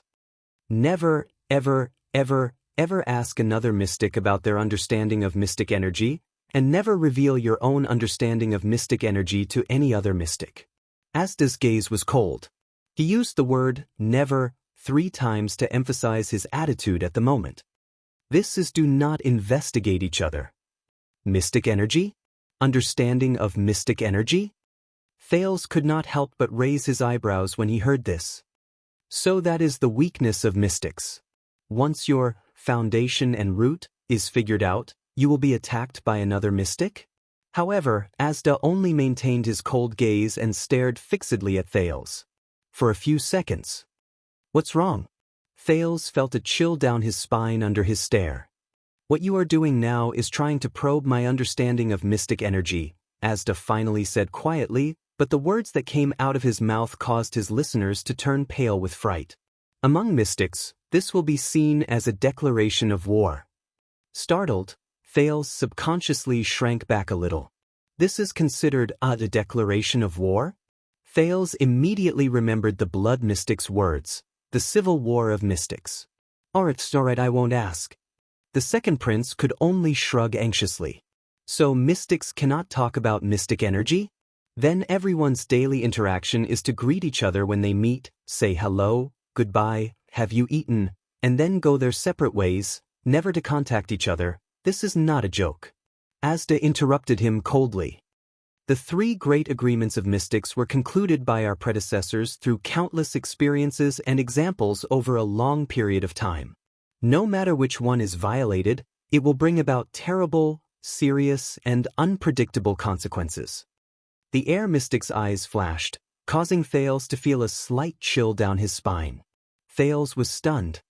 He could not help but ask in a daze, "What are the consequences?" "You will know." Asda shook his head. "Now, you only need to remember the first agreement and that it must not be violated." Thales sighed. "What about the other 2? You are still far from the level where you know about them." Asda still shook his head mysteriously. "When you become a mystic and find your own name of origin, I will tell you. Don't ask me what a name of origin is. You will know when the time comes." Thales, who was about to speak, could only hang his head in disappointment. "All right, at least. Can you help me answer one of my doubts?" Asda nodded slightly, and his expression seemed to relax a little. Thales revealed a worried expression. "When I use that, whatever, mystic energy you mentioned, the effect is different every time. But almost every time I use it, I feel intense pain. Recently, it almost took my life." As Thales spoke, a few worrisome scenes appeared before his eyes. In the dungeon of Vine Manor, Ralph was shackled. In front of Renaissance Palace, the young psionic assassin and his warm, beating heart. In front of the muzzles of Black Sand Region's mystic guns, red lights scattered everywhere, and Araka's motionless bow. Thales secretly clenched his fists. What's going on? He suddenly noticed that after Asda heard his words, he furrowed his eyebrows slightly. The mystic had always looked indifferent, but this instead highlighted the unusual change in his expression. Use? After a while, Asda narrowed his eyes. He shook his head and snorted, as if he did not believe Thales' words. You haven't even touched the door to becoming a mystic. How can you use mystic energy? Thales was slightly stunned. That's right. Do you remember that time at Red Street Market? You squeezed me. The second prince rubbed his hands in embarrassment. He observed Asda's expression and decided not to describe what happened that night in detail. In short, we blew up a house. And you discovered that I have a mystic's constitution or something? It was the feeling at that time. Later, I realized that as long as I bleed, I can use that power. It was the same feeling. Asda's expression changed slightly again. The room was quiet for a few seconds. Asda stared at the ground, as if he was thinking. No. After a while, the air mystic raised his head and said solemnly, "Your performance that night, we habitually call it losing control." Asda pursed his lips. Losing control. Thales suddenly clapped his hands and said, "I remember now. You said this word that night? Losing control." The next moment, Thales' face paled and he did not continue. He suddenly understood what the mystic meant. Losing control. Losing control. Thales looked shocked and murmured, "Losing control?" Asda stared at him silently. The expression in his eyes was unclear. "You mean this power, this so-called mystic energy?"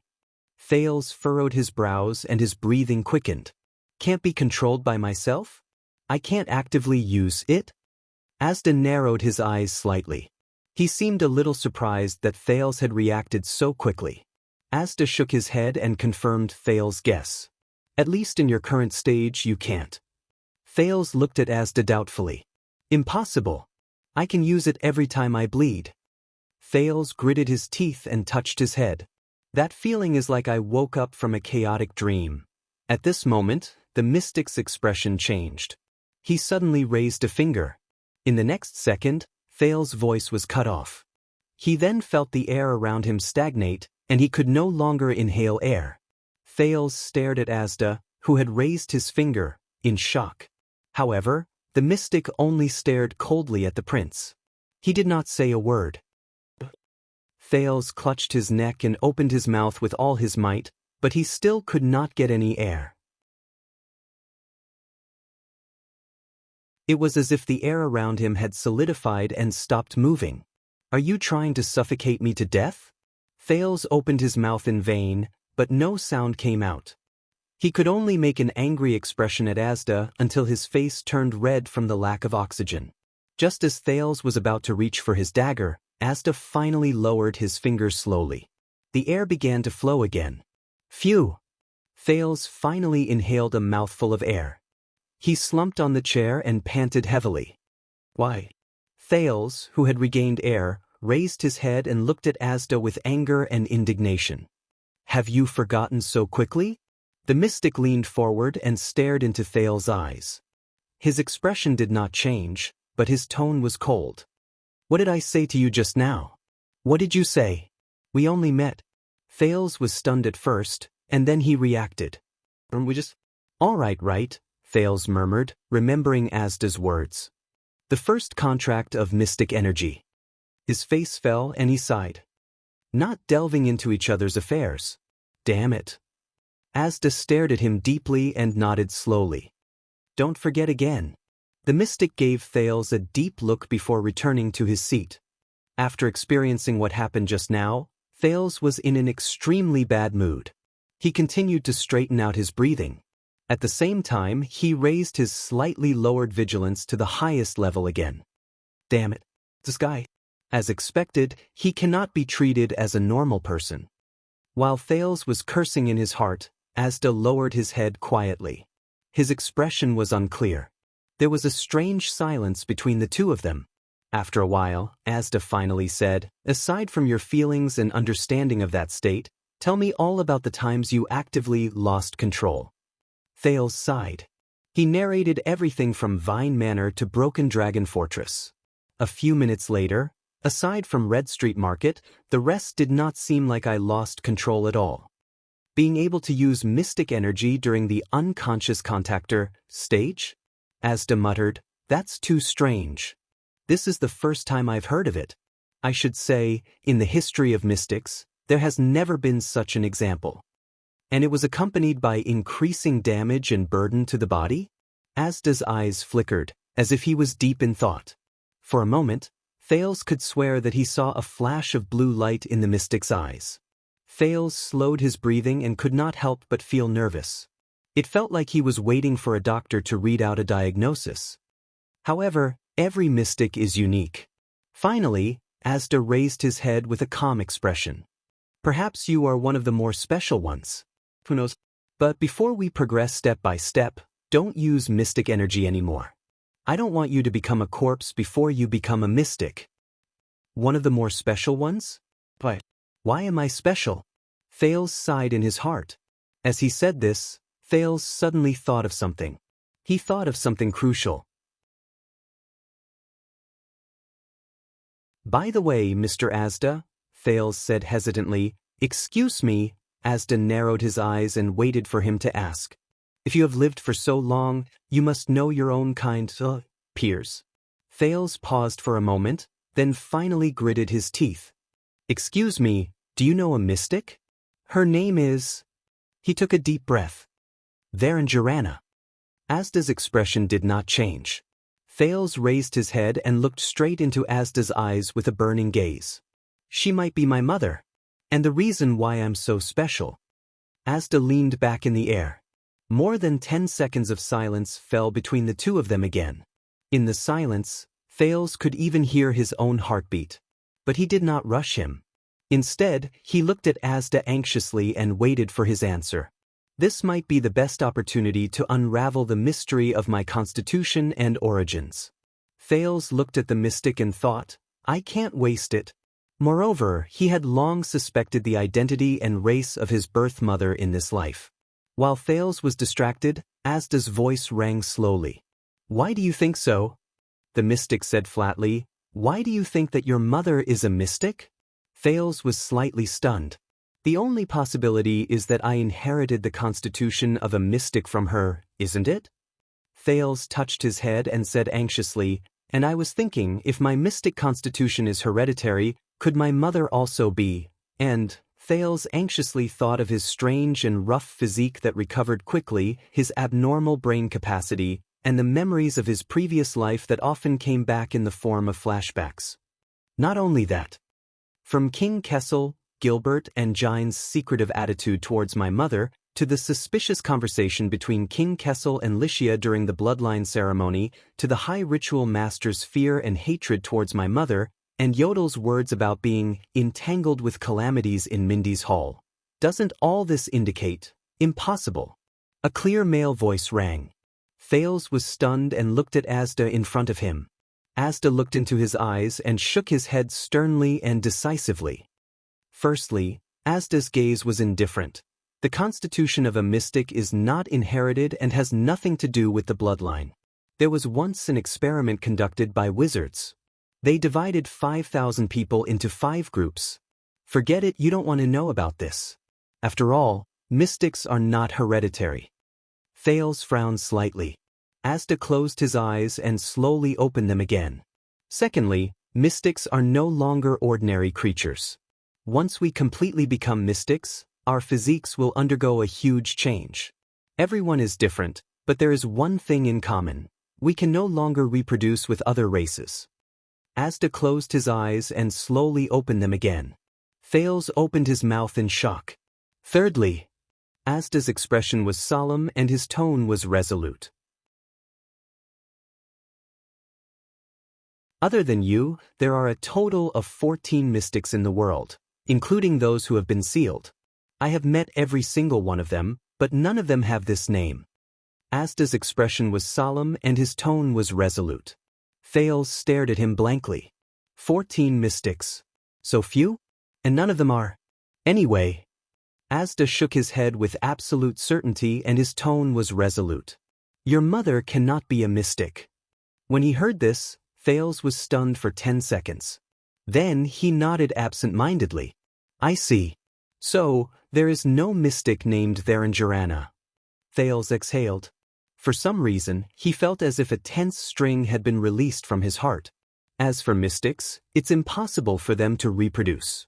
His prediction was off. With a sense of disappointment, he leaned against the back of his chair and pondered the mystery of his origin. A few seconds later, Thales exhaled and revealed a self-deprecating smile. This can be considered as letting go of a doubt that has been lingering in my mind for a long time. But at the same time, Asda shook his head again. However, strictly speaking, there is still a mystic who has the ability to create life, although I don't think it's giving birth in the true sense of the word. Asda crossed his arms and thought for a while before he slowly said, but strictly speaking, there is still a mystic who has the ability to create life. Thales's heart instantly froze. The second prince's pupils shrank. He slowly raised his head. Asda separated his clasped hands and raised his head. A lady with a bad temper. Asda revealed a clear smile. Then the mystic said a name that made Thales's expression change. Giza Streelman, Asda said flatly.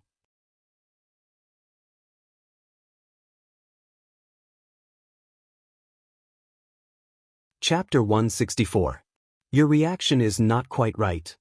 Asda leisurely pressed down on his slender and beautiful fingers while he observed Thales's reaction.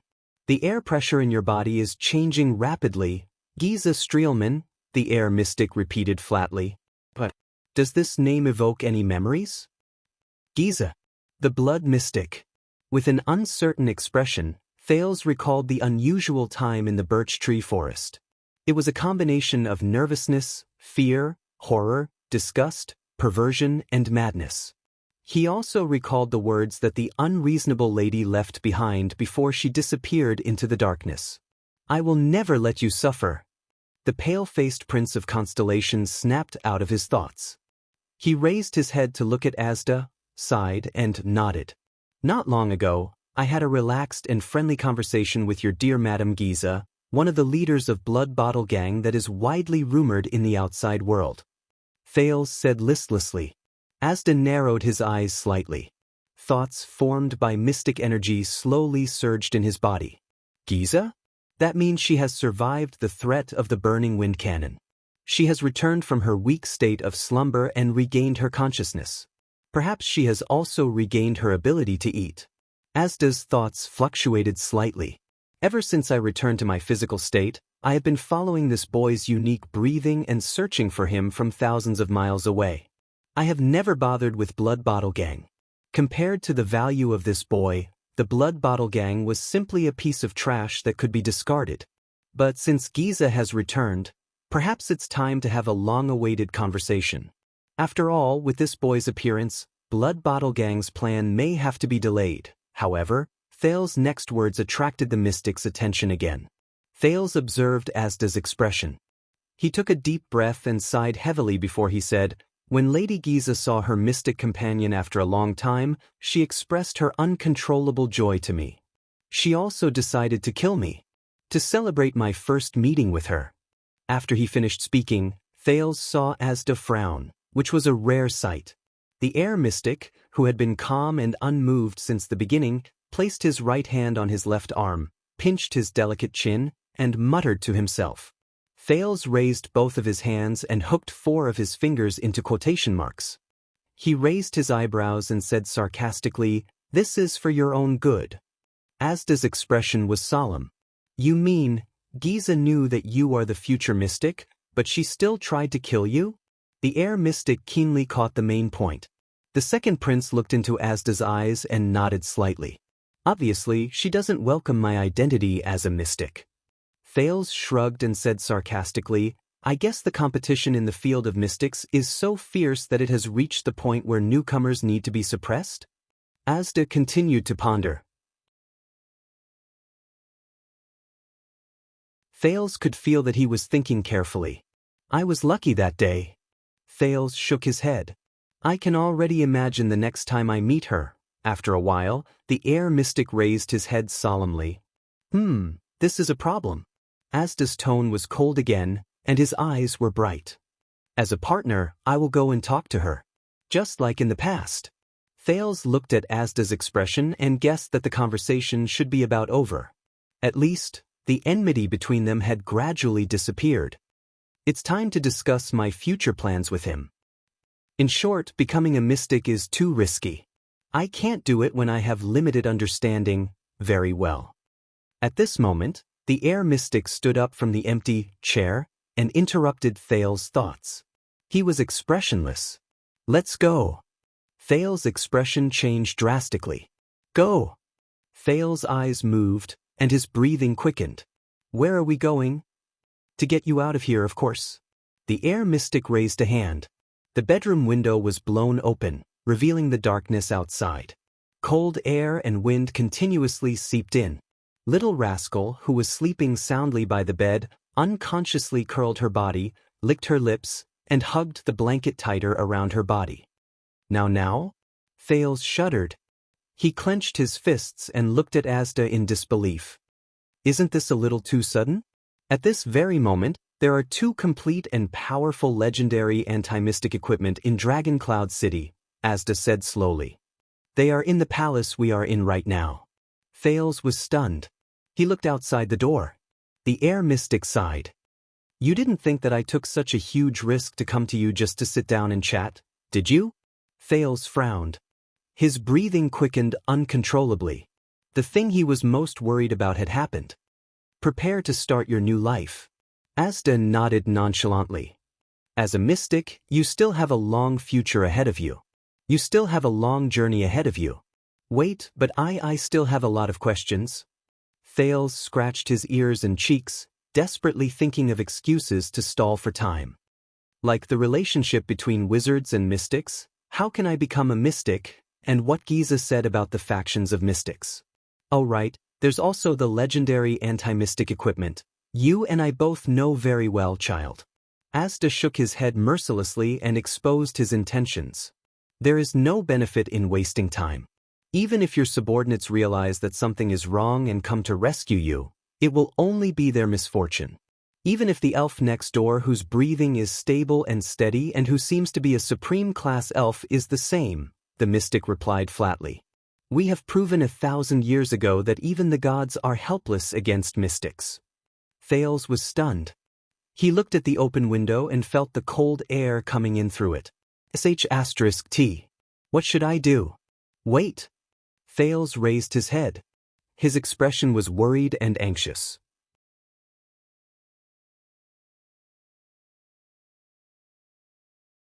I can't go with him. I have to think of a way to stay. Mystics have a very bad life in this world, right? Thales looked at the Heir mystic and sighed. From the destruction of the ancient empire to the battle of eradication and the fission of the continent. Perhaps following you is not a good idea? Perhaps I should stay and we can regularly. This time Asda looked at him from above. His gaze was subtle. Thales felt his heart clench under his gaze. He could not help but stop talking. Asda slowly opened his mouth. His tone was fleeting, but there was a chilling aura in it. This world has chosen to forget about magic and the past in order to suppress our numbers. That is why most people do not know what we are, such as those idiots in the gang under my command. Even the battle of eradication, which people are supposed to be familiar with, has become a legend of heroes fighting against unknown calamities. The mystic placed his hands behind his back. However, those with status and power are still wary of our existence and see us as their greatest threat. Whether it is magic or mystic energy, they all abhor it. Asda narrowed his eyes slightly. But it is precisely because of this that you must come with me. Thales felt his skin crawl as he looked at the other party. Asda's gaze was solemn. Once your identity is exposed, they will not care whether you are a prince or not. You will end up worse than the orcs who fell into the hands of humans. Thales stared at Asda in a daze. He pursed his lips and recalled the drama of the Battle of Eradication in Dark Knight Temple, Gilbert's words about the calamities, the unsettling Black Prophet, the secret of Ramon, and Yodel's mask. But, a dozen seconds later, no, I can't just leave like this. Thales gritted his teeth and shook his head. I am their prince. I have a mission on my shoulders, and I know many people. There are some things that cannot be simply left behind. But he was once again interrupted by the mystic. I say. Asda smiled faintly. His eyes were full of mockery. Is it because you are worried about your safety that you are unwilling to become a mystic?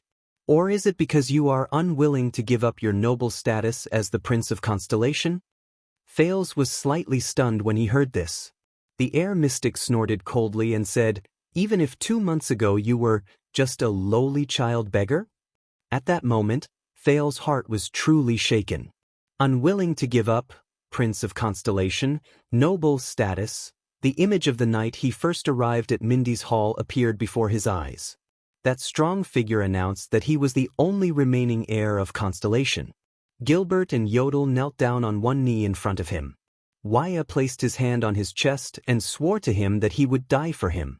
Ralph used his clumsy sign language to show that he did as he was told.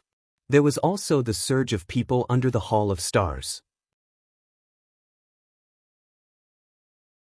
There was also the deafening cheers that reached the horizon. Thales subconsciously clenched his fists. If I had come to you when you were still a child beggar, would you still react the same way?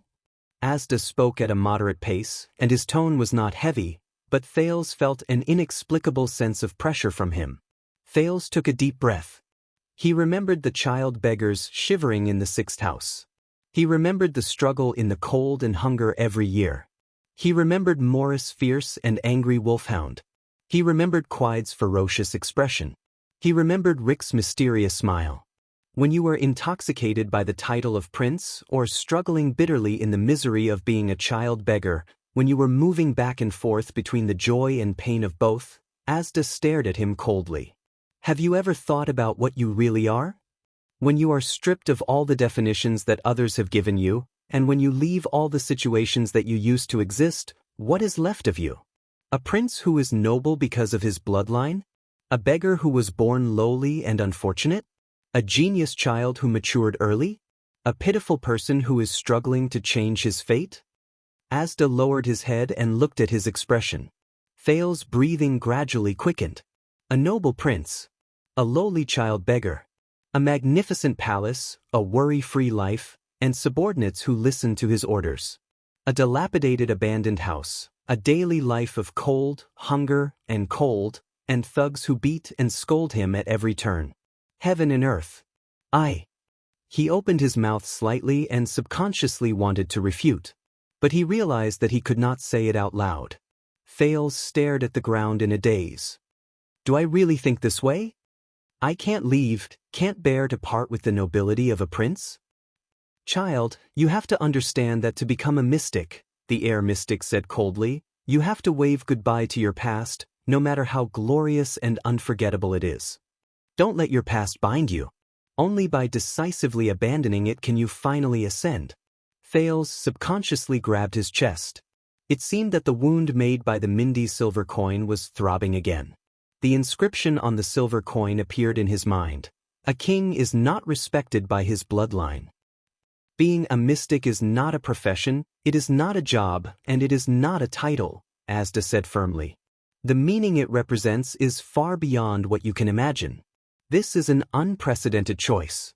It is an opportunity for you to find yourself, understand yourself clearly, and reshape yourself. Now, you have such an opportunity to make your own choice.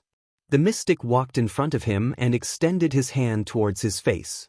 Choose to return to your original life and continue your seemingly realistic, seemingly down-to-earth life, but in reality, you have no choice. You have no freedom, you are muddle-headed, and you are confused about your future. Asda's hand stopped in front of the mystic's nose. He flipped his palm over and a ray of blue light flashed from it. It spun continuously around the mystic's palm and eventually formed a deep blue light ball. Just like that night at Red Street Market. Or choose your own heart, the mystic continued. Choose to see how far you can climb and what kind of scenery you can see in the end. Discover who you really are. Thales stared at the ball of light in Asda's hand and frowned deeply. How far I can climb, what kind of scenery, who am I? Asda slowly clenched his fist. As he moved, the ball of light in the mystic's hand was extinguished. Gusts of air blew past Thales' face. The mystic's gaze changed. These are the words my guide said 1,000 years ago when he led the confused me on the path of mystic energy. Thales listened to Asda's words with an unpleasant expression. He clenched his fist even tighter. And now, 1,000 years later, I will be your guide and guide you to become the most amazing existence in the world. Asda nodded slightly. Trust me, a mystic can not only obtain unlimited life and endless power. Those are just the most insignificant additional gifts. The air mystic slowly raised his arms. His tone was ethereal and mysterious. The world we can see, the vision we can touch, and everything we can feel is far beyond the imagination of any other existence. Compared to that, the light of the gods, the glory of the priests, and the dignity of the king are all dwarfed, insignificant and boring. The panic-stricken Thales lowered his head. Asda lowered his arms and looked at Thales. With a firm gaze, he nodded slowly. "We should go." In the next moment, before Thales could react, he was already floating in the air. Thales turned pale with fright. Just as he was about to speak, he realized that his vision was rapidly changing. As the wind howled, a chill invaded his exposed skin. Cold air poured into his mouth and nose. "We haven't." Thales wanted to speak, but he was powerless. He only felt himself begin to spin. He did not know where the sky was and where the earth was. Asda flew out of the window with him. Thales gritted his teeth in pain while he was high up in the air. The scenery before his eyes changed from a small bedroom to a vast expanse of snow and towering mountains under the moonlight. As well as the things that were slowly becoming smaller and farther away in his vision, Heroic Spirit Palace. The Star Killer, Nicholas, stood in the Hall of Heroes with an unpleasant expression. His gaze was fixed on the ferocious-looking spear on the wall shelf. The Soul Slayer Spear. Buzz. A low and rapid vibrating sound was heard.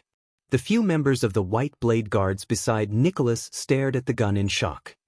The legendary Soul Slayer Spear is vibrating? Nicholas narrowed his eyes. He walked forward and placed his hand on the Soul Slayer Spear. The commander of the White Blade Guards felt the sensation in his hand. Then he heaved a heavy sigh. "Sound the alarm in Heroic Spirit Palace immediately." Nicholas raised his head abruptly. His expression was stern and solemn. "The highest level? We are in big trouble." A guard beside him frowned. "The highest level?" But he still nodded respectfully and turned to leave. "Seal the gates leading to Axe District and Spear District. Count all the people patrolling, be they palace guards or White Blade Guards." Nicholas turned around and pulled out the white-hilted saber on his back. It was a unique saber. The blade was bright silver, the blade was slightly gray, and the spine was a deep brass color. The arc of the saber was different from the white blades unique to the White Blade Guards. There were 2 curved arcs from the hilt to the tip. "I want everyone to report back every 5 minutes. If someone goes missing, I want to know where he disappeared to within 5 minutes." Nicholas held the saber in his hand. His expression was as cold as ice. As he walked, he ordered his subordinates, "We will go to His Majesty's bedroom immediately." The guard who delivered the order immediately disappeared before his eyes. Soon, urgent orders came from afar and nearby. "What's wrong, boss?" An assistant beside Nicholas frowned and asked him. "The Soul Slayer Pike is..." "Yes, the situation is not good." The Star Killer's footsteps became faster. There was a hint of redness on his pale face. "The Soul Slayer Pike will not warn for no reason. It is recorded in the legend of the White Blade Guards that the last time it sounded like this was more than 600 years ago." His assistant's expression froze. "More than 600 years ago?" the assistant repeated in disbelief. As the order was given, more and more soldiers came to relay the order. The orders became more and more urgent, and the atmosphere became more and more tense. "Yes, more than 600 years ago." Nicholas calmly walked towards the king's bedroom. As he raised the saber in his hand, he said sternly, "When the Soul Slayer Pike was still in King Riker's hands, when we went through the battle of eradication." Thales tried his best to open his eyes amid the howling wind. He wanted to see the scene before him clearly, but he could only see Asda's figure in front of him and his fluttering robes. A few seconds later, he could feel that they were descending rapidly. At this moment, swoosh, a rapid and sharp sound rang out, as if the wind was being torn apart. Clang. There was a muffled sound. Thales did not understand what happened. He only felt his vision waver. The next moment he rolled on the soft snow. His shoulder hurt from the friction. "Damn it." Thales coughed violently. He cursed his luck in his heart as he struggled to get up. Damn it! What happened? Why did I suddenly stop? He shuddered in the cold snow. Then, the Prince of Constellation was stunned. He raised his neck as high as he could. Under the moonlight, he found that a huge statue appeared before his eyes. It was almost several stories tall. It was a heroic warrior holding a pike. His expression was heroic and compassionate. It was the statue of Rikuru Extet. Thales woke up abruptly. They were at the highest peak in Dragon Cloud City, the cliff of the sky. He looked around and found that the whole of Dragon Cloud City was beneath his feet. I see. The statue of Rikuru the hero looked so small from below. But when it's right in front of me... At this moment, Asda's voice rang and abruptly interrupted his thoughts. Did you really think that I wouldn't notice you? Asda sighed. There seemed to be a lot of dissatisfaction in his voice. Whether it was in Heroic Spirit Palace just now or in the air, I was deliberately avoiding you. Thales turned his head in shock and saw Asda standing under the statue. He was facing a dark figure in front of him from a distance. Thales narrowed his eyes and looked at the figure. Who is that? Because I'm really not in the mood to play with you today. Asda shook his head. His gaze was sharp. You monster that won't die. The mystic narrowed his eyes and cracked a smile. Black sword. What? Black Thales shuddered violently. Black sword? Thales took a step forward and looked at the figure in disbelief. In his impression, this title represented Black Street Brotherhood, the legendary. Under the moonlight, the figure walked out slowly.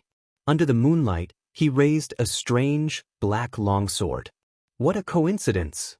The expressionless man turned his body sideways and lowered his head slightly at Asda. The moonlight could only shine on his black robe. Only a pair of sparkling eyes could be seen in the dark. They were directed at the mystic. I'm not in the mood either. You monster that won't die. Black Sword's eyes emitted a chilling light.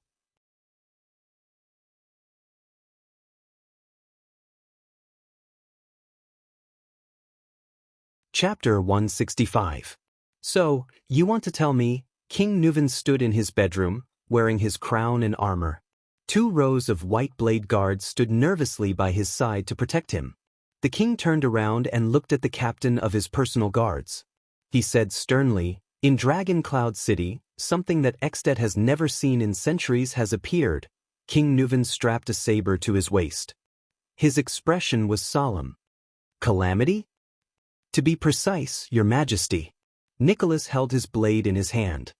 His expression was cold. It's not just Dragon Cloud City. The legend of the world records the range of the Soul Slayer Pike's warning. At this moment, that thing is probably in Heroic Spirit Palace. The old king pondered for a few seconds. Very good. At least we now know that those monsters are not just legends. King Nuvan's expression was solemn. He strode out of the bedroom, the white blade guards following closely behind him. The old king glanced at the guards outside the door. They were in their best state of vigilance. What's the situation now? I've already sounded the highest alarm and sealed the gates leading to Axe District and Spear District. I've asked the people below to report to me at regular intervals. Nicholas shook his head.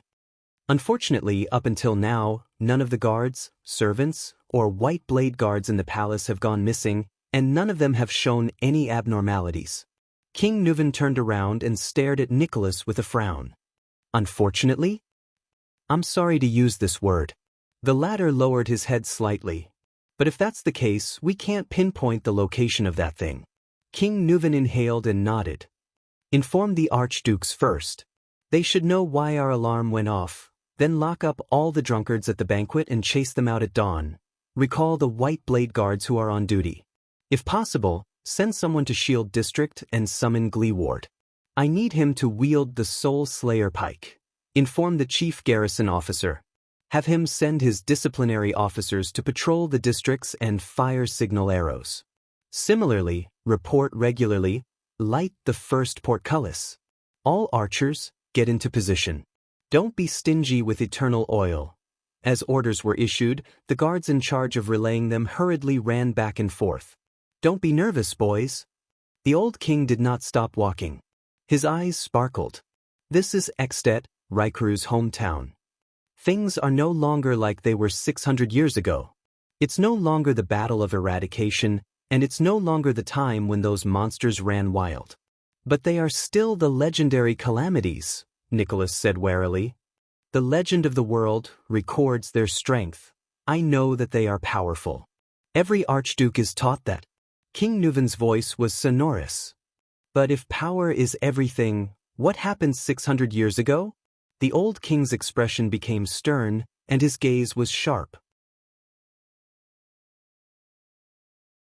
"Why are we still fighting the battle of eradication?" "Of course." Nicholas nodded with a pale face. "Next, after ensuring the safety of the palace, I will expand the search area beyond the sluice gate." At this moment, an unknown noise came from the back of the team. Swoosh! The guards and white blade guards unsheathed their weapons nervously. They surrounded the king in the middle. King Nuven watched his subordinates' actions and snorted coldly. Under Nicholas' reprimand, the guards let go of their overly nervous nerves and returned to their normal state of alert. A guard hurriedly sent a message. "Your Majesty," the guard said loudly. "It's the Empire's envoy. He insists on seeing you." King Nuven frowned. Soon, the vice diplomat of the Constellation Diplomat Group, Lord Putre Nemain, appeared before the king. The thin vice diplomat's face was pale. Ignoring the extraordinarily high level of vigilance around him, he said anxiously, "Your Majesty, there's an intruder in your palace. I already know." King Nuven waved his hand and said impatiently, "I'm handling it." The guards on both sides stopped Putre and gestured for him to go back. "No, Your Majesty." Putre grabbed the guard's arm and said loudly, "No matter who that intruder is, he just abducted Prince Thales." King Nuven's expression changed abruptly.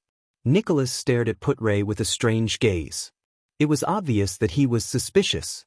The old king stared at Putre with an unpleasant expression. "What happened?" King Nuven took a deep breath and asked calmly and cautiously, "Is there anyone else missing?" The guards let go of Putre, who was panting anxiously. "Yes," at the same time. Putre adjusted his breathing and revealed another piece of shocking news. "And your granddaughter, that lady Saroma Walton. How unlucky. Why would I meet you here?" Asda closed his eyes. His tone was full of displeasure. "When did the Brotherhood open the Northland sightseeing route?" The air mystic said sarcastically, "Or should I say, your resentment towards me is so strong that even Broken Dragon Fortress can't withstand it." Thales took a deep breath of the cold outdoor air. From Asda's words, he finally confirmed the origins of the man in front of him. The man in front of Asda shook his head slowly. "Someone told me that I would meet an old friend here." The man spoke slowly, but there was an inexplicable pressure in his words.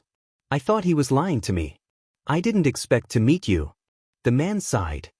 "It seems that sometimes lies are right." Looking at the man, Thales could not help but think of the old days in the Brotherhood. As the lowest-ranking members of Blackstreet Brotherhood, the child beggars were lowly existences that could be beaten and scolded, but they were also the future blood of the Brotherhood. Hence, the internal affairs of the Brotherhood were the most widely spread news among the child beggars. In the Brotherhood's 10-year history of development, the 13 great generals that the child beggars were most familiar with had fought their way out in the last 5 years. Ruthlessness, fierceness, and youth were their common characteristics. The 6 powerhouses who held high positions in the Brotherhood had long experience in the Brotherhood. Each of them could be said to be a big shot in the kingdom's underground world. But when it came to the most powerful, terrifying, and incredible existences in Blackstreet Brotherhood, there was no doubt that they were the 3 great assassins who were superior to the 6 powerhouses. There were also rumors that they were the 4 great assassins, but the 4th person was so mysterious that even his code name varied. It was unknown whether it was a name or a nickname, but the 3 great assassins were strangely named after 3 strange weapons: reversed machete, prison lock sickle, black sword. Among all of them, Black Sword's story was undoubtedly the most legendary.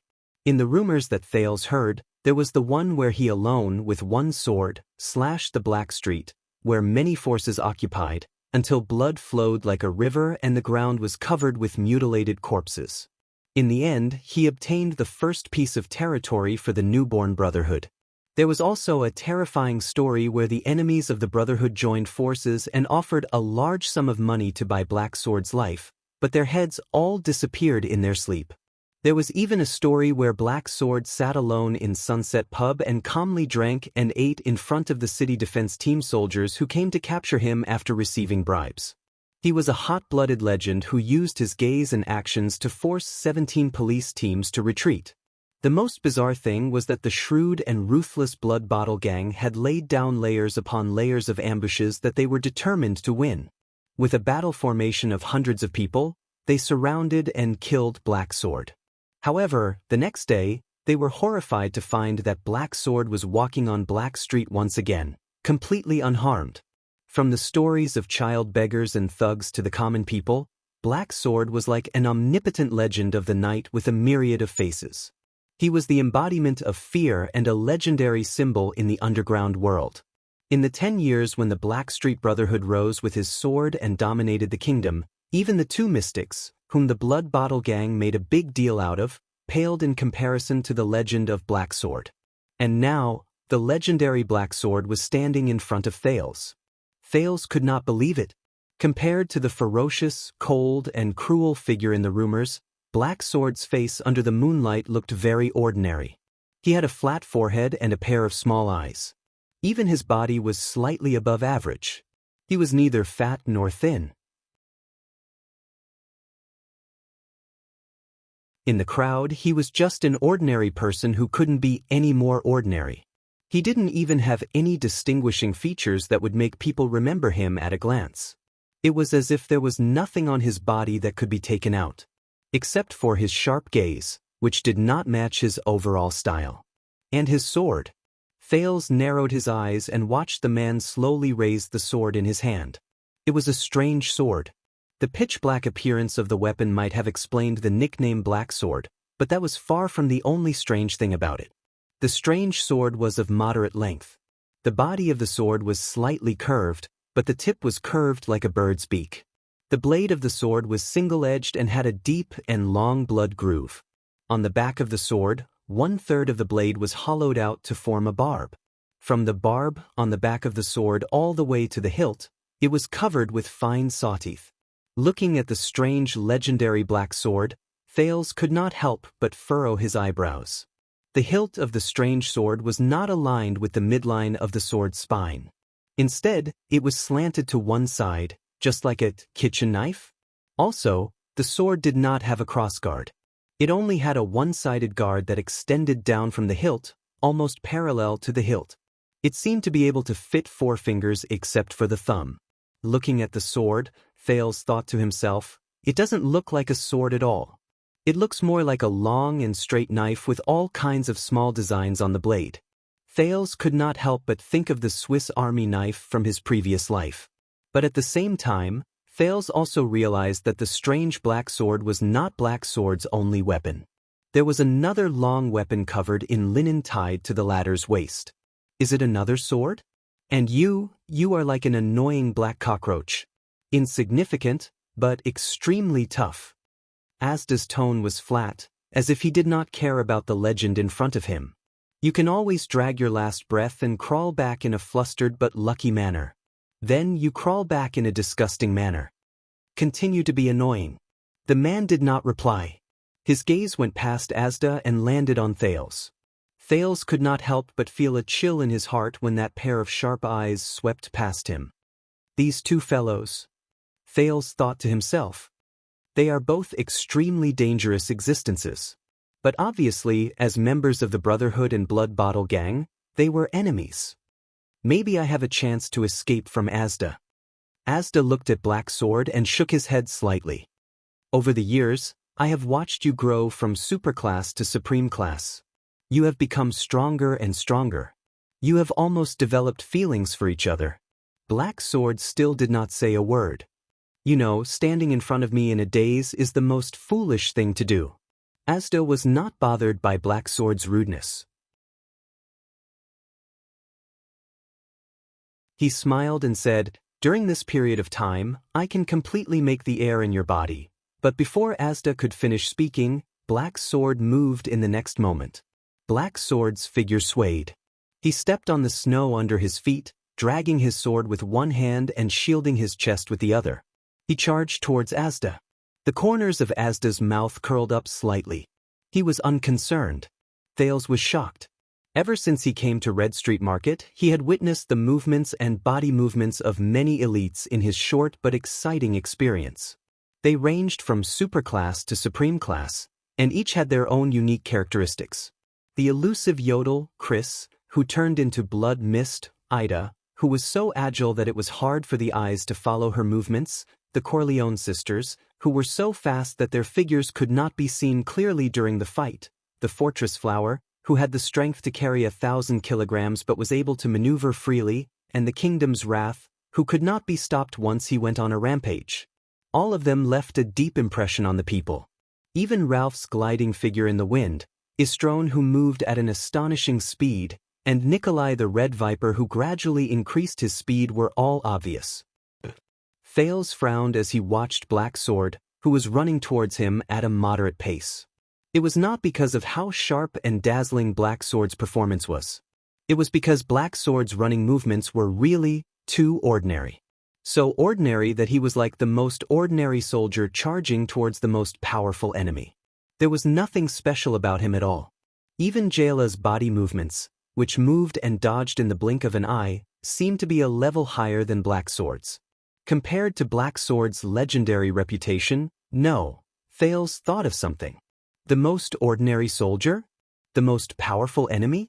He narrowed his eyes and saw Black Sword's movements clearly. The hand that was raised high in front of his chest, the sword that was dragged behind him, and the distance between his legs. Thales thought of something. This movement is so familiar. With a thought, Thales' eyes once again entered that strange observation mode. As expected, Asda turned into the most dazzling blue light in his field of vision. But strangely, Black Sword's figure remained the same. There was no change. But Thales had no time to care about that. Because Asda, who was motionless, looked at the attacking Black Sword and snapped his fingers. Asterisk snap. Asterisk panic surged in Thales' heart. Asterisk whoosh. Asterisk in the next second, the snow on the ground between Asda and Black Sword suddenly flew into the air. The snowflakes scattered in all directions, revealing the black and gray rock stratum underneath. In Thales' vision, an energy embellished with blue light surged in an instant. Starting from the middle of the two, it swept towards the charging man. Thales' pupils shrank.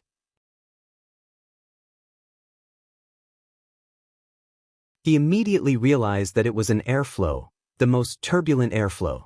The airflow was more than 10 meters tall and dozens of meters wide. Like a moving wall, it blocked the space between Asda and Black Sword, completely covering the top of the cliff. And now, it swept up a large amount of snow. With a menacing momentum, it swept towards Black Sword. Asterisk swoosh. Asterisk it was like a huge paddle slapping towards the smallest insect. Asterisk T. Thales furrowed his brows anxiously. Black Sword could only see the drifting snow. He could not see the invisible airflow. Unless Black Sword could burrow into the ground, he would not be able to evade the sweeping airflow that had no blind spots, regardless of whether he moved left or right, or whether he leaped or retreated. Be careful! Seeing the situation before him clearly, Thales could not help but blurt out, "In front of you is a wall formed by strong winds. Dodge it." Asda moved slightly and turned around to look at Thales. There was a ruminating look in his eyes. As for Black Sword did not seem to notice. He continued to charge forward. Thales clenched his teeth. Did he not hear me because the airflow is too strong? He will be blown away by the airflow. Then he will be blown off the cliff. He will fall from the highest peak of Dragon Cloud City and fall to the ground. Thales felt dejected. Black Sword might be my only chance to prevent myself from being captured by the mystic. At the very least, I have to let him live and send a message. But he could only watch helplessly as Black Sword charged straight at the invisible wall of air that he could not dodge. He did not retreat or evade. He was charging towards his own death. Finally, Black Sword charged into the turbulent airflow. His hair was blown backwards and his robes fluttered. He was about to be swept away by the airflow. But in the next moment, Thales opened his mouth wide in shock. Black Sword was not swept away. As he crashed into the airflow, he held the sword with both hands. The tip of the sword was pointed straight ahead, swaying in the airflow. Black Sword's body suddenly moved to the side. His feet began to move in a strange manner. He no longer attacked in a straight line. Instead, he began to move in a zigzag pattern in the direction where the tip of the sword was pointing. Just like that, Black Sword raised his long sword and withstood the airflow that could blow away boulders. He changed his direction occasionally, but his speed did not decrease as he continued to charge towards Asda. Like a wedge, he pierced into the airflow and continued to go deeper. Thales watched his movements in disbelief. How is this possible? Why does Asda's airflow have no effect on him? Thales narrowed his eyes. The fluctuation in his body began to gather, allowing his vision to become clearer. Soon, Thales understood why. In his field of vision, Black Sword was not charging around aimlessly. In the airflow that flashed with blue light, he was regularly turning towards a few specific spots. Almost all of them were the sparsest and dimmest parts of the blue light. Using some unknown method, Black Sword had already figured out the invisible airflow. He found the weakest link in the uneven airflow. Using his footsteps and angle, he forcefully squeezed into the airflow controlled by Asda. Thales could not help but feel puzzled. Normal people can't even see the airflow, let alone Black Sword in it. How did he do it? As his opponent, Asda did not seem surprised. He only moved his fingers slightly. In Thales' eyes, the airflow that flashed with blue light suddenly brightened. The airflow suddenly multiplied. Black Sword's advancing footsteps halted. He was about to be swept away. At the same time, Black Sword's arm turned. His strange long sword suddenly trembled. Black Sword slashed an arc with both hands in the oncoming turbulent airflow. Thales widened his eyes. In the instant that the blue light intensified, Black Sword's Black Sword, Thales really did not know how to differentiate between his nickname and his weapon, slashed at a weak spot. Asda's expression changed slightly. With this slash, the airflow's momentum was disrupted. Thales saw it clearly. In that instant, the airflow that was filled with blue light was actually the gash was torn open by the man's sword. Although it was only for a moment, at that moment, Black Sword was like a legend who suddenly came to life. He tapped his feet on the ground and leaped up. In Thales' eyes, he squeezed through the narrow gap in the airflow that could last for an unknown period of time. In the blink of an eye, Black Sword was already 5 steps away from Asda. The man's eyes were cold as he stared at Asda. He did not stop moving. At that moment, Asda suddenly raised his arms. For some reason, Thales felt that Asda's action seemed to be a little panicked. In the next moment, the air pressure around Asda seemed to explode. Asterisk bang. Asterisk with Asda as the center, a large amount of air shot out in all directions in the shape of a ball. In Thales' eyes, the only thing he could see was the blue light around Asda's body shooting out in all directions. At that moment, Thales thought of a funny analogy. Why was Asda like a porcupine shooting arrows in all directions? He charged at Black Sword in exasperation and retaliated angrily? A huge force surged in the air and Thales was pressed to the ground. He had no choice but to return to reality. Thales knew that this was Asda's doing. It was to protect him from being hurt by the explosive air pressure. He gritted his teeth and tried his best to raise his head to see the battle clearly. Snowflakes fluttered in the air. The majestic and turbulent air pressure erupted violently. Black Sword, who was a few steps in front of Asda, bore the brunt of it. Once again, Black Sword made an unexpected move. As if he knew what kind of threat was coming at him, Black Sword's body swayed as he moved forward. Started spinning? Thales' shocked gaze was fixed on Black Sword.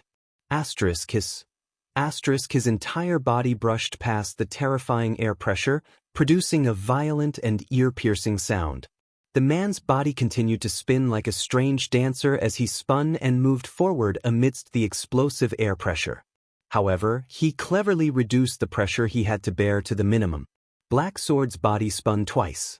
With each spin, he maintained a perfect balance and took a step towards Asda. The air pressure did not affect his speed at all. Under the ear-piercing sound of the air explosion and Asda's solemn gaze, Black Sword took a step in front of him. At that moment, the air mystic and Black Sword's eyes met in the air.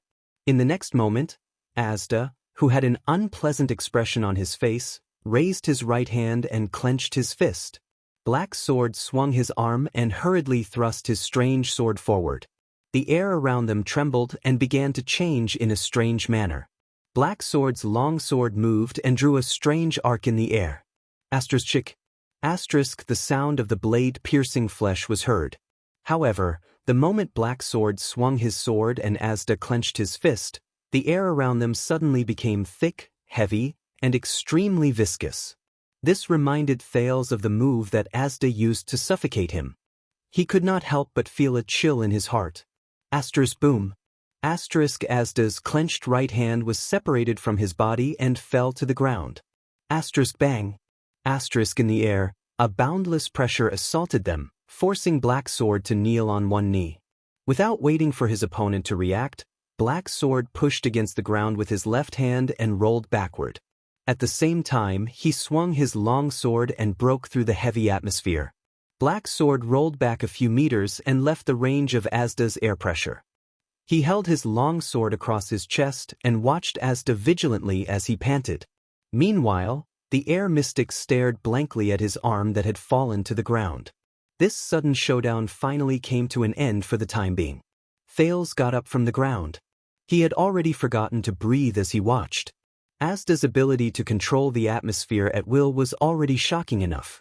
Thales believed that no matter who it was, if they were to encounter any of these situations, they would only be able to cover their heads and flee like a rat. But Black Sword? In the shortest amount of time, his every move effectively cut into the weak points of Asda's strange ability. He overcame every obstacle and rushed to the mystic. He even chopped off the mystic's arm. Compared to Giza, who was bleeding profusely, not a single drop of blood flowed out of Asda's wound. Instead, it glowed with a faint blue light, just like the time at Red Street Market. The air mystic was stunned for more than 10 seconds. Black Sword took advantage of this time to constantly adjust his breathing. His panting slowly calmed down. Finally, Asda heaved a deep sigh. This strange mystic slowly opened his mouth. This is the closest you've been to me since we first met for more than 10 years. You even chopped off my arm. Asda shook his head and shook his severed arm. Whether it's reflexes, physical fitness, or on-the-spot intuition, I have to admit that you're getting stronger. Looks like I have to take back my description of you as a black cockroach, Asda said mockingly. You've already become a poisonous black scorpion. Black Sword stared fixedly at the mystic and did not reply. Then, Asda thought to himself, since we first met 12 years ago, this guy's strength has been rising rapidly, as if there were no bottlenecks or obstacles. Back then, he was just an insignificant character, but now. Thales felt his skin crawl as he watched Asda's arm on the ground turn into blue light and disappear. Even though he had expected it and it was not like he had never seen it before, he still found it a little strange when he saw it. At the same time, the blue light on Asda's severed arm shone again. The light gathered to form a new arm, even his robe. Black Sword, you're probably the first person in history to be able to fight a mystic head-on and not be at a disadvantage with your body of flesh and blood and a sword made of ordinary iron. Asda held his newly acquired right arm and sighed with emotion. Recalling the past 1,000 years, Asda could not help but sigh. Which supreme-class elite in history had the strength he has now? Hearing this, Thales stared at Black Sword in a daze. The latter stood up slowly and flicked the snowflakes off his long sword. You flatter me. Black Sword's tone was still flat. He said flatly, but I can feel that you're deliberately suppressing your strength. Black Sword raised his head and looked at Raikuru's statue. He frowned slightly. If it were in the past, you would have blown the entire mountain into pieces. Asda narrowed his eyes. What? Black Sword turned and looked straight into the mystic's eyes. Are you afraid of something in this city? Thales frowned. Of course. Asda said it himself earlier, there are at least 2 legendary anti-mystic equipment in Dragon Cloud City. Asda smiled faintly. The air mystic shrugged and said indifferently, this is the capital of a country, after all. There's order here. I don't want to make a ruckus to the point where I have to massacre the entire city. That's not my style. The capital? Order? Black Sword took a deep breath. At that moment, his expression became extremely terrifying. 12 years ago, when you, a monster, went on a killing spree in Renaissance Palace, why didn't you have such concerns? Thales trembled violently. However, Asda's next words shocked him as much as the former. Tsk, it's too ironic coming from your mouth. Asda stared at Black Sword and shook his head with a chuckle. There was a faint blue light surging in his eyes.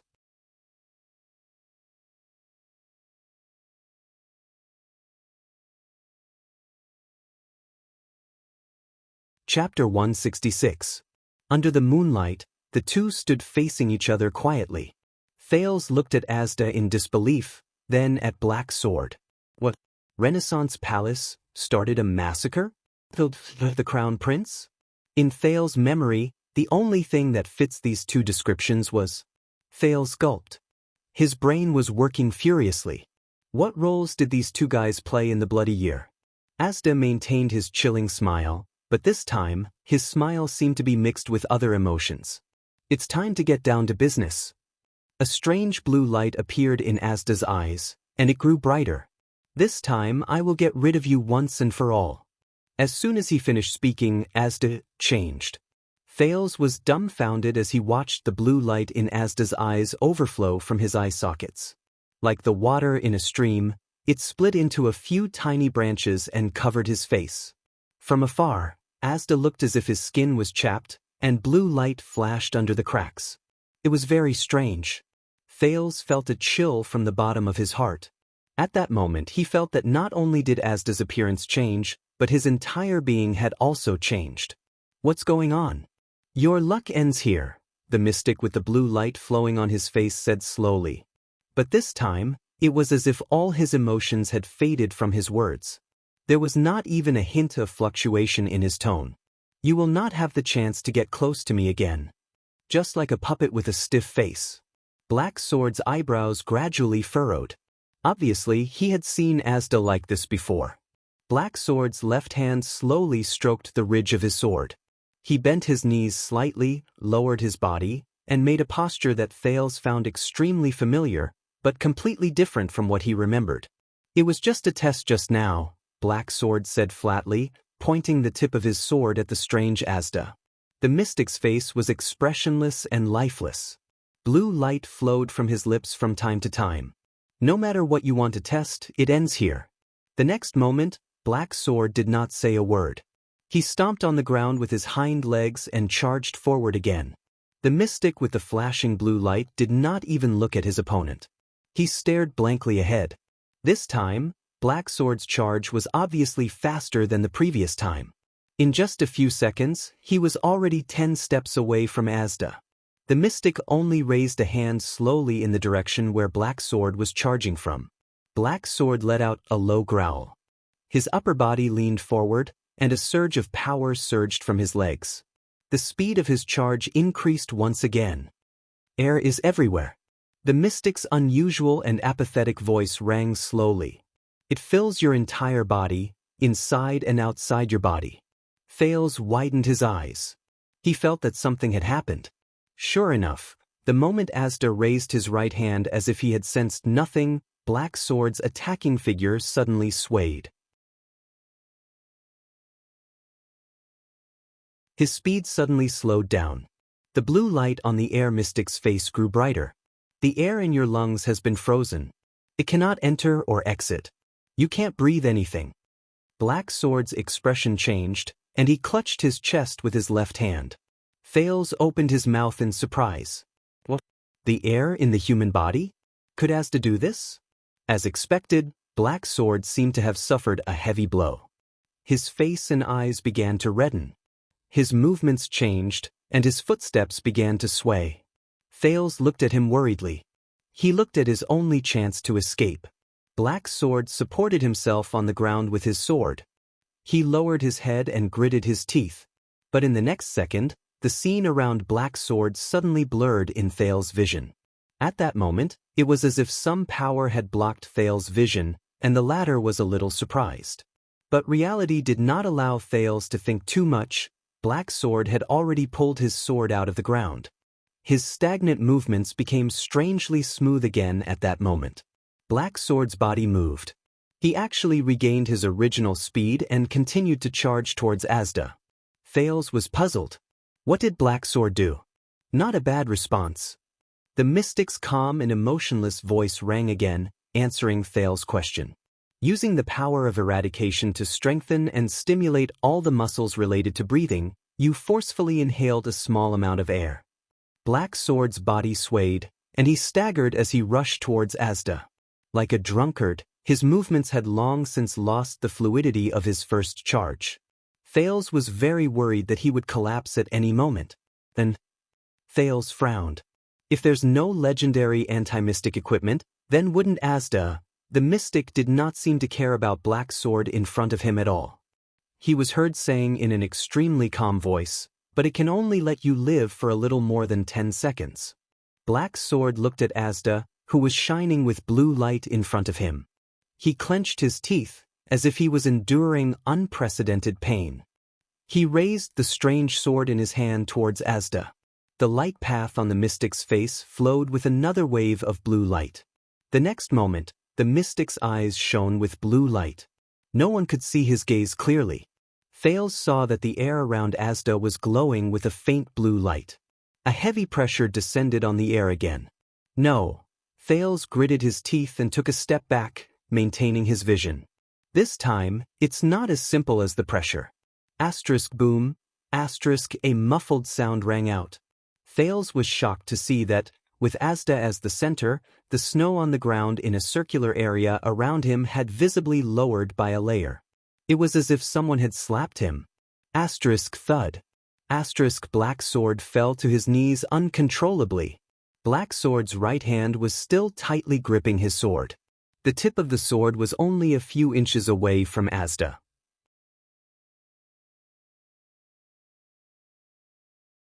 He knelt in front of Asda, gritted his teeth and growled.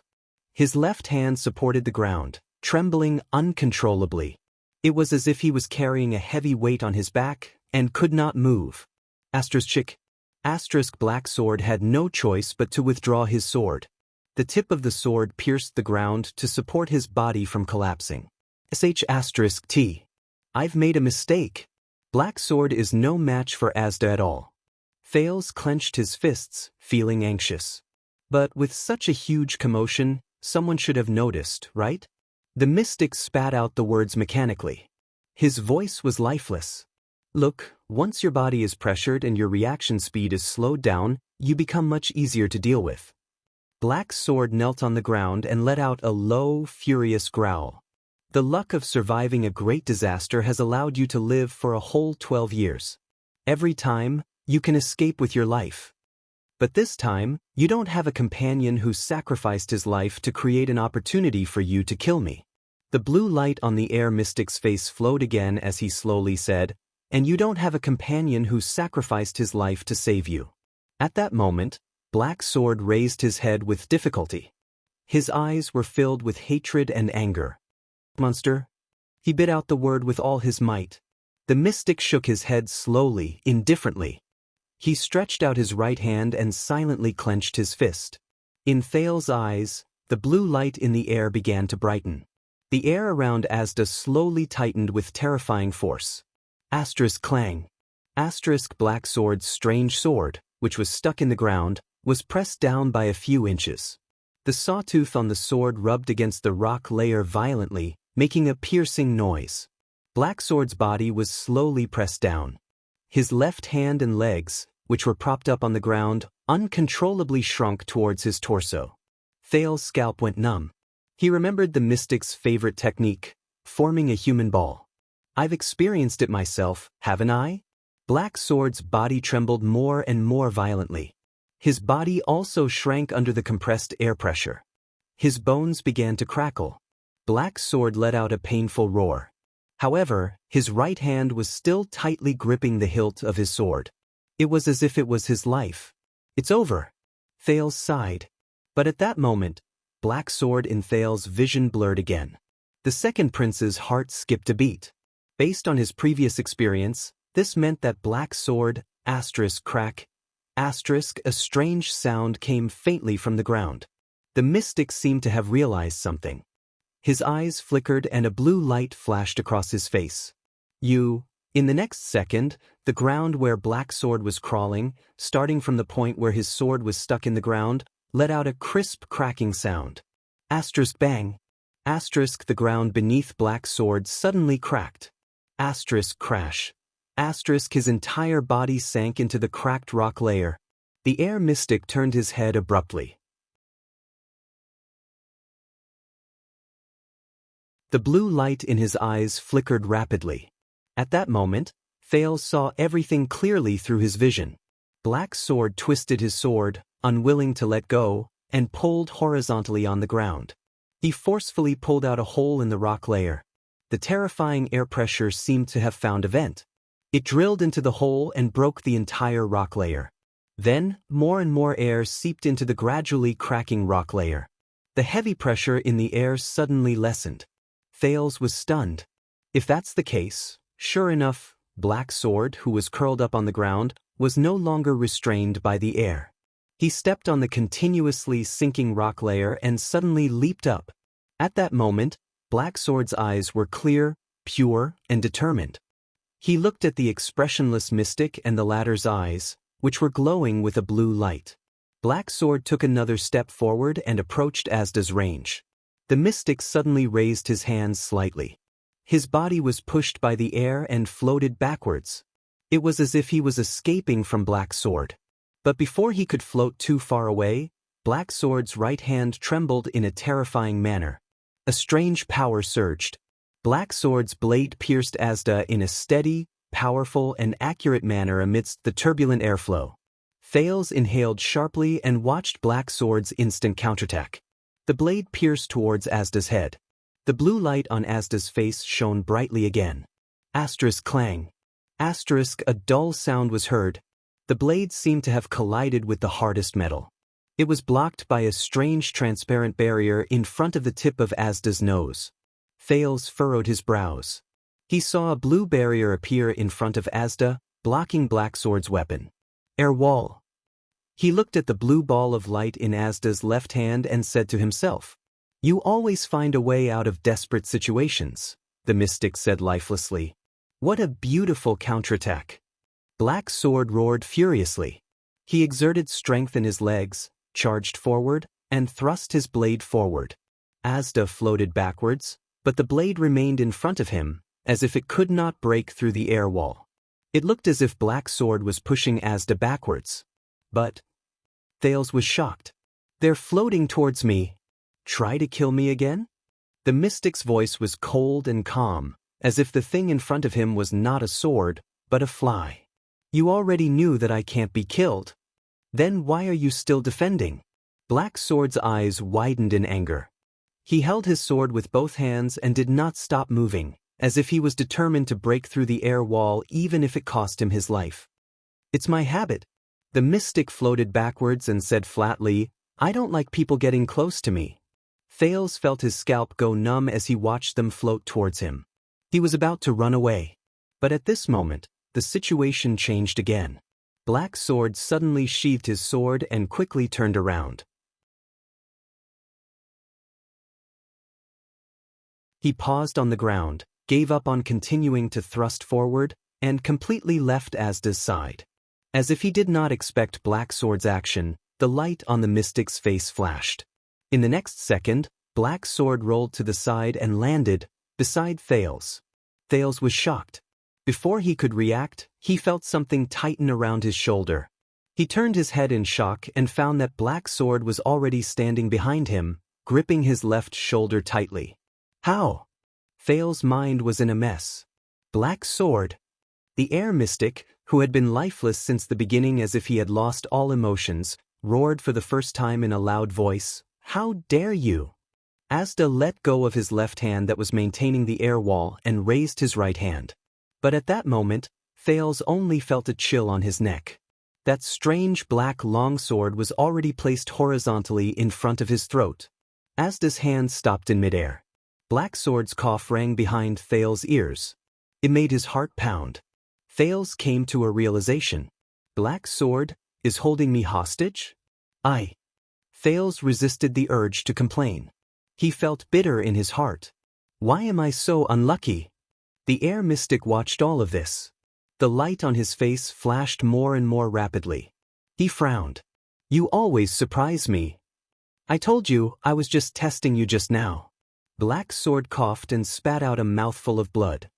To make sure that my skills didn't deteriorate and that your response didn't change drastically. Then I found an opportunity like this. Black Sword panted and slowly tightened his grip on Thales' hand. Is this boy very important to you? The blue light in the mystic's eyes dimmed, revealing his gaze. The light on Asda's face also gradually dissipated. Thales flashed an ugly smile at him. He wanted to shrug, but his shoulder was already firmly gripped by Black Sword and he could not move. Even if you slit his throat, I can use air pressure to stop the bleeding, Asda said solemnly as he looked at Black Sword who was holding Thales hostage. You know it's futile. Hearing that, Thales breathed a sigh of relief. Until Black Sword's next words. Yes. Black Sword sighed. He switched the sawtooth side of the sword in his hand and continued to press against Thales. So, I will directly cut off his entire head. Can you help him put it back together again? Thales' breathing stagnated. Nanny? I'll try. Asda's eyebrows relaxed as if he did not care. His eyes were cold. Threatening a mystic? Let's see what kind of price I will make you and your Blackstreet Brotherhood pay. Black Sword snorted softly. The blade in his hand slowly approached the boy's neck. Asda watched his movements and slowly lowered his eyebrows. Wait. A clear boy's voice rang out. Black Sword and Asda froze in unison. Both of them turned their gazes.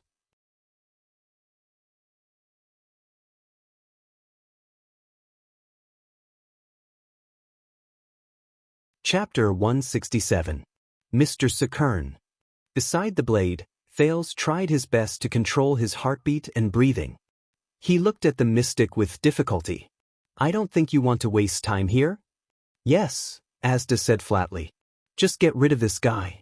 That's the fastest way. Black Sword sneered. Same here. Thales felt a headache coming on. Mr. Black Sword? Thales panted and said to the person holding him hostage, You know that this guy can't be killed, right? Behind him, Black Sword's breathing gradually calmed down. Who knows? Black Sword said flatly. Maybe next time I can kill him? Asda snorted mockingly and stared coldly at Black Sword. The two people who did not give him face made Thales extremely embarrassed. Thales exhaled. I say, I have a suggestion for the two of you. Feeling the chill on his neck, Thales smiled awkwardly. Maybe you, Mr. Black Sword, don't have to cut off my head. Asda narrowed his eyes. His gaze was subtle. Look, you've already exchanged blows. Thales could not see Black Sword's expression, but he knew that it must be terrible. But Thales could only try his best to raise his voice in the cold wind. Mr. Mystic has the upper hand, but Mr. Black Sword, you always surprise us. Asda and Black Sword stared at each other. Their eyes were filled with merciless murderous intent. If you continue to be in a stalemate here, you will only attract Dragon Cloud City's attention. Thales trembled slightly. Mister, why don't you let me go and just disappear? Then Mr. Sakern. Thales smiled awkwardly. Since my life is in his hands, why don't you be magnanimous and let him go? Most importantly, I have to get myself out of this. Thales thought to himself. I was hoping that Black Sword's sudden appearance could help me, but in the end, neither of them are good people. Under the moonlight, the cold wind and the falling snow gradually lessened. Black Sword did not speak. Thales, who was almost frozen, tried his best to maintain a smile. What do you think? Asda and the prince's eyes met in the air. Thales felt a chill run down his spine. Even though being a mystic was much better than when he was in his emotionless glowing mode, just now, he could still feel the chill in Asda's eyes. I refuse, Asda said coldly. I've had enough of this cat and mouse game. He must die here today. The smile froze on Thales' face. Hey? Thales stared at Asda in disbelief. What happened to the love between mystics? What about helping each other? Asda ignored Thales' gaze. At that moment, the mystic's heart was cold. Black Sword's performance just now proved that he was fully qualified to be one of the disaster hunters from 600 years ago. As long as he had a legendary anti-mystic equipment, in the past, the supreme class fighters who were carefully selected from various races were all terrifying existences who had gone through countless hardships.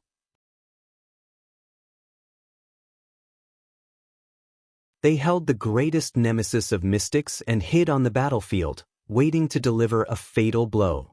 During the Great Purge after the war, they were even more terrifying trackers in the dark. They hunted down all mystics, whether they existed or did not exist, whether they were enemies or not. They did not let go of any faction. If it was not for the Great Fission and the political division of the various countries after the war, which caused the disaster hunters to fall apart, Black Sword. Asda looked at his right hand, which had just been cut off and then regenerated, and narrowed his eyes. He must die here. Look, of course I can let you go, child, Black Sword said softly behind Thales' ear. But he won't. The leader of the Brotherhood shook his head slowly and sighed slightly. You can only blame your bad luck. Thales sighed in anguish. Asda sneered and said, Then let us see how long a mere human can last in the snowy Northland. Black Sword tapped Thales' shoulder without showing any sign of weakness. How long can he last? Caught in the confrontation between the two, Thales frowned helplessly. What the hell? Thales took a deep breath and slowly gritted his teeth. He glanced at Dragon Cloud City beneath the cliff of the sky and kept thinking. There's no other way. I got it. Thales took another deep breath and licked his dry lips. Enunciating each word, he said, How about this? I have an idea. Black Sword and Asda shifted their attention to him. Thales' face was downcast as he slowly finished his sentence. This way, Mr. Black Sword, you will have time to escape. I believe you can. And Mr. Sakern, we can also continue our journey. Listening to Thales' words, Asda and Black Sword frowned. Asda sneered. Are you helping him? Thales felt the force on his shoulder lessen. He curled up the corners of his lips again and said with a smile that was even more radiant, I'm helping all of us. Asda's gaze grew colder. It made Thales' skin crawl. A gust of cold wind blew past. Black Sword sighed softly. I've been looking for this opportunity since the beginning, Black Sword said slowly in his ear. Thank you for your suggestion, child. So, you agree? Thales turned his head awkwardly and pulled his neck away from the cold blade and saw. Black Sword looked at Asda, who did not look too pleased. He patted Thales' shoulder and nodded slowly. Of course, there's only one thing that needs improvement. Thales was stunned. Improvement? I'm here for him. Black Sword widened his eyes. He grabbed Thales and stood up from the ground. I'm not here to escape. Asda's expression changed and he stretched out his right hand. But Black Sword was faster. The Brotherhood's legend moved swiftly and agilely. He lifted Thales by the back of his collar and swung his left arm diagonally upwards in another direction. At that moment, Black Sword threw the second Prince of Constellation off the cliff.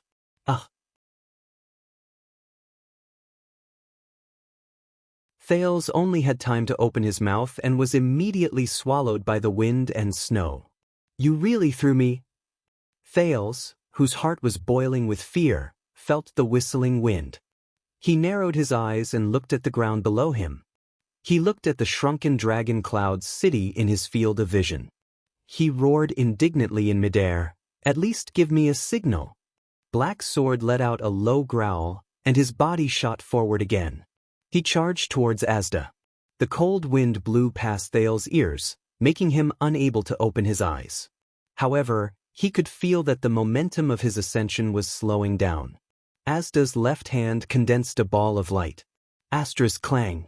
Asterisk Black Sword's blade struck the wall of air in front of Asda again. A few tenths of a second later, Thales felt that he was falling. He was falling towards Dragoncloud City below the cliff. Thales' heart sank.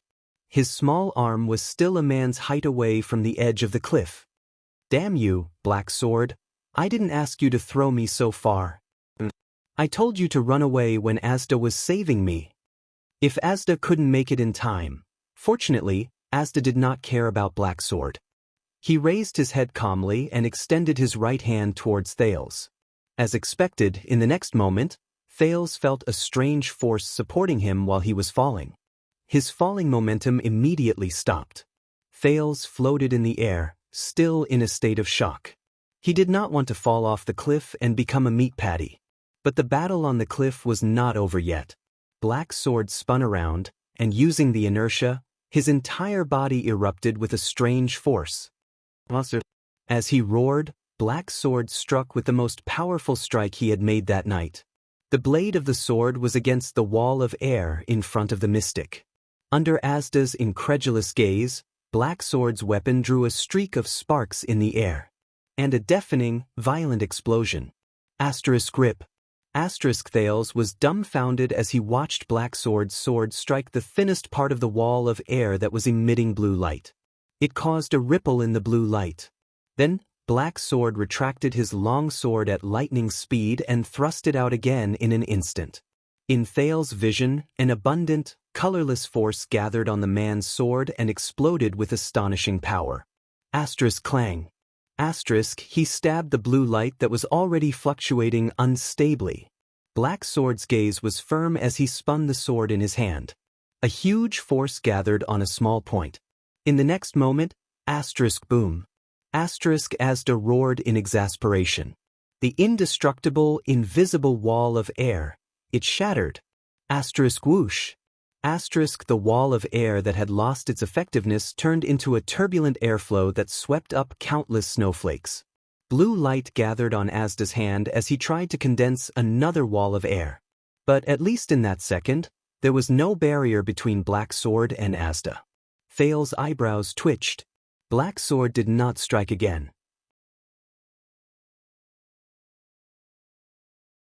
The man reached out and instantly pressed down on the other weapon at his waist. The weapon that was tightly wrapped in sackcloth. In a fraction of a second, the sackcloth fell apart and Black Sword pulled out the weapon. It was a strange hand-and-a-half sword. No, it was a size smaller than a hand-and-a-half sword. It was only the length of Black Sword's forearm. The blade was dark red, and the blade was dark red. The hilt of the small red sword was pure black with a relatively large counterweight ball on it. In the middle of the sword's guard was a similarly dark red gem. The sword's guard was curved in the opposite direction and extended towards the sword's blade. On the guard, there were a few small protrusions that pointed in the direction of the enemy. They looked like fangs? For some reason, the moment Thales saw the sword, he felt goosebumps all over his body and his blood surged. An inexplicable and indescribable feeling surged in his heart. This feeling. Thales was puzzled. Why is it so familiar? But before he could think further, Black Sword held the small red sword and stabbed it into the center of Asda's abdomen. Time seemed to have stopped at that moment. Asda looked at the small red sword, as if he was feeling the sensation of it stabbing into his body. Then his eyes were filled with shock. And panic. Just like the time when he was stabbed by Yodel in Red Street Market. Thales, who was floating in the air, was shocked.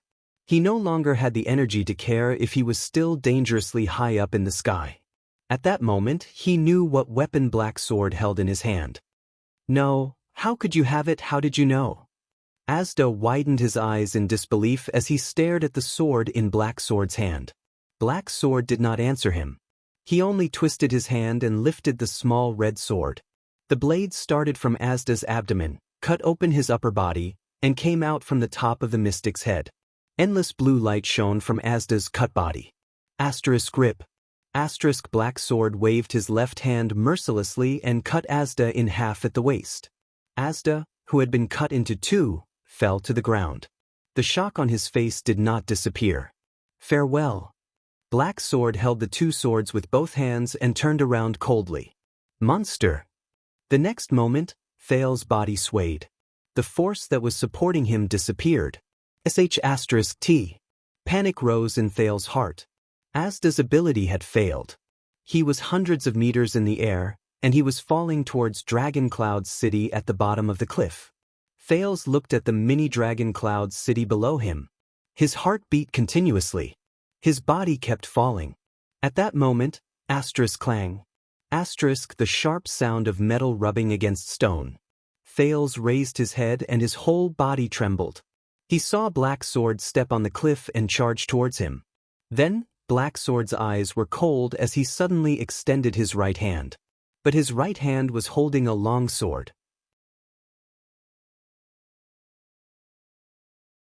He viciously thrust the strange black sword in his hand at Thales, who was falling from midair. Thales' pupils shrank abruptly. What? The blade did not stop. It went straight for his head. The cold wind echoed in Thales' ears. In a fraction of a second, countless emotions flashed through his mind. Why do you want to kill me? Thales stared blankly at the sword that was thrusting towards his head. In between shock, fear, confusion, and anger, he could only helplessly close his eyes. Asterisk grip. Asterisk the strange sword pierced through Thales' clothes. Thales' eyelids shrank. But the expected pain and touch did not come. The wind howled. Thales trembled and opened his eyes. He was still in midair, and the miniature version of Dragon Cloud's city lay quietly 100 meters below him. Thales shivered and turned his head. He watched in shock as the strange blade pierced through his collar and hung Thales on the barb on the sword. Thales hung on the sword and swayed back and forth in the air. The cold wind brushed past his body. He stared at the ordinary-looking man on the other side of the sword, dumbfounded. Black Sword held the small red sword in one hand, and the blade was stuck to the cliff's rock. Just like that, he hung on the edge of the cliff. His other hand stretched out horizontally, grabbed the strange black sword, and hung the tiny Thales on the sword's hook. The ordinary-looking man gritted his teeth and slowly withdrew the sword in his hand. Thales was in a state of shock as he stared at Black Sword in a daze. The latter smiled and said to the second prince in the air, "Before I threw you, I gave you a signal." Thales' eyes widened due to fear and shock, but he could not look away now. He felt the force on his collar and did not dare to look down. He only clutched his chest tightly. He felt the force on his collar and did not dare to look down. He only clutched his chest tightly. It was as if his heart would jump out of his chest if he did not do so. Black Sword's expression did not change. He slowly withdrew his sword-wielding arm in a steady and powerful manner. A few seconds later, Thales looked at the black sword that was getting closer to him.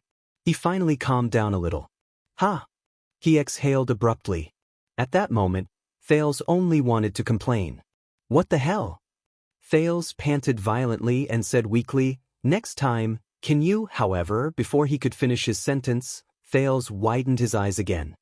He raised his head in horror and looked behind Black Sword. No way. There, a strange blue light slowly gathered. Under the moonlight, the blue light formed a strange figure. The figure stood on Black Sword's left and looked at the small red sword that was stuck in the cliff with a complicated expression.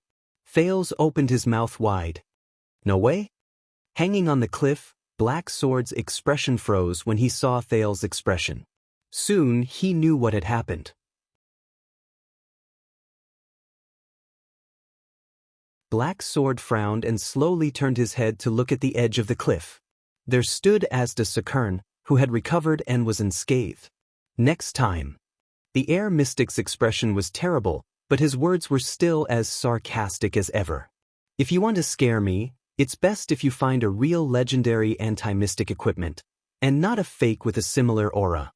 Black Sword's expression changed. He looked at the calm Asda on his left, then at Thales on his right, who was hanging on the sword, not knowing whether to laugh or cry. Black Sword heaved a heavy sigh. Lance.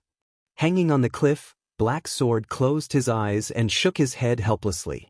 In a subtle tone, he said, King tricked me again. Legendary anti-mystic equipment? There's even a fake? Thales furrowed his brows. Asda narrowed his eyes. Black Sword looked gloomy, as if he had eaten a fly. In the cold wind, the three of them were silent for 3 seconds in a strange position. They did not seem to know how to respond to such a situation. You child. Finally, Asda shifted his gaze and looked at Thales coldly. His tone was frightening. You are really naughty. Thales could only put on a sad smile. But before he could say a word, Black Sword moved again. In the next moment, Black Sword lifted his feet and pressed against the side of the cliff. He exerted force with his left hand and pulled out the small red sword from the rock. Without any support, Black Sword began to descend slowly with Thales. Asda's expression changed abruptly. Thales was so shocked that he forgot to breathe. At that moment, Black Sword raised his head and glanced at the mystic, who had an unpleasant expression on his face. A surprise for you, he said faintly. You. Asda raised his hand angrily. Air pressure flowed, intending to support them. But Black Sword did not give him the chance. In a fraction of a second, Black Sword's power surged, and his legs kicked the rock surface. He grabbed Thales, and with a speed that Asda could not react to,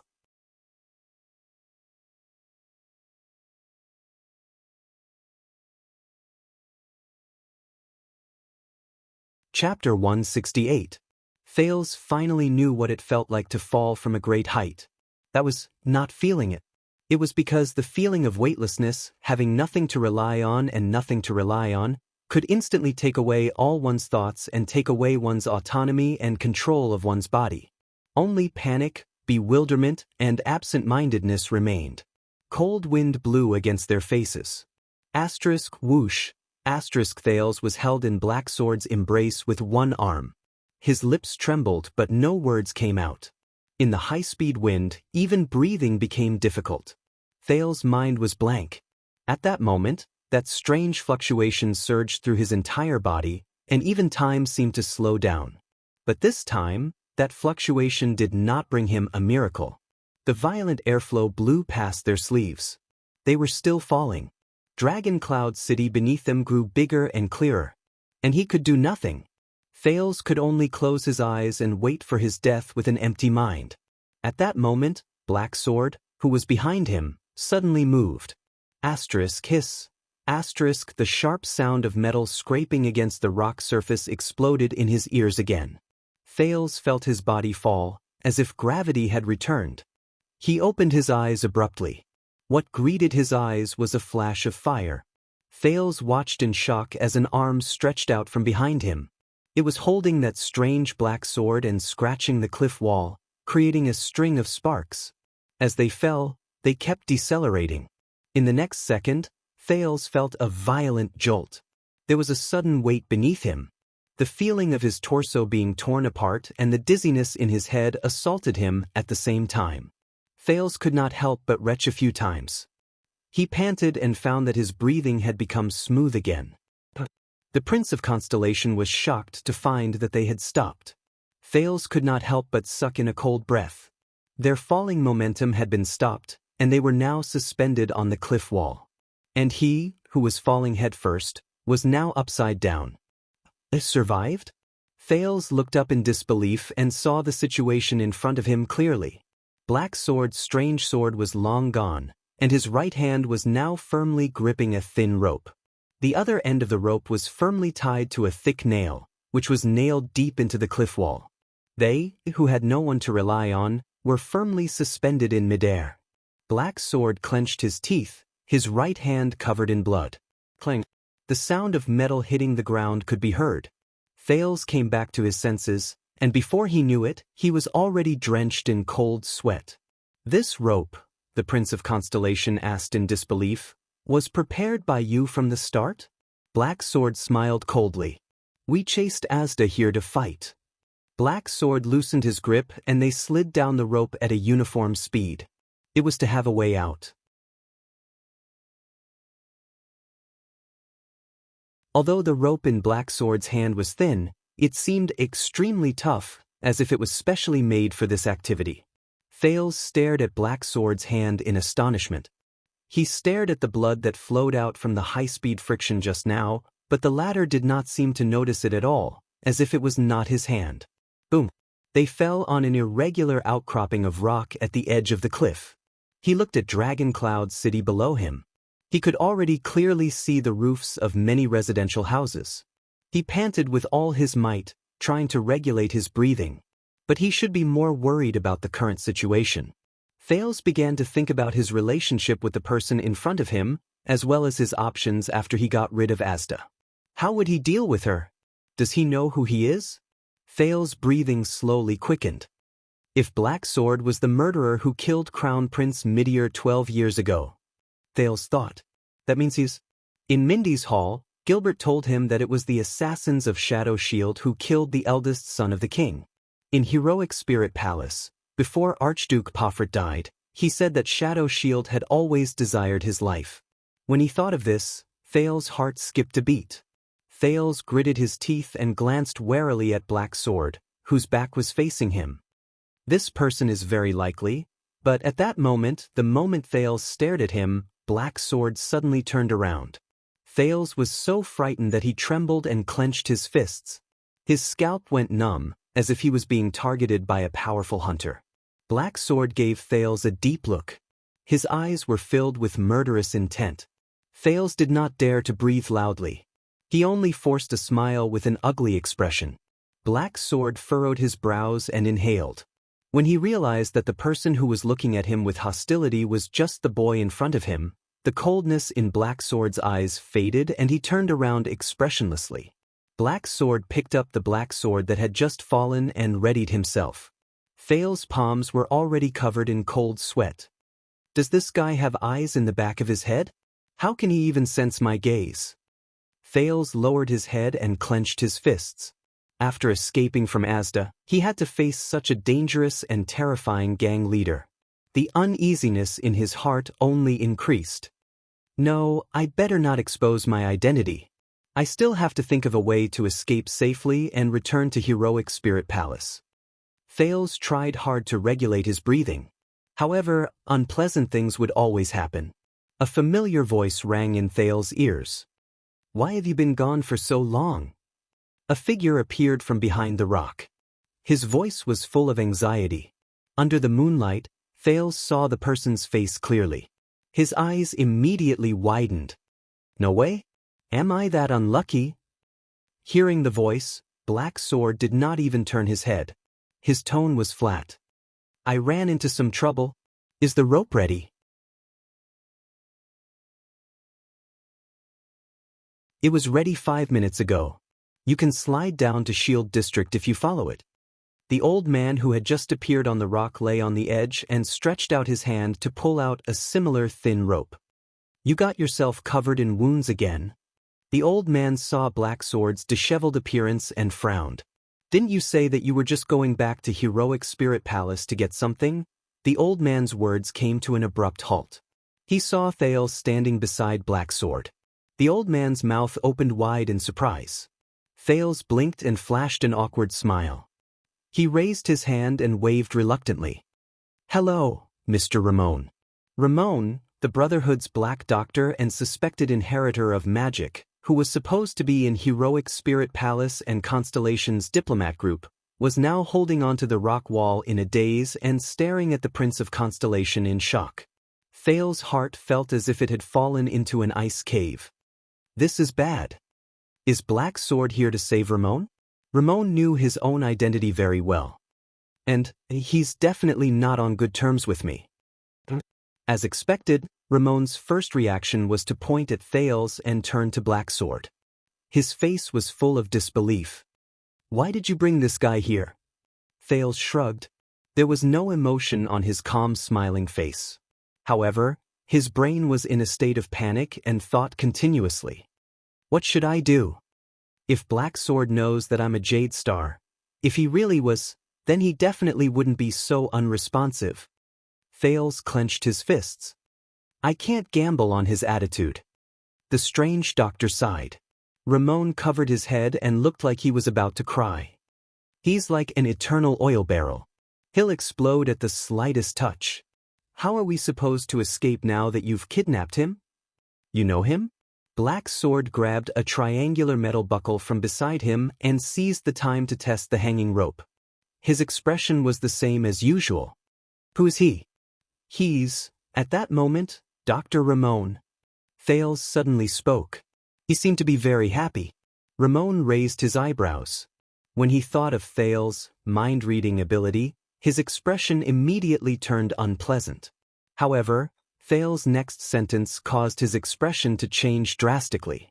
Speaking of which, I just found out about the history of Soul Tower yesterday, Thales said with a smile. I was about to tell you about it. It turns out that Soul Tower was established after the Battle of Survival during the era of multiple kings. A wizard named Ili Shinue. Ramon widened his eyes in shock. While Black Sword had yet to turn his head, Thales winked at him, pointed at his head with a threatening expression, and crossed his arms. Ramon was stunned. Soul Tower is a twin tower located in a place called Tripping Peninsula. There seems to be a huge research branch in it called Seat of All Magic. Maybe we should find a time to sit down and have a good chat?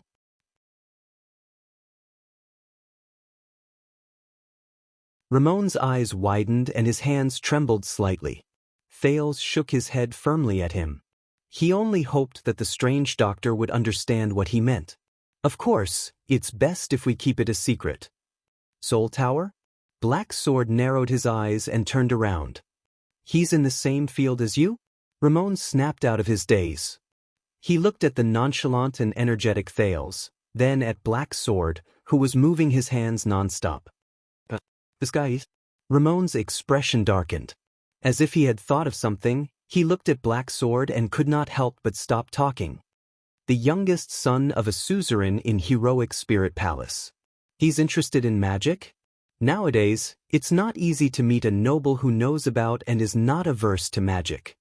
Ramon rubbed his hands together and chuckled. I plan to rely on his resources for a long time after he grows up.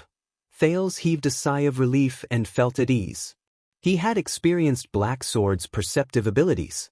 He did not dare to move at all. He only sighed silently in his heart. Magic? Black Sword did not care about their quarrel, nor did he ask in detail. So, this is the reason why Asda kidnapped him? This sentence seemed to freeze the already cold air. Ramon's expression changed drastically. He looked around. This is Extet, Dragon Cloud City. You met the air mystic? I was just greeting him, Black Sword said nonchalantly. Speaking of which, after Black Sword installed the metal buckle, he pulled the rope hanging down. With a cold expression, he drew out the small red sword from his waist and tossed it to Ramon. This is the weapon lance found in Azure Ambition. I almost let that monster eat it. Other than scaring people, it's useless. How is that possible? Ramon dodged the tip of the sword in a flurry. He held up the small red sword, his eyes filled with doubt.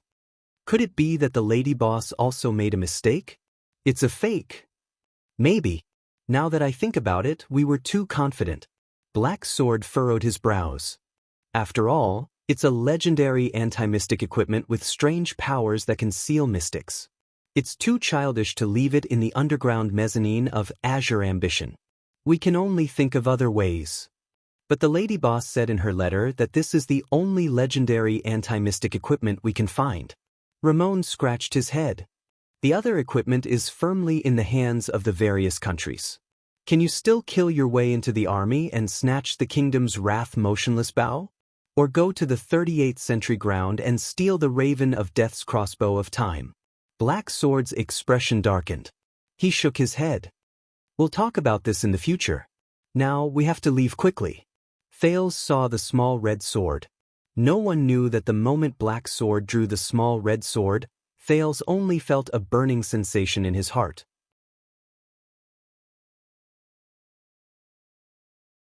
At the edge of the cliff, When he watched Black Sword draw it out, that strange familiar feeling came again. Thales stared at the small red sword in a daze. What's going on? According to them, this should be a fake legendary anti-mystic equipment. At this moment, Black Sword suddenly raised his head. He looked at the sky above his head and his expression became extremely terrifying. Black Sword lowered his head, grabbed Ramon and Thales, and pushed them down the rope. Let's go! Ramon's face paled. How, go? Black Sword's words suddenly sped up. His tone was filled with anxiety. He found us. Thales was stunned. He realized what Black Sword meant. Him. Ramon shuddered violently. Even in such a heavy snowstorm and such a long distance. Black Sword wrapped the rope around Ramon's waist and tied him and Thales together without any explanation. I underestimated a mystic's ability. Thales furrowed his brows. Damn it, I still haven't completely escaped from Asda. I'll stop him, Black Sword said coldly. But Ramon's face was filled with panic. He wanted to say something. Take him with you. Black Sword shoved the slide buckle into Ramon's hand. Without waiting for Ramon's pale face to react, Black Sword lifted his leg without warning. Go down first. Wait, Ramon raised his eyebrows and looked at Thales in disbelief. But before he could finish his sentence, Black Sword kicked him off the cliff. Damn it, Black Sword. Damn it. Amidst Ramon's indignant cry, Thales once again experienced the feeling of weightlessness. He continued to slide with Ramon. Thales took a deep breath. Fortunately, it was clearly not Ramon's first time doing this. Even though he was exasperated and cursed, he still skillfully controlled the slide buckle in his hand and slid down safely with Thales. They had just slid down more than 10 meters when the clear sound of swords clashing against each other rang above their heads, along with the rapid sound of air currents. Damn it. As they slid down, Ramon looked worriedly above his head. He lowered his head and said fiercely, Listen up, kid. Before you return to Heroic Spirit Palace, you must tell me about Soul Tower. Then, stay as far away from me as possible. You're practically a manure picker. Every day, you encounter new kinds of filthy things. Hey! Without Black Sword by his side, Thales was relieved. He grabbed the rope and protested in dissatisfaction. Is this how you describe your savior? How did you escape from the palace? Savior? Ramon's expression changed. Come on, you cunning brat who is full of lies? Ramon thought of something and said in exasperation, You still want to lie to me that you can read minds. Thales' expression froze. How did you know?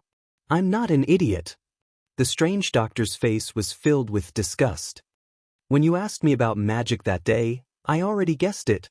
In their field of vision, the area beneath them was getting closer. This seemed to be one of the more dilapidated areas in Dragoncloud City. Even though they could only see the roofs and streets, they could still clearly see the messy layout and dilapidated appearance of the area. Finally, they landed safely behind a small house and stepped on the bumpy stone ground that was unique to Dragoncloud City. Thales relived the sense of security when his feet landed on solid ground. A sense of relief welled up in his heart. You know, Thales pulled himself away from the rope. His thoughts churned as he said nonchalantly, Black Sword can't stop him. It's best if we run first. Don't worry about Black Sword. That guy definitely won't die. Ramon pulled off the rope and nodded in agreement. But I agree with what you said. The two of them reached a consensus. Without looking back, they scrambled to be the first to run. They ran up the empty street. As long as we run into the patrol team. Thales panted and gritted his teeth. At least we can inform Putray and the others. But before they could run far, they heard a loud noise behind them. Asterisk bang. Asterisk snowflakes filled the air behind them. Thales and Ramon were both shocked. They looked at each other. Not daring to look back, they only ran faster and faster along the street. They ran for a whole 3 minutes. Along the way, they woke up quite a number of residents. The window of a house behind them opened. A man yawned and stuck his head out curiously.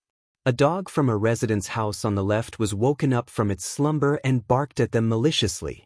A woman's cursing came from the house in front of them. A basin of water was splashed out of a two-story house on the upper left in anger. A wine bottle was thrown out of a shop with a sign on the right behind them. The two of them did not care. They just kept running until they were out of breath.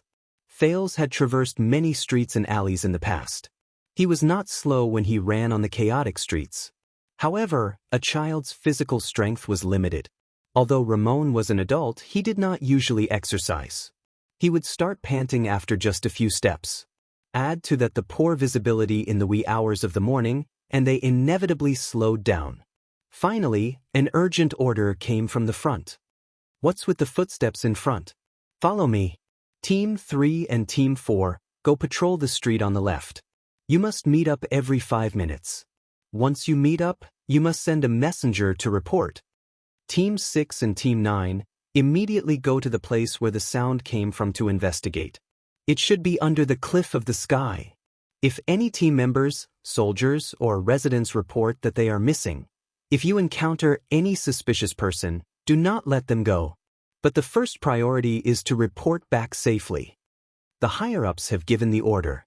If you encounter any inexplicable things or people, these are their exact words, immediately fire a signal arrow. There seems to be quite a number of people."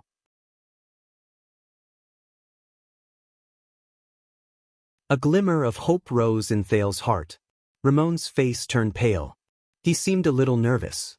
"It's okay," Thales comforted him, "as long as I reveal my identity." But at this moment, two hands suddenly stretched out from the alley beside them.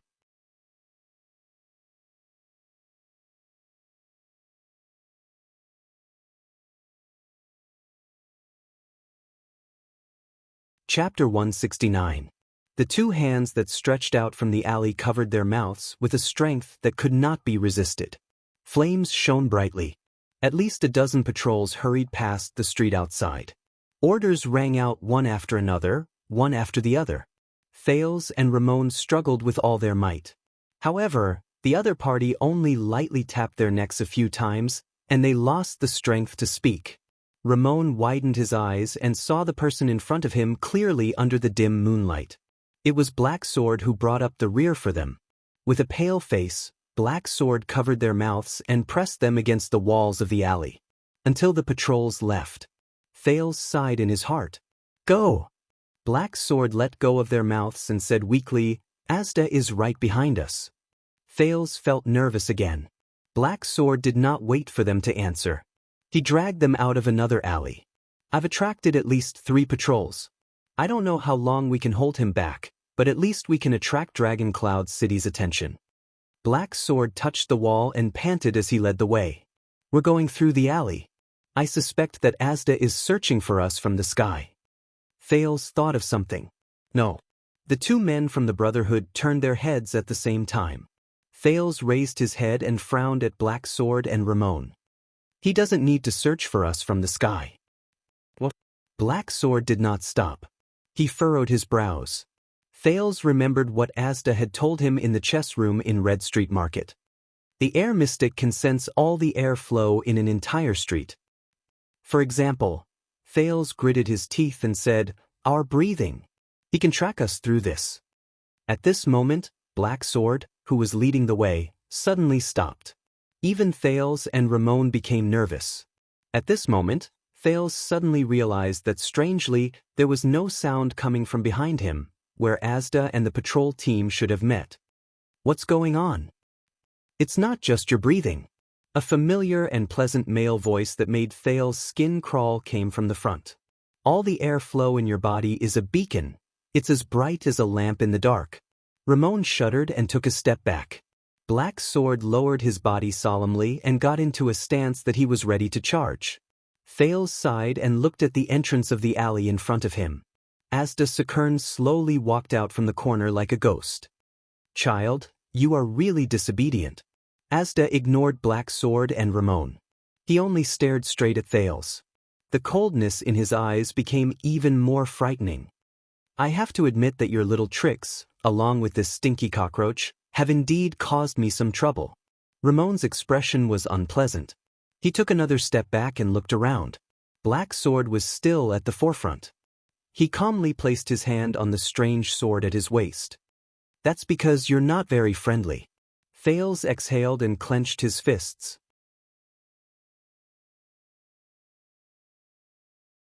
This was a residential area. Would it help if he shouted now? Or would he kill those people who came out to watch the show? "Oh no. I'm already very friendly." Asda shook his head. He seemed to be in a stable mood.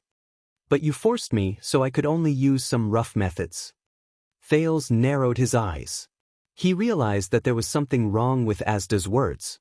As expected, Asda crooked his finger. Behind him, a small figure floated out. A figure that kept sobbing. Thales' pupils shrank. No, it was a scruffy girl wearing glasses. About 8 or 9 years old. Under Asda's control, she floated in the air and occasionally let out a terrified tremble. "Damn it." Thales stared at the girl in disbelief.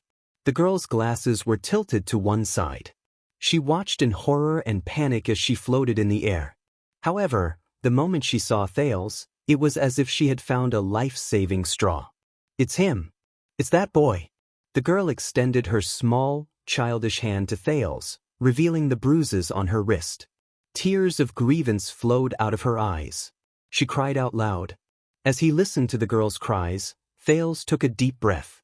He lifted his gaze. With a complicated and indescribable feeling, he looked at the girl who was trembling in fear and sobbing in fear. "Little rascal." Thales clenched his fists. "That girl. Saroma Walton. Little rascal. Come back to me quickly. Don't be at odds with me anymore." "Unless," Asda said softly and hooked his finger. "Do you want to see this little maid die?" Little rascal, who was in the air, suddenly flipped over. Her head was facing downwards. Thales held his breath. At that moment, little rascal was so frightened that she stopped crying. She just floated listlessly, sobbing in extreme fear and trembling. Even Black Sword furrowed his brows. Thales clenched his teeth. "I know you won't go with me willingly." Asda seemed to know what he was thinking. He chuckled. "So I took some precautions." Little rascal, who was in the air, turned around again. The girl was already scared out of her wits. Tears streamed down her face, and she could not even speak. "This is between us." Thales gritted his teeth. His heart was filled with complicated feelings. She has nothing to do with this. He looked at the terrified gaze behind little rascal's glasses. Before his eyes, little rascal looked at the convulsing Alex, covered her mouth, and retreated in fear. He then thought of King Nuven holding little rascal's hand tightly and placing a black ring on it. He thought of little rascal's trembling hand when he pulled the girl away in the Hall of Heroes.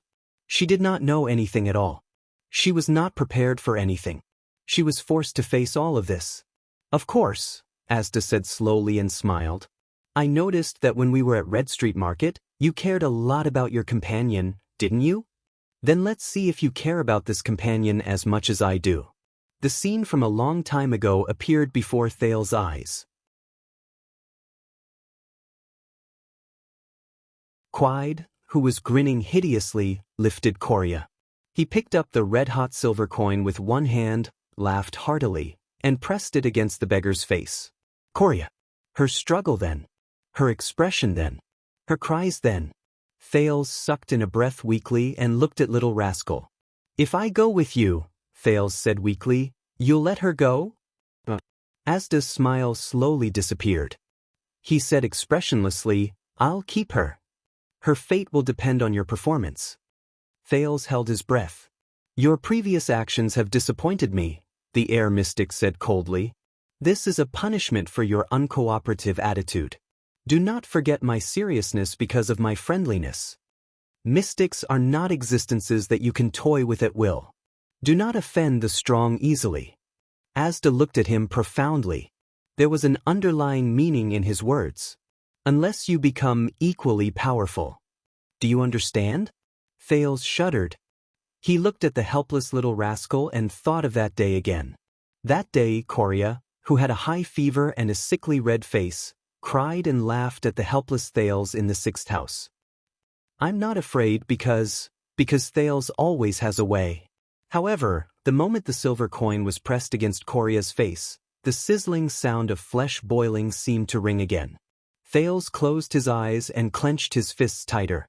An inexplicable grief and indignation rose in his heart. Thales always has a way. I always have a way. Thales closed his eyes even tighter. He took a deep breath and forcibly suppressed his trembling chest. You bastard! Don't be angry. Taking a hostage? Asda snorted coldly. I learned this trick from your friend in the Brotherhood. At this moment, Thales felt a tightness on his left shoulder. That girl.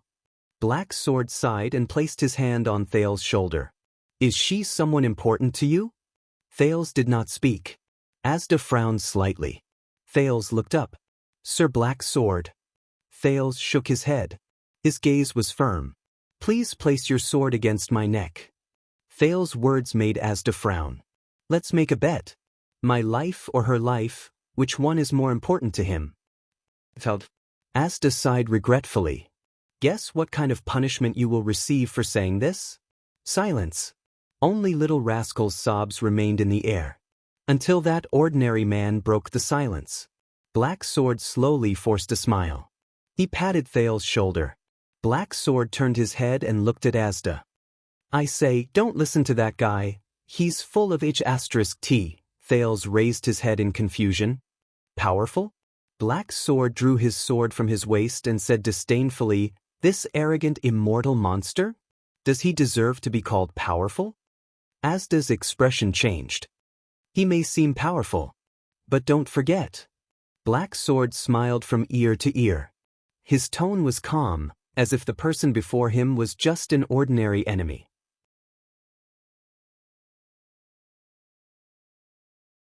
In this world, hiding your head and showing your tail in this vast and boundless world, trembling in fear for more than 600 years, I've fled for my life in fear in countless battles. Thales frowned. Asda's expression changed. Black Sword did not place his sword against Thales' neck like Thales had said. He took a step forward and looked at Asda. His eyes were filled with killing intent. The weak should be afraid. Black Sword stepped back and bent his knees. His eyes shone with a cold light. It's you. Calamities. Don't get me wrong. Thales did not speak. Blue light flashed in Asda's eyes. Black Sword raised his sword and pointed it at Asda.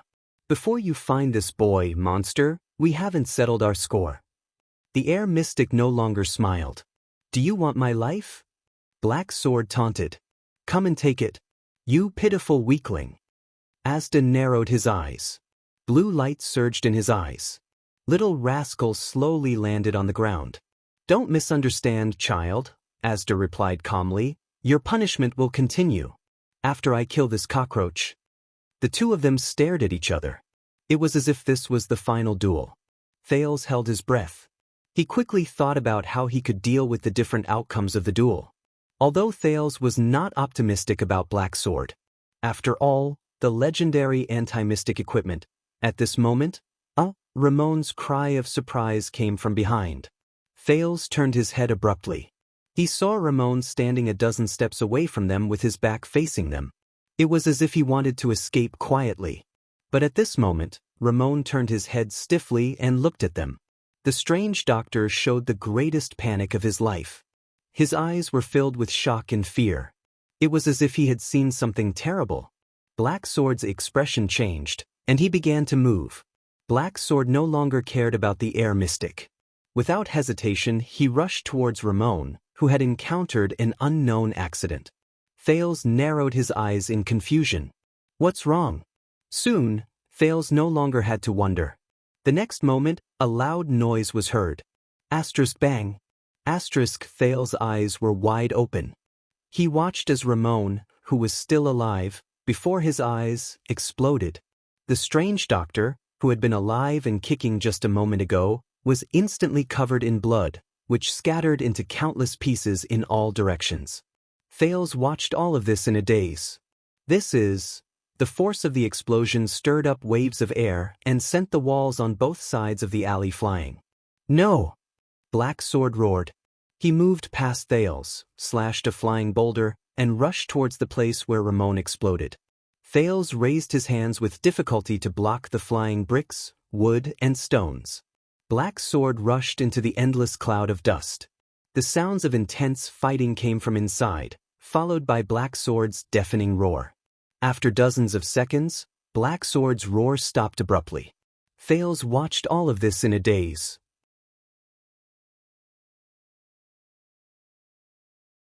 He did not even notice when Asda walked to his side. "Step back," the air mystic said coldly to Thales. Thales reacted. He turned around and rushed towards Little Rascal, who was trembling on the ground. "It's okay now." Thales tried his best to comfort her, but his heart was filled with fear. He looked at the cloud of dust. Little Rascal grabbed Thales' arm tightly. She gritted her teeth and sobbed. After a while, a delicate figure slowly walked out of the cloud of dust. The newcomer held a sword in her hand. Thales' pupils shrank. It was a strange pitch-black sword. "Look, how dare you call us weaklings?" The newcomer happily threw Black Sword's weapon away. Asterisk clang. Asterisk, the strange black sword fell to the ground. This is what happened to him. The newcomer chuckled. "No way?" Thales stared at the strange sword on the ground in disbelief. "Black Sword?" The strange sword was still trembling. It was as if it was calling out to its departed master. The newcomer got closer and closer until she was completely out of the range of the cloud of dust. Thales' expression changed. He looked at the new uninvited guest with a frightened expression. It was a delicate young girl. She had a pleasant smile on her face. Thales' stomach churned. The newcomer evoked his most hated memory. "I was wondering what it was that made our chi choose to evolve." The young girl chuckled, tilted her head, and looked at them playfully. "It's all thanks to you evolving without hesitation that I could find this place so quickly." Asda took a step forward with an indifferent expression and blocked Thales' figure. "It's been a long time, my dear partner." The air mystic's expression did not change. He calmly said to the young girl, "Giza, I'll just tell you the title of the next chapter, Chapter 103, Chi and Blood. You're tuning in to the Passion Pages YouTube channel. We're so grateful for your support, and don't forget to subscribe to join us on this incredible journey through captivating stories. Your generosity through donations truly makes a world of difference, as it's the primary source of revenue that allows me to expand and enhance this channel for you. Thank you from the bottom of my heart for being a part of this adventure.